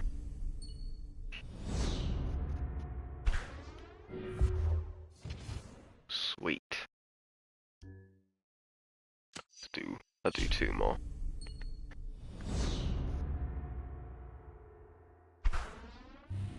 Oh no, wrong? Which one was it? Oh, got a new comment. she was cool. You didn't know she was supposed to do what she was supposed to lure them into a false sense of security, or did she actually want to help? That's a good point, because with that mother version of Sinister, because you never really got to see her intentions, because mainly it kind of seemed like she wanted to control the universe or control everything, but at the same time she only wanted to maintain the balance of everything and take down the other Sinisters. But yeah, I agree with you there. Like, her intentions wasn't fully flushed out by the ending of it all. But I also do need to consider as well, the ending of the Cohen era of X-Men was pushed out relatively quickly. Like, Marvel had gotten cold feet with Jonathan Hickman and decided to go back to the status quo. I personally wouldn't have done that. Like, I honestly want to see the X-Men progress from the school, but because of the new X-Men coming out... Oh, that was the point I wanted to make. Yes. So, post-Secret Wars, we are going to get, in the MCU, we are going to get the Mutant Saga, and I think it was Cosmic Wonder's video. I don't know if you guys watch Cosmic Wonder or Everything Always. I watch them too for my MCU content, and I believe one of them had spoken about a rumor that Dr. Sinister will be the main big bad of the Mutant Saga. So, I don't know if this is don't know if this is true or not. This is just a rumor, but I think Dr. Sinister would be a good first villain for the X-Men. I just hope they don't fuck it up. Right, so yeah, let's go for the first question, then we can give you the other options. Heard they threw the first punch against registration. Didn't I hear you say the whole thing was political? Yeah. Let's go for the first one. Seems like they were ready to rumble at the stroke of midnight, though. I was just lucky enough to make my case and still get away. Itching for some payback? Pretty brave for a C-lister like you. Sounds like someone can't control himself. Which option, buddy? Which option do we go for?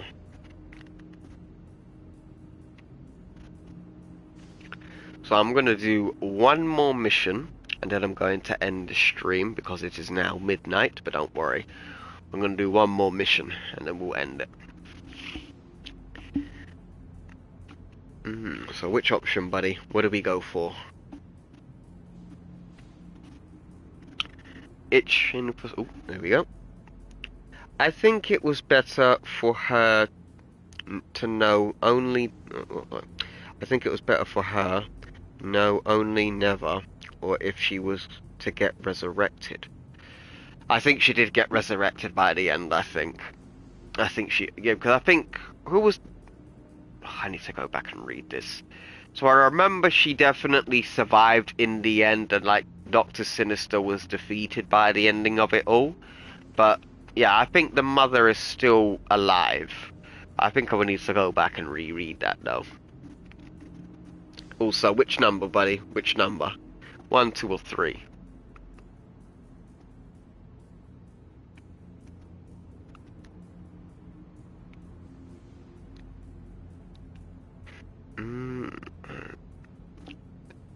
What else is there? So we've spoken about... Oh yeah, so the MC... number 3. Got you. Sounds like someone can't control himself. Hell no, I can do the team player thing. Don't you worry. Ah! Thank you, Spider Saiyan 1610. Mother Righteous is her name. Thank you.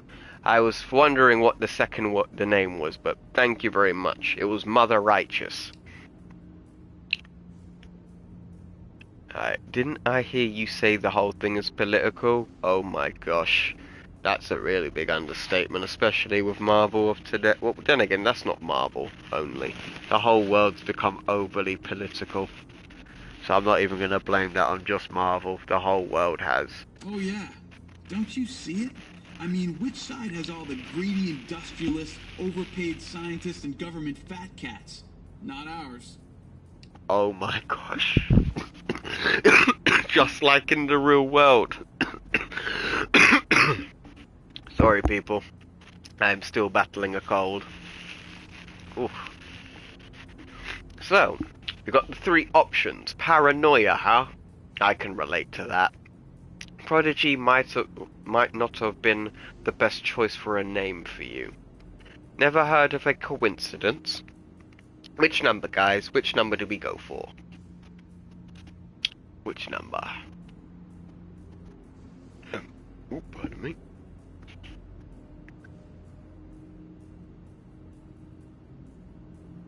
Yeah, which number do we go for, folks?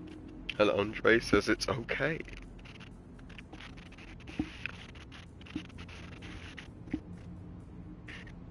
Also, it didn't last very long in the comics, but it was very brief. Does anybody remember when they made She-Hulk into a Red Hulk? And she wore the outfit of a Viltrumite? I think that comic dropped a couple of years ago. It was with She-Hulk being taken over by the Red Room. I actually fuck with that design. Like, hopefully we can get a new She-Hulk who's red. Because, like, Betty Ross has become the Harpy from Immortal Hulk. So, I would like to see, like, a more beefier version of a female red She-Hulk. But that version of, that we got a couple of years ago, like the red skin, the white suit, and the blonde hair, yeah, I liked that. But yeah, honestly, add some more Hulks, Marvel. We need more Hulks. Oh, and he said number 1. Paranoia, huh? I can relate to that. Literally. Maybe. Better than being stupid and taken advantage of. Look, I gotta run. Later. Okay, Prodigy. I believe that is everybody we needed to speak to. Let me just make sure. I'm gonna pick up these XPs. Bruh, I'm not getting no XP from any of those.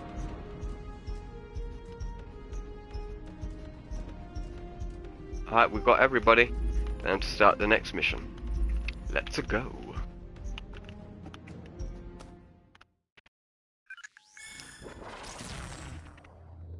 We just got word that a number of our captured friends are about to be transferred to the negative zone. They'll be sent there using a trans-dimensional portal, which we've discovered is located deep in the Rikers Island Penitentiary. But they must be transferred to Rikers first via convoy. Our best bet to keep our friends out of that prison is to never let them get there in the first place. So, we'll be hitting that convoy hard as it passes through Hell's Kitchen. Unfortunately, there's a complication. We have it on good authority that Stark and S.H.I.E.L.D. are bolstering their ranks with superpowered criminals. They're using some kind of nanite technology to control the behavior of these sociopaths. You see that? The nanites? The point is, we might run into these attack dogs during our rescue op. So watch your backs. The convoy route is heavily defended. You'll need to clear out the anti-air emplacements, so our chopper can get a clear shot at the trucks. Then you can bust out our friends and get them to safety. Liberty Squad, convoy. Right, so those nanites are gonna be very important in this story. Looks like S.H.I.E.L.D. doubled their guard on the anti-aircraft guns.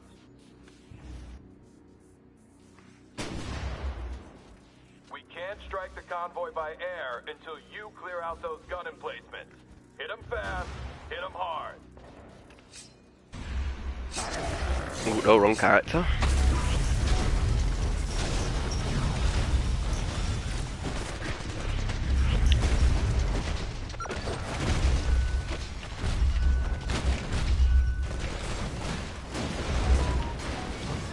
Come on, Juggernaut, smash that shit up.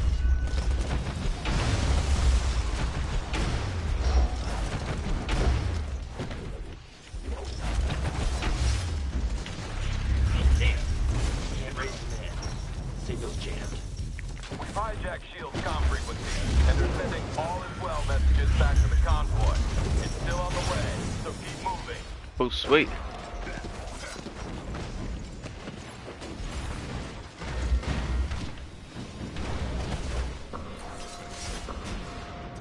Lovely. Lots of XP.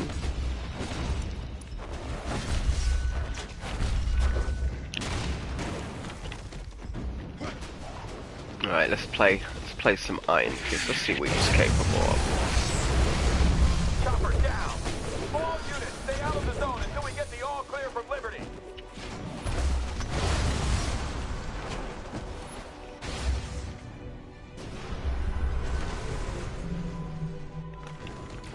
First set of guns down. Push forward and hit the rest. And I finally finished thinking of the end of that Sang comic, and was going to be reading by the ending of Chainsaw Man Part 1. Ooh, my little sister loves Chainsaw Man. I can finally start designing and writing and drawing. Well, keep me posted, bro. Keep me posted. I will gladly support your work. If you need any promotion, just give me a shout. Feel free to add me on my social media as well. So any promotion you'll need, if you need a shout out, just give me a shout, man. Literally, I'll gladly promote your work. I'll even cover it if you finish it. And, you know, when you finish it, I'll cover it, bro. Oh, what did I just do? Oh, nice.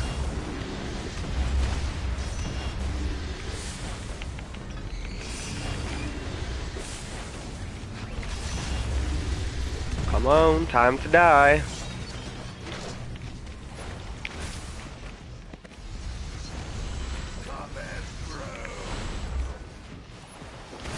You're a disgrace to your sensei. Oh shit. Hold on, yeah, I gotta get those kills so I can get that alternate outfit. Okay, gladly.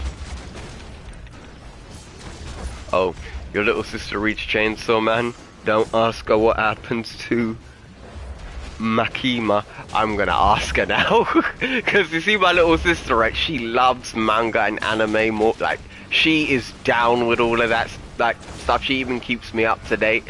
So I remember, I think it must have been a year or two ago when she was telling me about it, and she still is reading it to this day. So I'm gonna ask her about, what is it, Mimika. I'm gonna ask her because she's probably gonna be upset if it's a bad thing, but I want to hear her talk about it. But yeah, man. But you see, another thing as well, we've also had some Marvel anime back in the day, and I thought some of it was alright. We had a Iron Man anime once, and I think we had, what was it called? No, here's a spoiler for what happened to Conquest to defeat him. Oh, cool. Oh, no, I see what you mean. That's fine. Hello, big boy. Time to die. Lovely.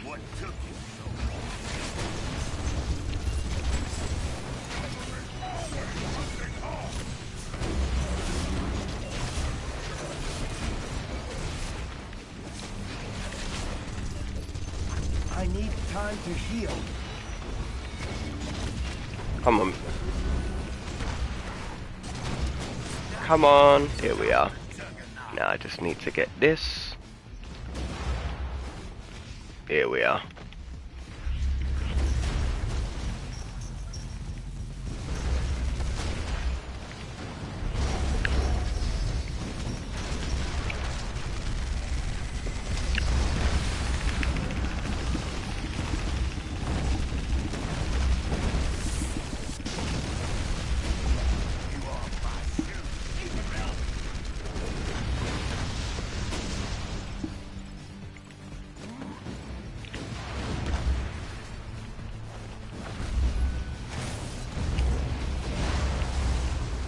Man, this guy is pretty powerful, I ain't gonna lie. Wait, what? I missed one. Where? Where is it? Ah, there you are.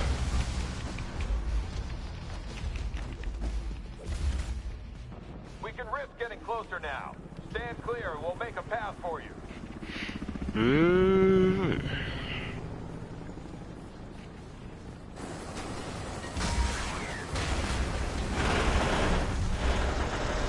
Don't spoil it. Don't spoil it.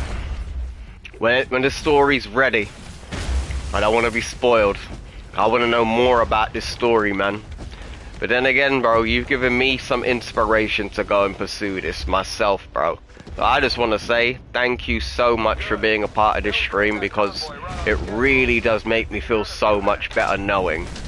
Oh shit. Feels a lot better knowing I'm not the only one who has these kind of like dreams of making their own comic book.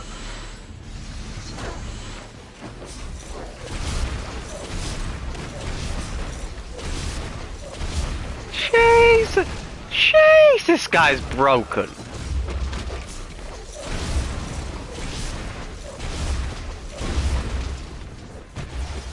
Looking for another nostril?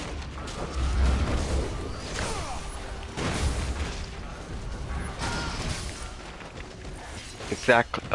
What really matters is how it's executed, and no problem. All good, bro. I'm the same as well, because I need to figure out how I'm going to storyboard it. I've got to figure out who's going to... But then again, I could draw it. I could improve upon my drawing skills. But yeah. See, one day, it would cost a lot of money, but I would love to get, like, Alex Ross on some of the artwork one day. But that's going to cost a lot of money. Like, we're talking a good couple $100,000 to get Alex Ross on that book. Because I know Marvel and DC cannot afford that man's work right now. So that's why they've relegated him to just do comic covers. But bro, if more comics were drawn by Alex Ross, like yes please, like Kingdom Come, like that artwork is phenomenal, bro. What am I doing? Oh shit.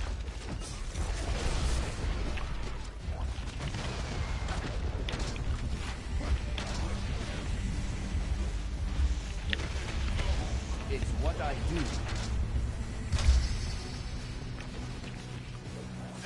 We ain't done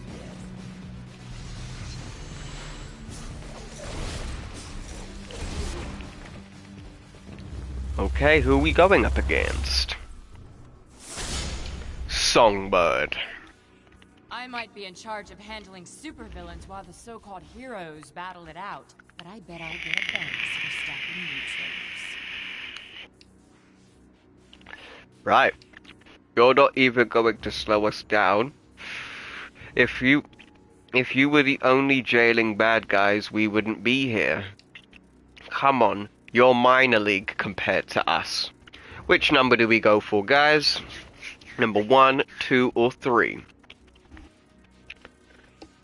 So we got... You're not going to slow us down. If you were only the jailing bad guys, we wouldn't be here. Or, come on. You're minor league compared to us. Which one?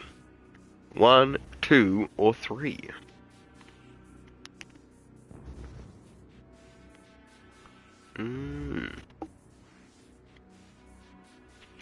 So what else we got? So... we got... Marvel Cosmic Event coming out this year. We got Ultimate Incursion, Godzilla vs. Marvel, got MCU, got Thunderbolt. Oh yeah, we got the Thunderbolts coming out. So, no apologies. So, we do have the Thunderbolts coming out this year. I don't know if I want to go see it, because the only character I would want to see in that movie is the Sentry. So I don't know. But if you've heard the announcement, then you all know that the Sentry is going to be in Avengers Doomsday. So I got that video to make as well. So yes, people, which number? You got 1 more minute before I choose for myself. Number 1, 2, or 3? Which one is it, folks? Which one is it?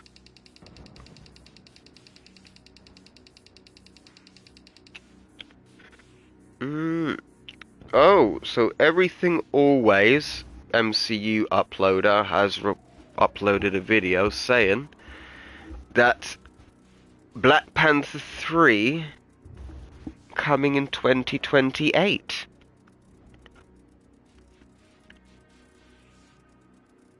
So So apparently it's called Black Panther Wakanda Reborn. Oh, we've got a comment. Let's see what he says. I already mentioned this earlier, not the ending, but Cap didn't fight Conquest along. He jumped him with, with like 6 interdimensional beings and number 3. Damn! So Captain America's got, Oh, so it's, alright. It's 1 or 2, it's 3 or 2. Alright, so we got 2 options. So I'm closing my eyes, people. I'm going up and down. I don't know what I'm choosing now, so I'm just gonna press down.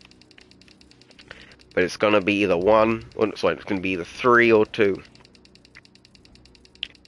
3 or 2.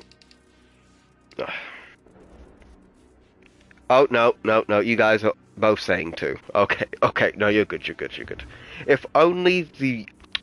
If you were the only jailing bad guys here, well, we wouldn't be here. Apologies. I guess it depends on how you define bad. Enough talking. How I define bad, madam, is by committing crime, assaulting innocent people, and blowing up schools is not a good thing. And so, I have to kick your ass now. Let's boost up the team.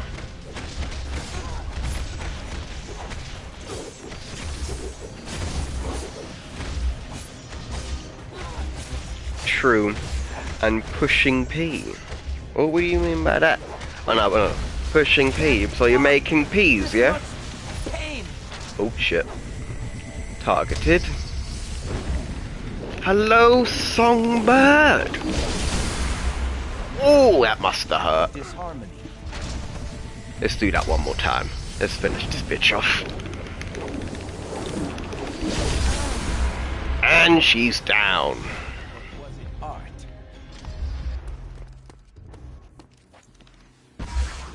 Yeah, man, people making that P. Yeah, especially with my new job. So I got an office job now. I work 52 hours a week. Nah, bro, not liking it. So I do customer service and internal affairs. Well, I don't like having to dress up in a suit and tie every day. Ugh. It's really not a nice feeling, man. I don't want to be wearing a suit and tie. I want to be wearing my tracksuit.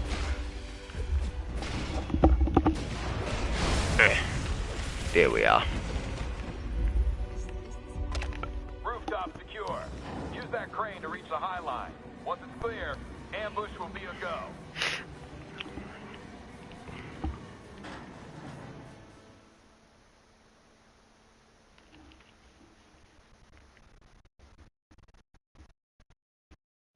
You're in position on the high line. Clear out the guns before the convoy shows up. Can I lift this up? Okay, guess not. I'll take that XP. You won't be sorry.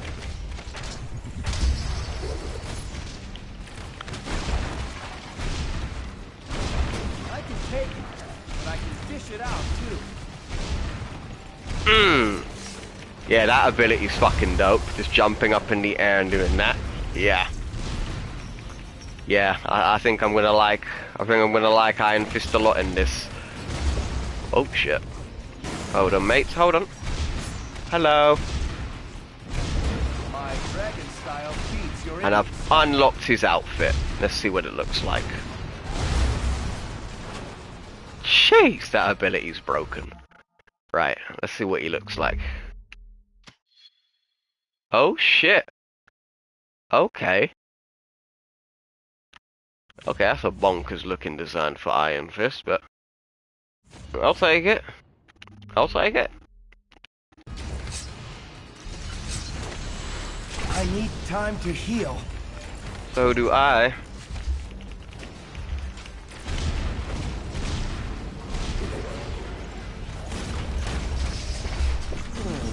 Oh, there goes Iron Fist.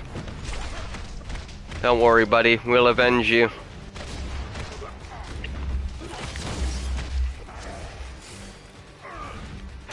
Right, let's bring him back to life.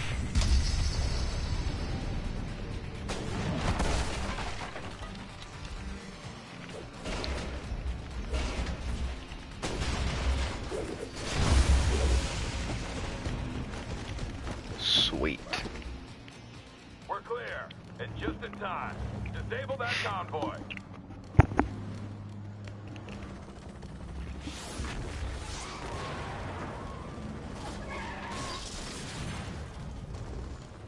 Great shooting, Lieutenant. Convoy stopped, and prisoners are escaping on foot from the disabled transport. You're up, Liberty. We can't let those other transports escape. Take them offline so we have time to get our people out. Noted. Come on, bad guys. Come over here. Come follow me. Come on.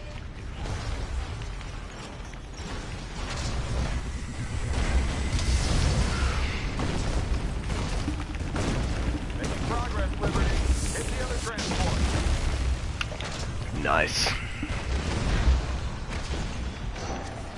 Keep going. Once those transports are down, we'll have time to get our people out.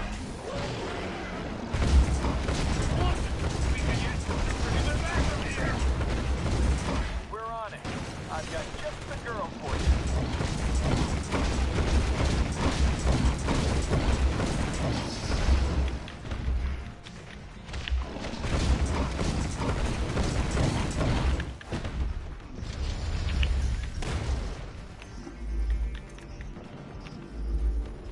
Hi. Bye.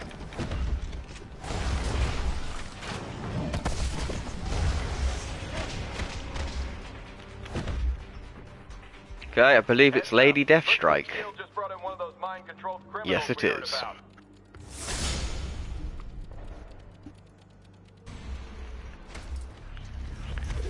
Don't worry, madam. Your ex-boyfriend's here to kill you. Yep, Wolverine, this is all you, bro. Need a chance to heal. Jeez, this bitch is hard. Woo! Stay down, ugly. Wow. Get a manicure while you're at it. Jeez. Nice to see you fighting bad guys for a change. What was little Miss Fake Nails up to? I know, innit? Wolverine's always killing his girlfriends. Which option do we go for, guys? Number 1, 2, or 3? So, S.H.I.E.L.D.'s got their hooks in her. Ain't that simple. She's working for S.H.I.E.L.D. now. And number 3, Hill's agents are working for her like a puppet on strings. Which number, guys? 1, 2, or 3? Who else we got? So, I think we've spoken about, Daredevil Born Again. Loved that. What happened? Yeah, so either Andreas or Spider Saiyan 1610.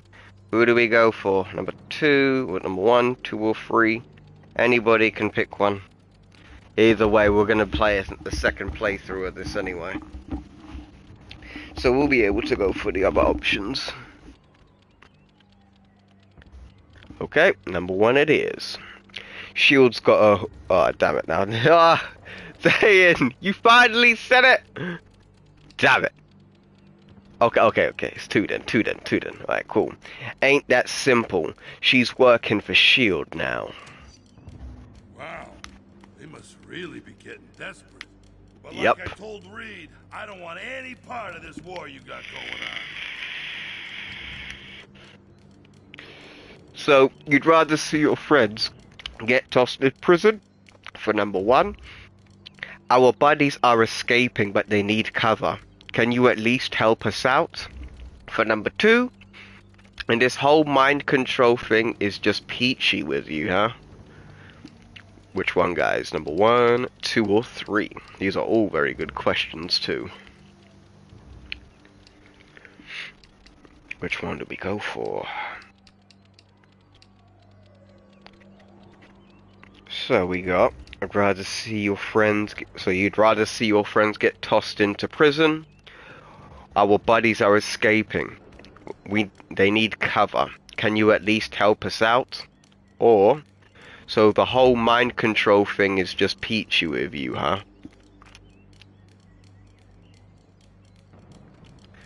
Andreas says number 3, and he says number 2.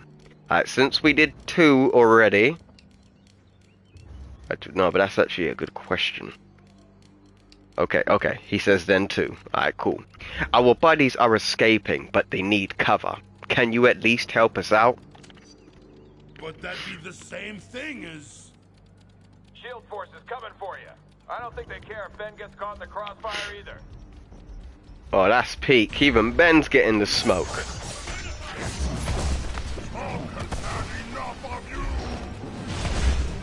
Ow.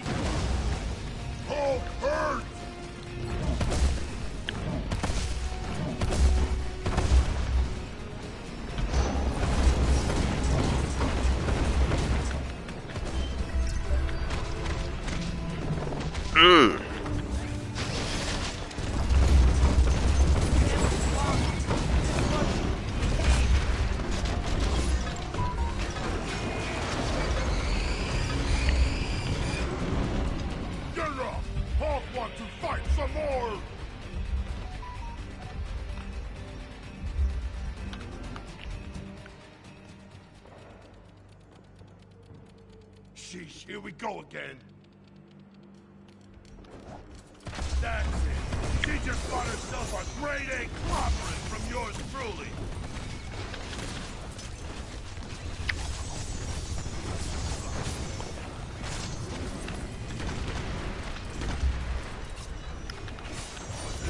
Things are getting hazy. Oh shit. Run, Wolverine!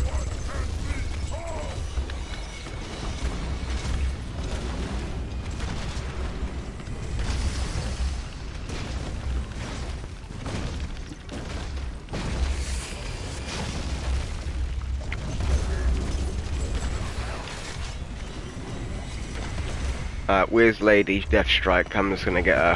Where is she? There you are. So Wolverine is X.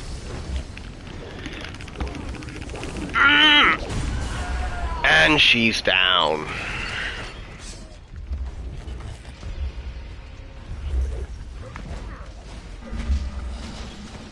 Oh, I think I just killed Wolverine.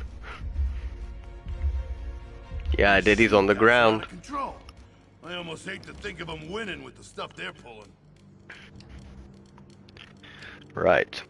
Hulk think Tin Man, or Tin Can Man, I should say, want to put bugs in Hulk's brain too. Hulk needs help fighting Tin Man and Boss Lady. They no fight fair. And number 3, government nusto, Tin Can Man not care, they hurt people.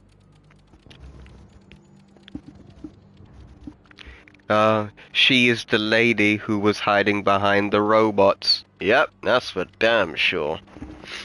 Which option, guys? What do we go for today? What do we go for? 1, 2, or 3?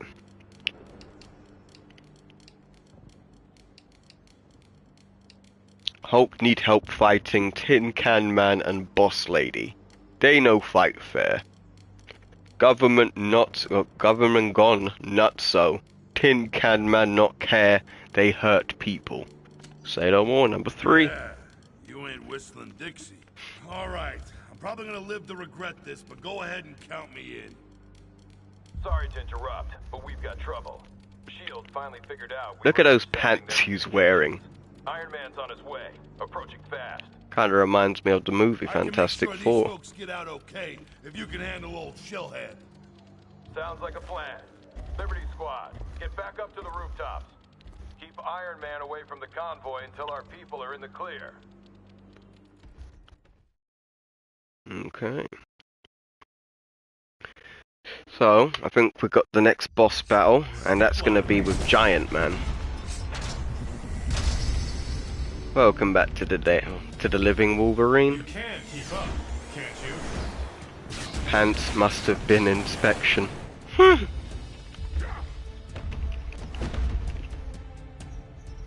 no, Juggernaut. Your friends are not getting away from us.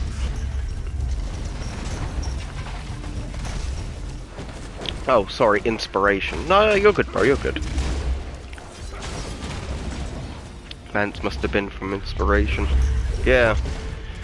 Yeah, I could see that, because, if you see the Thing's pants, it kind of reminds me of the Fantastic Four film, because they always had their symbol, like, slanted to the left or the right.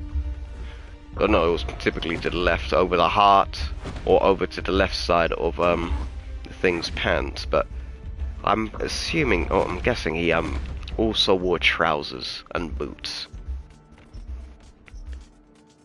Thanks for being such good sports and playing along.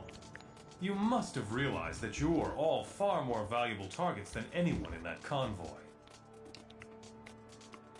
Ooh, so we got another one. So, and how valuable will your armor be when I sell it for scrap? That's a good one. Are you offering a trade? Money bags? You think you can stop me, huh? What do we go for?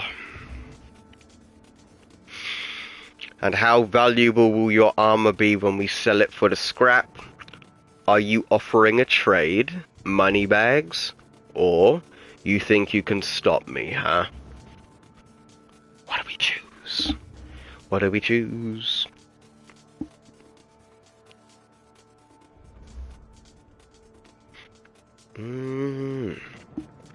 So I believe we're going to be fighting Yellow Jacket next.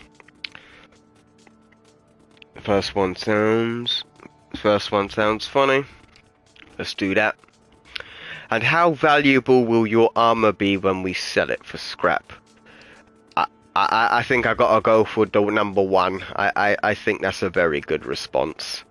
Don't worry, saying next time. Alright, so how we do this? So we do it in two. So since you two are here,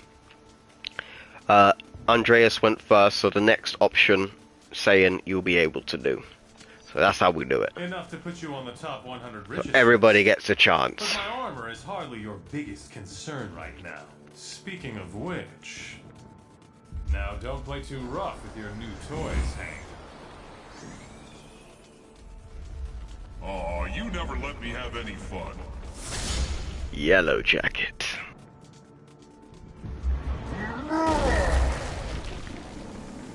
Yellow Jacket, you deal with him. I'm trying to keep Iron Man away from our friends. Holy shit, he just burped Juggernaut!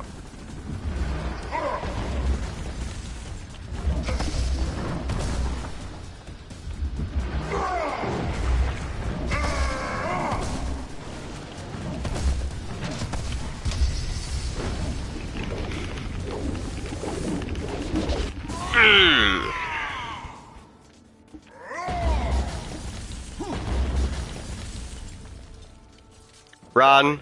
Run, run, run, run, run, run, run. Run! Oh, Yellow Jacket, relax! Looks like you guys got a little problem. Oh, who's it now? Come on, let's see if we can't heat things up a bit for our big and tall friend. Oh, lovely. We got reinforcements.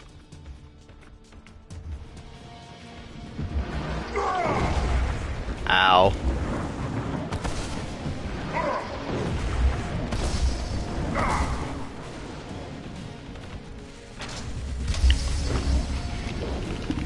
And suck on it.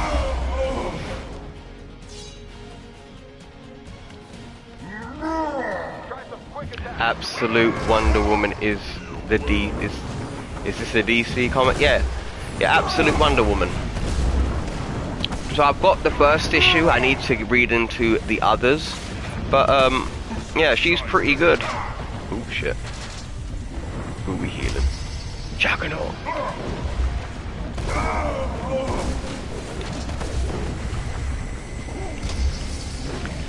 And time to finish him off. Fantastic work. Not only did you take down their biggest gun, but you bought time for our people to escape. Now it's your turn. Get out of there I thought it was.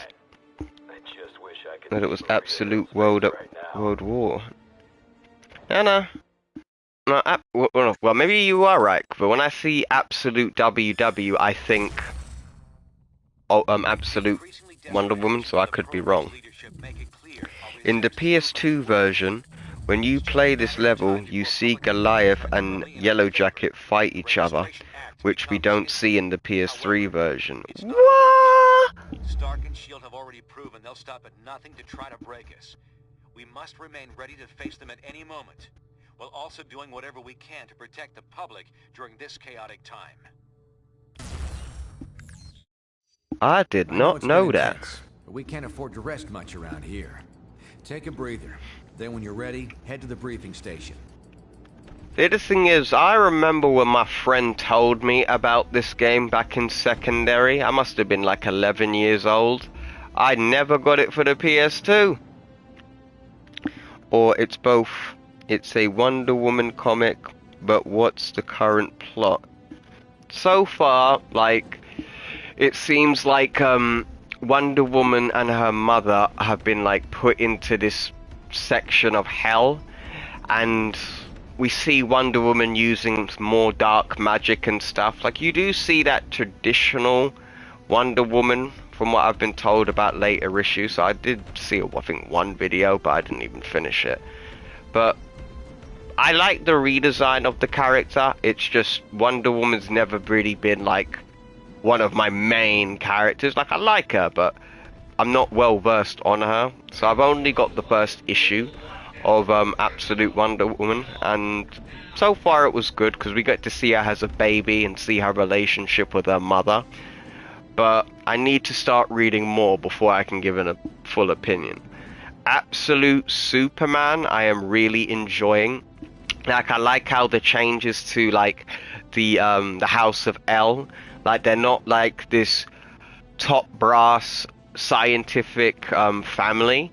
No, they're hard-working family who work on a farm in Krypton, you know. Or you see, I think it's Jor-El, he works in the mines, and we see how Krypton, you know, starts to die in that. I also like the human or the Earth's aspect of Absolute Superman. Like, we see the Peacemaker, the army unit, and we see a new version of Brainiac. That version of Brainiac's design I'm not really keen on, but everything else so far has been pretty solid. And also Superman's relationship with Lois Lane. You know, she's not a reporter, but she's like this soldier who worked for like this bad entity group, which I really do like. Then there's Absolute Batman, and I'm still a bit iffy if I like this run, because there's some aspects of Absolute Batman that I think are fantastic, and there's some aspects where it's like, what are you doing? So I like the storytelling for Absolute Batman. They've gone with a more darker and a brutal Batman. You know, dark and brutal is typically what we all know from Batman in this day and age, but sorry. The thing that bugs me about it is some of the character designs. I think some of them are a little bit bonkers for my tastes. I think it was Black Mask and the Party Animals. Like, they all wear some really bonkers masks, but I have to wait and see more on how I think about the characters. Joker? Like, he's been revealed in this universe, but I don't know if it's going to be traditional. Because we saw at one point in the beginning, I think it was on issue number 1 of Absolute Batman at the end, where we basically see the Joker, and he looks relatively normal. And then we, like a normal human being. And then in the recent issue, when he basically says, call Bane, well, I'll get to him in a moment, He seems to be in this really weird state that I need to see more, 'cause I don't know what's wrong with him. But yeah, I think we might get a different kind of Joker with this one. And also, what else was there? So we do have Absolute Martian Manhunter from Dennis Camp. I'm gonna wait to see how the reactions are for that, because I'm not really all that versed in Martian Manhunter either. But it also looks good. The next issue I also need to pick up is Absolute Flash. I heard that was really good. So if anybody has read it, how is it? Because I do need to buy that comic. But I heard from Comics Explained, he said it was pretty good, so I have to wait and see when I get paid. But yeah, Absolute Batman, Superman, and Wonder Woman so far are really good. I do need to catch up more on Wonder Woman though. Okay. Hi there. Saying, I hope you are here. It is your time to choose. So we got the first two options. So, Cloak and Dagger look too young to fight, says Hulk. If we don't register, they'll throw us in jail. So the way we see it, this is our fight too. Okay. Alright, saying, which option, bro? So we got Girl Not Look Very Strong, Cloak Either, Hulk Happy Helping, or Hulk Happy You Helping, I should say, and neither of you get into R-rated movie, Hulk Bet. Alright, saying, which one we picking? This is your chance to choose.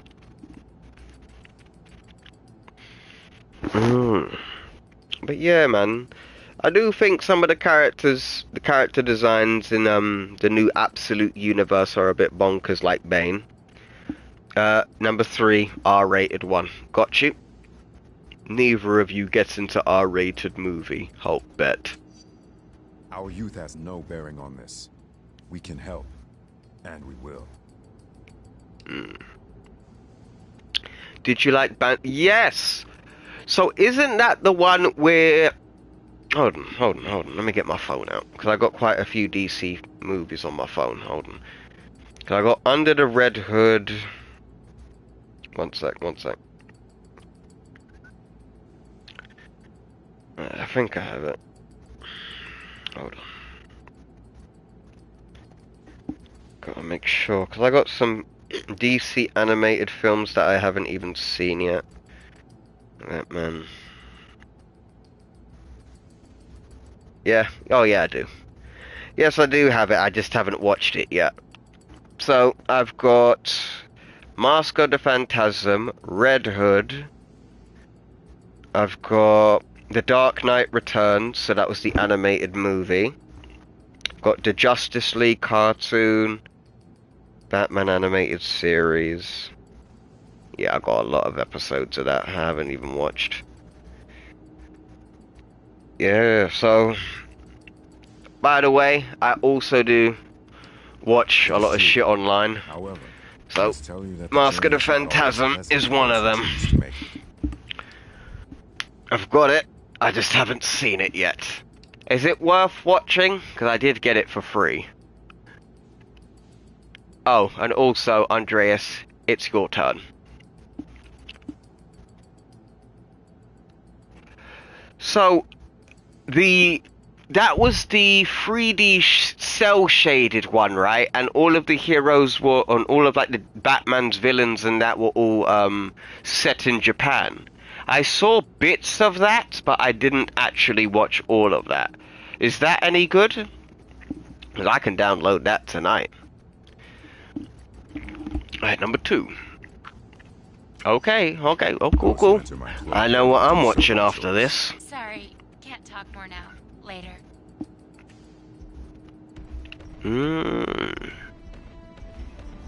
If Marvel does Civil War 3, the plot should involve an evil Spider-Man variant pitting Spider-Man against the 616 Avengers from across the Avengers from across the multiverse. Ooh.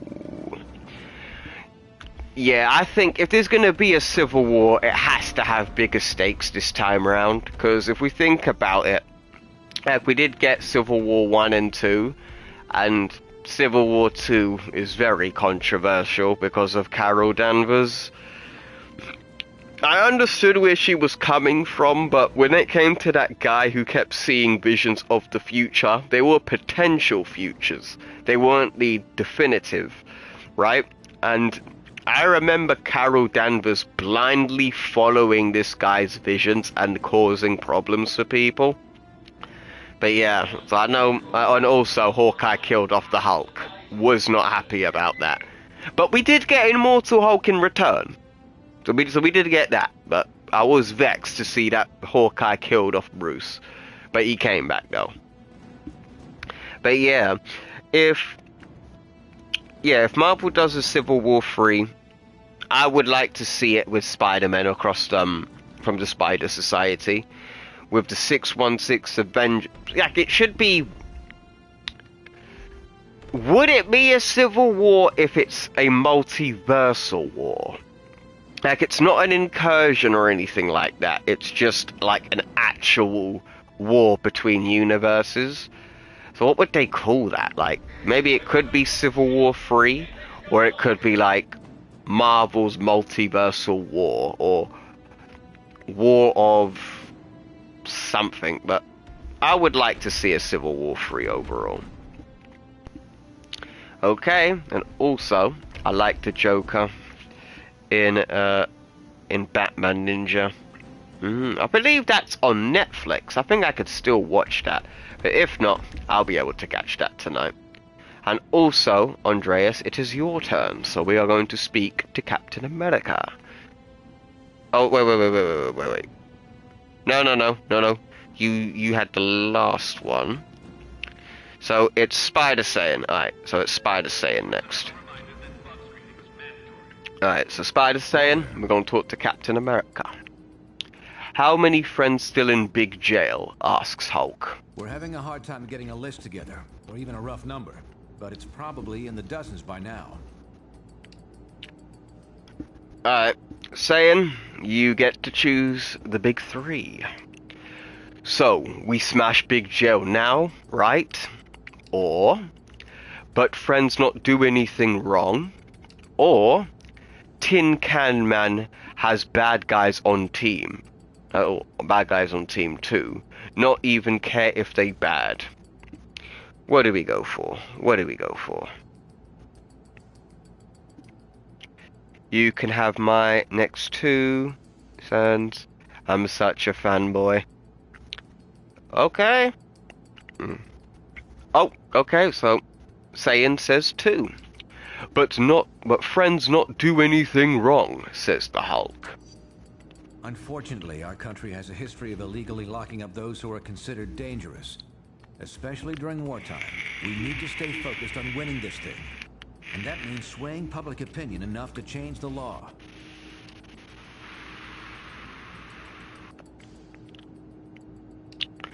Okay, so on Saiyan, you also get another 2 turns. So, you get another 2 turns. So Andreas is giving it to you. So which one do we go for again? Hulk thinks smashing shield would be better than swaying. Hulk not really understand, but Hulk do whatever Cap says. Number 3 would be Hulk think Cap dream too much. What do we go for, buddy? What are you saying, Saiyan? Which one do we go for? Oh, number 2 again. Okay. Hulk not really understand, but Hulk does whatever Cap says. Thanks. We need to have faith in the people. Yes, we do. Absolutely, we do. Okay. Let's go to the next person, and then we can end the stream. Okay, who else is here? Oh, we got Bishop. Alright. And again, saying you got another go. Hello, Bishop. Silverarm learn more about Tin Can Man's bad guys. Number 1. Actually, no. These we get to choose both. Never mind. Hold on. Hulk think we win soon. Silverarm thinks so. Nothing they're not already covering in the media. Damn freaks are actually being idolized. It's sick.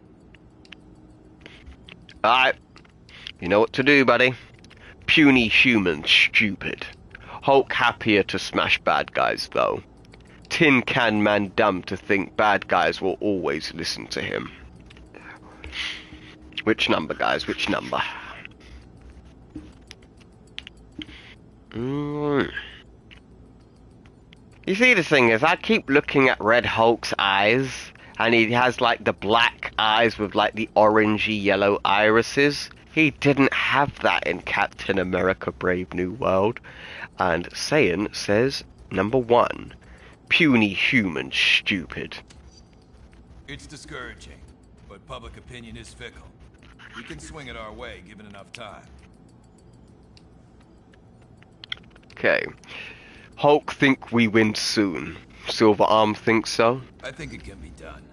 It's certainly a simpler conflict than I'm used to. No time travel or clones, just a straight-up fight. Okay. Yes, Bats, it is. I love that line. Alright, so which one do we go for first? Silverarm sounds bored. Hulk thought smashing Tin Can Man was supposed to be hard. Silverarm have weird idea of simple.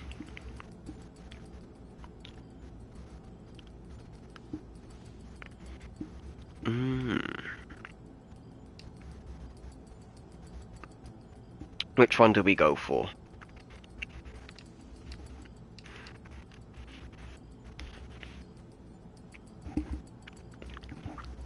Damn, it's nearly 1 o'clock in the morning.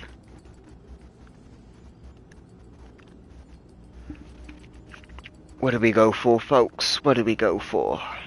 1, 2, or 3?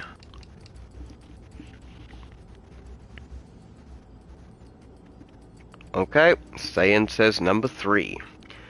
Silverarm have a weird idea of simple. I'm aware of that. But at least it's possible to keep an eye on all the players here.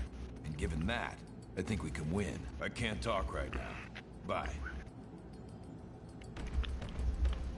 Actually, you know what? Hold on. By the way, if anybody wanted to know... Hold on, where is he? Where is he? There he is. If anyone wanted to know, this is regular Cable. This is his alternate outfit. If anybody wanted to know, that is what he looks like. I'll leave him on the team for now. Who else we gotta talk to before we end this? Oh shit, we got Luke Cage. Hold on. I wonder. Will I get any special dialogue?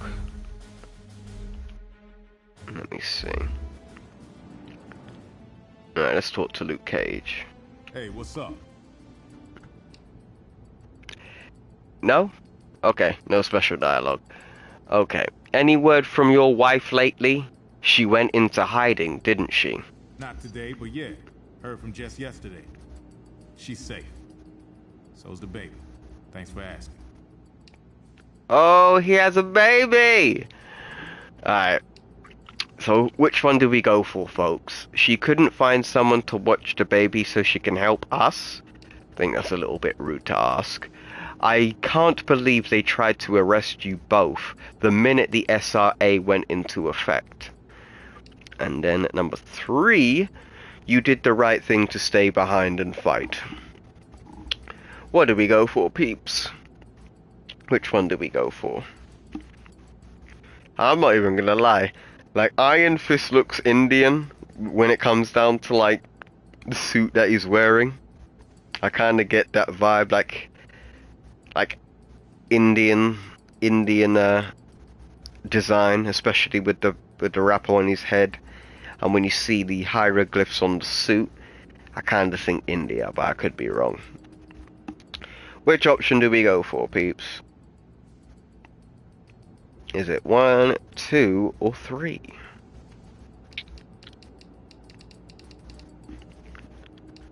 Number 2 says saying. Also, Luke Cage did become a mayor in New York during Devil's Reign. Yeah, Devil's Reign was quite good, actually. Yeah, I really enjoyed Devil's Reign, and actually they're interpreting that storyline in Daredevil Born Again, with Mayor Fisk being, well, the mayor. But yeah, I'm going to be doing a review for Daredevil Born Again. I'm waiting for the whole show to release, because I want to binge them all together, because that's what I do for Daredevil or the Netflix shows. I normally binge them, but because we're getting like 1 to 2 episodes a week, I'm gonna wait for the ending, and we'll get the full review. So Saiyan says number 2. Makes you wonder, don't it? Maybe they've been wanting to do this for a long time.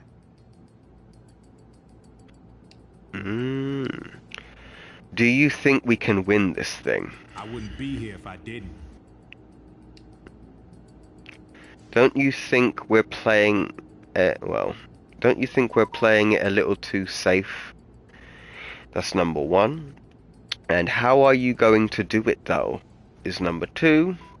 Seems like we're pretty badly outgunned, is number 3.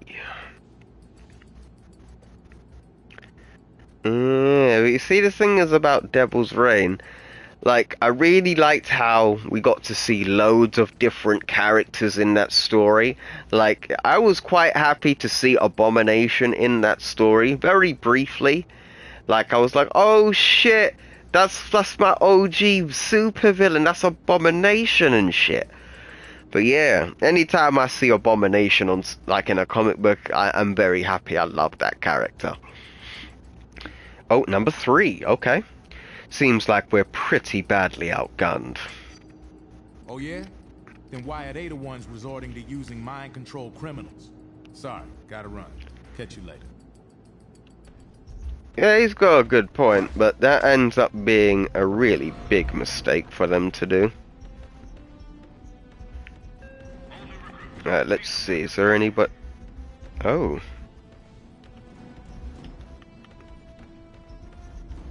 Why do you have that symbol above your head, but I can't interact with you? Nobody in here. I think we've pretty much spoken to everyone in here. But for some reason, there is an icon over Cable's head. It's sad that I like Iron Fist during current in-game drip. Yeah, I like his drip too. Then again, I like both of this. I like both of these suits. Like, I like this one, and I like this one. It's different. You don't always get to see something like this, but it's also a very nice suit. And this is supposed to be Wolverine Secret War. It's supposed to be an interpretation of that suit. But yeah. And then we got Ultimate Juggernaut. And we got our Red Hulk. But yeah, folks, I'm going to end the stream. But before we do, I just want to say thank you all so much for being here. Like, you guys are some of the best people I know. Always out here supporting me, always showing mad love, and we've always got something in common to talk about. Like, the questions you guys have come up with today have been absolutely a dream to answer. So I want to say thank you all for joining the stream, and I hope you enjoyed. And if you got any last questions before the stream, feel free to ask. I'll ask some short questions right before we end. So if you got anything to ask, you got any recommendations you would like to see on the channel, I will spend the next 2 more minutes, or probably 3, answering questions. So if anybody's got anything to ask, feel free to. But as we do so, we're going to cycle through some of these suits in the meantime. So feel free to ask me anything, people. So here for you, SOP. Long live the Ultimate Universe. Long live the Ultimate Universes, I say. Yeah, I know I'm not liking everything, but I want to see the comics win. I want to see them improve, and so on. Oh, and Andreas said, I would like to hear that comic story speculation on a video. Yes, I think we're overdue for doing that. So I'm gonna do my speculation video for Ultimate Black Panther. I'm also gonna include your quotes or your theories as well, so do not worry. I have the entire chat screenshotted, so do not worry, folks. I've got all of your questions. But any other theories you would like? So I do have Ultimate Black Panther, and we also do have like Ultimate Incursion and that. But we also can do some fan speculation for like other things as well, maybe the MCU if you would like. But yeah, I would gladly make speculations videos for you. But to hear that one specifically, I'll get that done by next week for you. And oh, he said, Spider Saiyan 1610 says, not gonna lie, Magneto's Ultimate Universe suit looks sick in this game. Yeah, I know, innit? Because if you think about it, we didn't actually get to see this suit very often. Like, this particular suit was not used very often. So we did get this briefly. I think Ultimate Captain America has about... Not Captain America, Ultimate Magneto, sorry, my apologies, has about 3 or 4 suits in the original Ultimate Universe. So he has the more brighter purple and the red cape with the red highlight on the helmet with the brighter purple and bright silver, well, a bit similar to the ones that he has right now. And he had a more red and black suit, akin to the suit that Magneto wore in X-Men Days of Future Past, the movie. And what else do we have? So, do you think Bucky looks like a young Steve? Not really. I mean, it depends on which version of Bucky we're talking. So, if we're talking World War II Bucky, I think Bucky and like Steve Rogers before he got the super soldier serum were at a similar height in the comics. I could be wrong about that. As young as Steve. Oh, so yeah, I could see that because they were both soldiers. Like, yeah, I see that resemblance there between Bucky and Captain America because they basically came from the same part of New York. They both served in the same units in World War II. I could actually see that resemblance there. But that brotherhood relationship between Captain America and Bucky is what I would like to see again. Hopefully in this new Ultimate Universe, but yeah, I see Bucky as a young Steve Rogers. Yeah, I could see that, especially with that super soldier serum in 616. So I'm going to extend it to another 2 minutes. So I'm going to end the stream at 10 past 2 a.m. So we got 2 more minutes. Anything else you guys would like to ask before we end the stream? Feel free to. But yeah, so how is it gonna work with Bucky, with like with Wolverine being the Winter Soldier? So who's Bucky going to be? Is he going to be Marvel's Red Hood? Like, I'm sorry, like, if you're gonna be Red Skull, like, you have to have, like, your skin on your face is turned red, or go with the OG Ultimate design. But anytime I see, like, the red motorcycle helmet, that kind of design, I think of Batman Enter the Red Hood, with that, like, kind of mask design. And then we got, do you think Bucky will give John Walker all the serum? Yes, because of the relationship these soldiers have with like the Grand Commander of this like Red Skull, Punisher group, I could see Bucky using other members of his group and giving them the same super soldier serum, or giving them Walker's blood even. But yeah, seeing John Walker in that group was a bit odd for me personally, because I'm not too sure if he was supposed to be the Punisher or just another one of this Bucky's lackeys. But I would like to see more, or not even that. Could he potentially be Crossbones in this universe?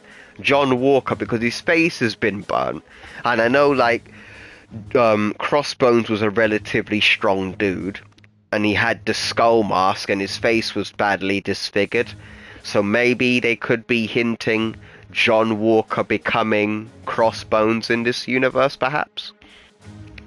And what else?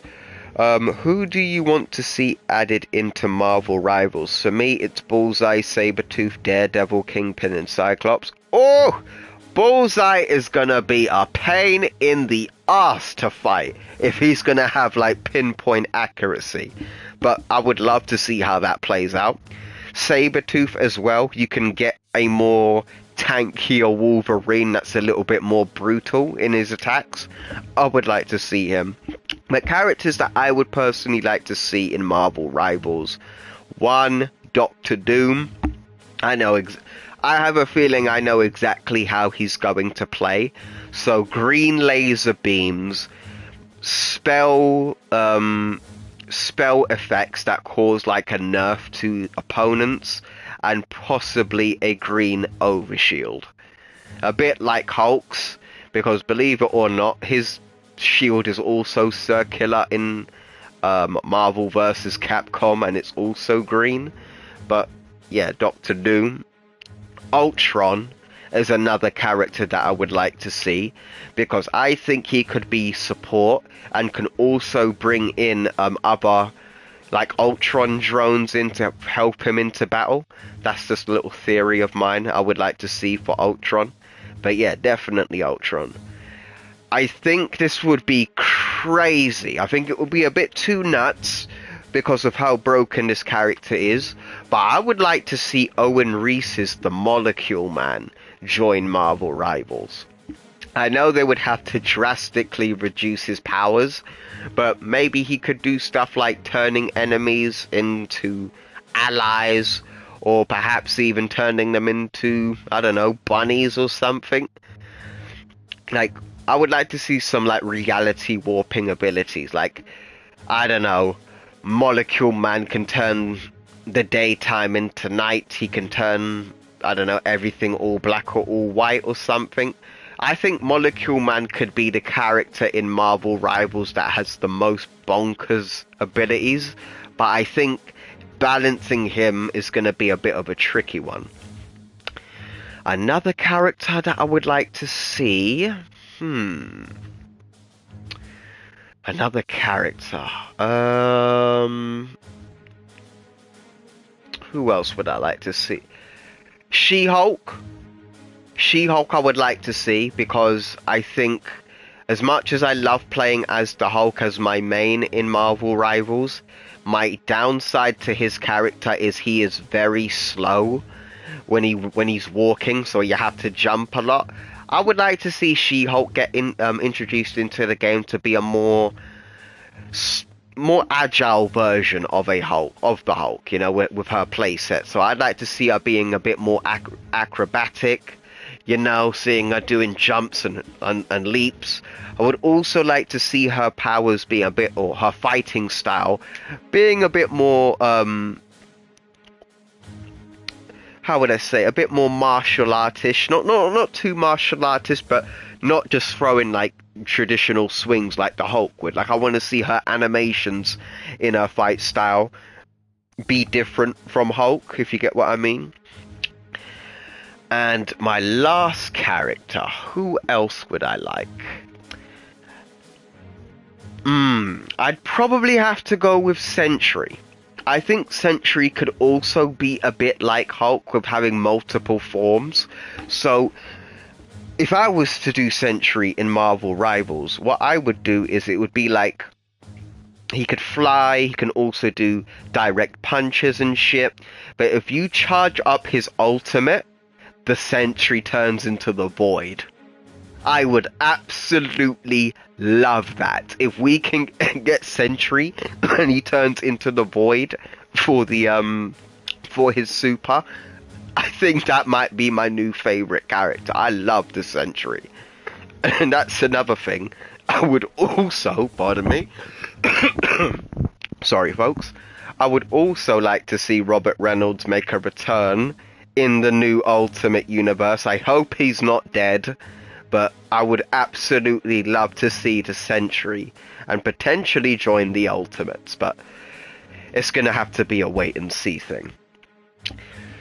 So, let me see, any other comments? I meant, like, did Bucky take some of the serum for himself and give some of his own blood to others? So I think that might be the case. I think, yeah, knowing that John Walker has super soldier serum from Tony Stark, I think Bucky's character is going to take full advantage of that, because he already did with John Walker, but John Walker at that point in time, when he was about to go fight the Avengers, or sorry, the Ultimates, his face just got burnt instantly by Ultimate Human Torch. So I want to see what John Walker is capable of, but the first interaction with him, he pretty much got defeated on the spot. I want to see more of him, and I think that's exactly what's going to happen. But yes, I do think Bucky is going to be using that super soldier serum in some shape or form. But we also do need to know where he's been all this time, you know, because he still looks like he's still a kid based on his height in the comic, but I'm not too sure if he's older, or, you know, if he's aged up. We didn't get to see his face, but based on how he spoke, it sounded like Kid Bucky. Oh, Sentry would be OP. He can turn into the Void in his ultimate move. Yeah. If we can get that Sentry turning into the Void, like that crab-like creature, I think it would be really cool. But that's all I've really got for this one now, folks. It is now 2:16 AM. I have been doing this for a good few hours, so we've got to end the stream here. But thank you all for watching, and Andreas and Spider Saiyan 1610, I just want to say you guys have made my day. You've made it absolutely fun playing and live streaming this, and you've actually made my passion come back for comics. So yes, thank you all so much for your support. I'm going to get on to your requests, guys. I'm going to do your theory video when it came down to Ultimate Black Panther, so stay tuned for that. I should try to get that out by the ending of the week. So thank you all for watching. I hope you guys enjoyed. Make sure you drop a like if you enjoyed, and subscribe if you are new, and I will see you in the next video. Take care. Nice, so glad, and do movie reviews. I got you, buddy. We're going to be doing more movie reviews, I promise you. Bye, guys. You have a good night, and take care, and I will see you all in the next one. Peace.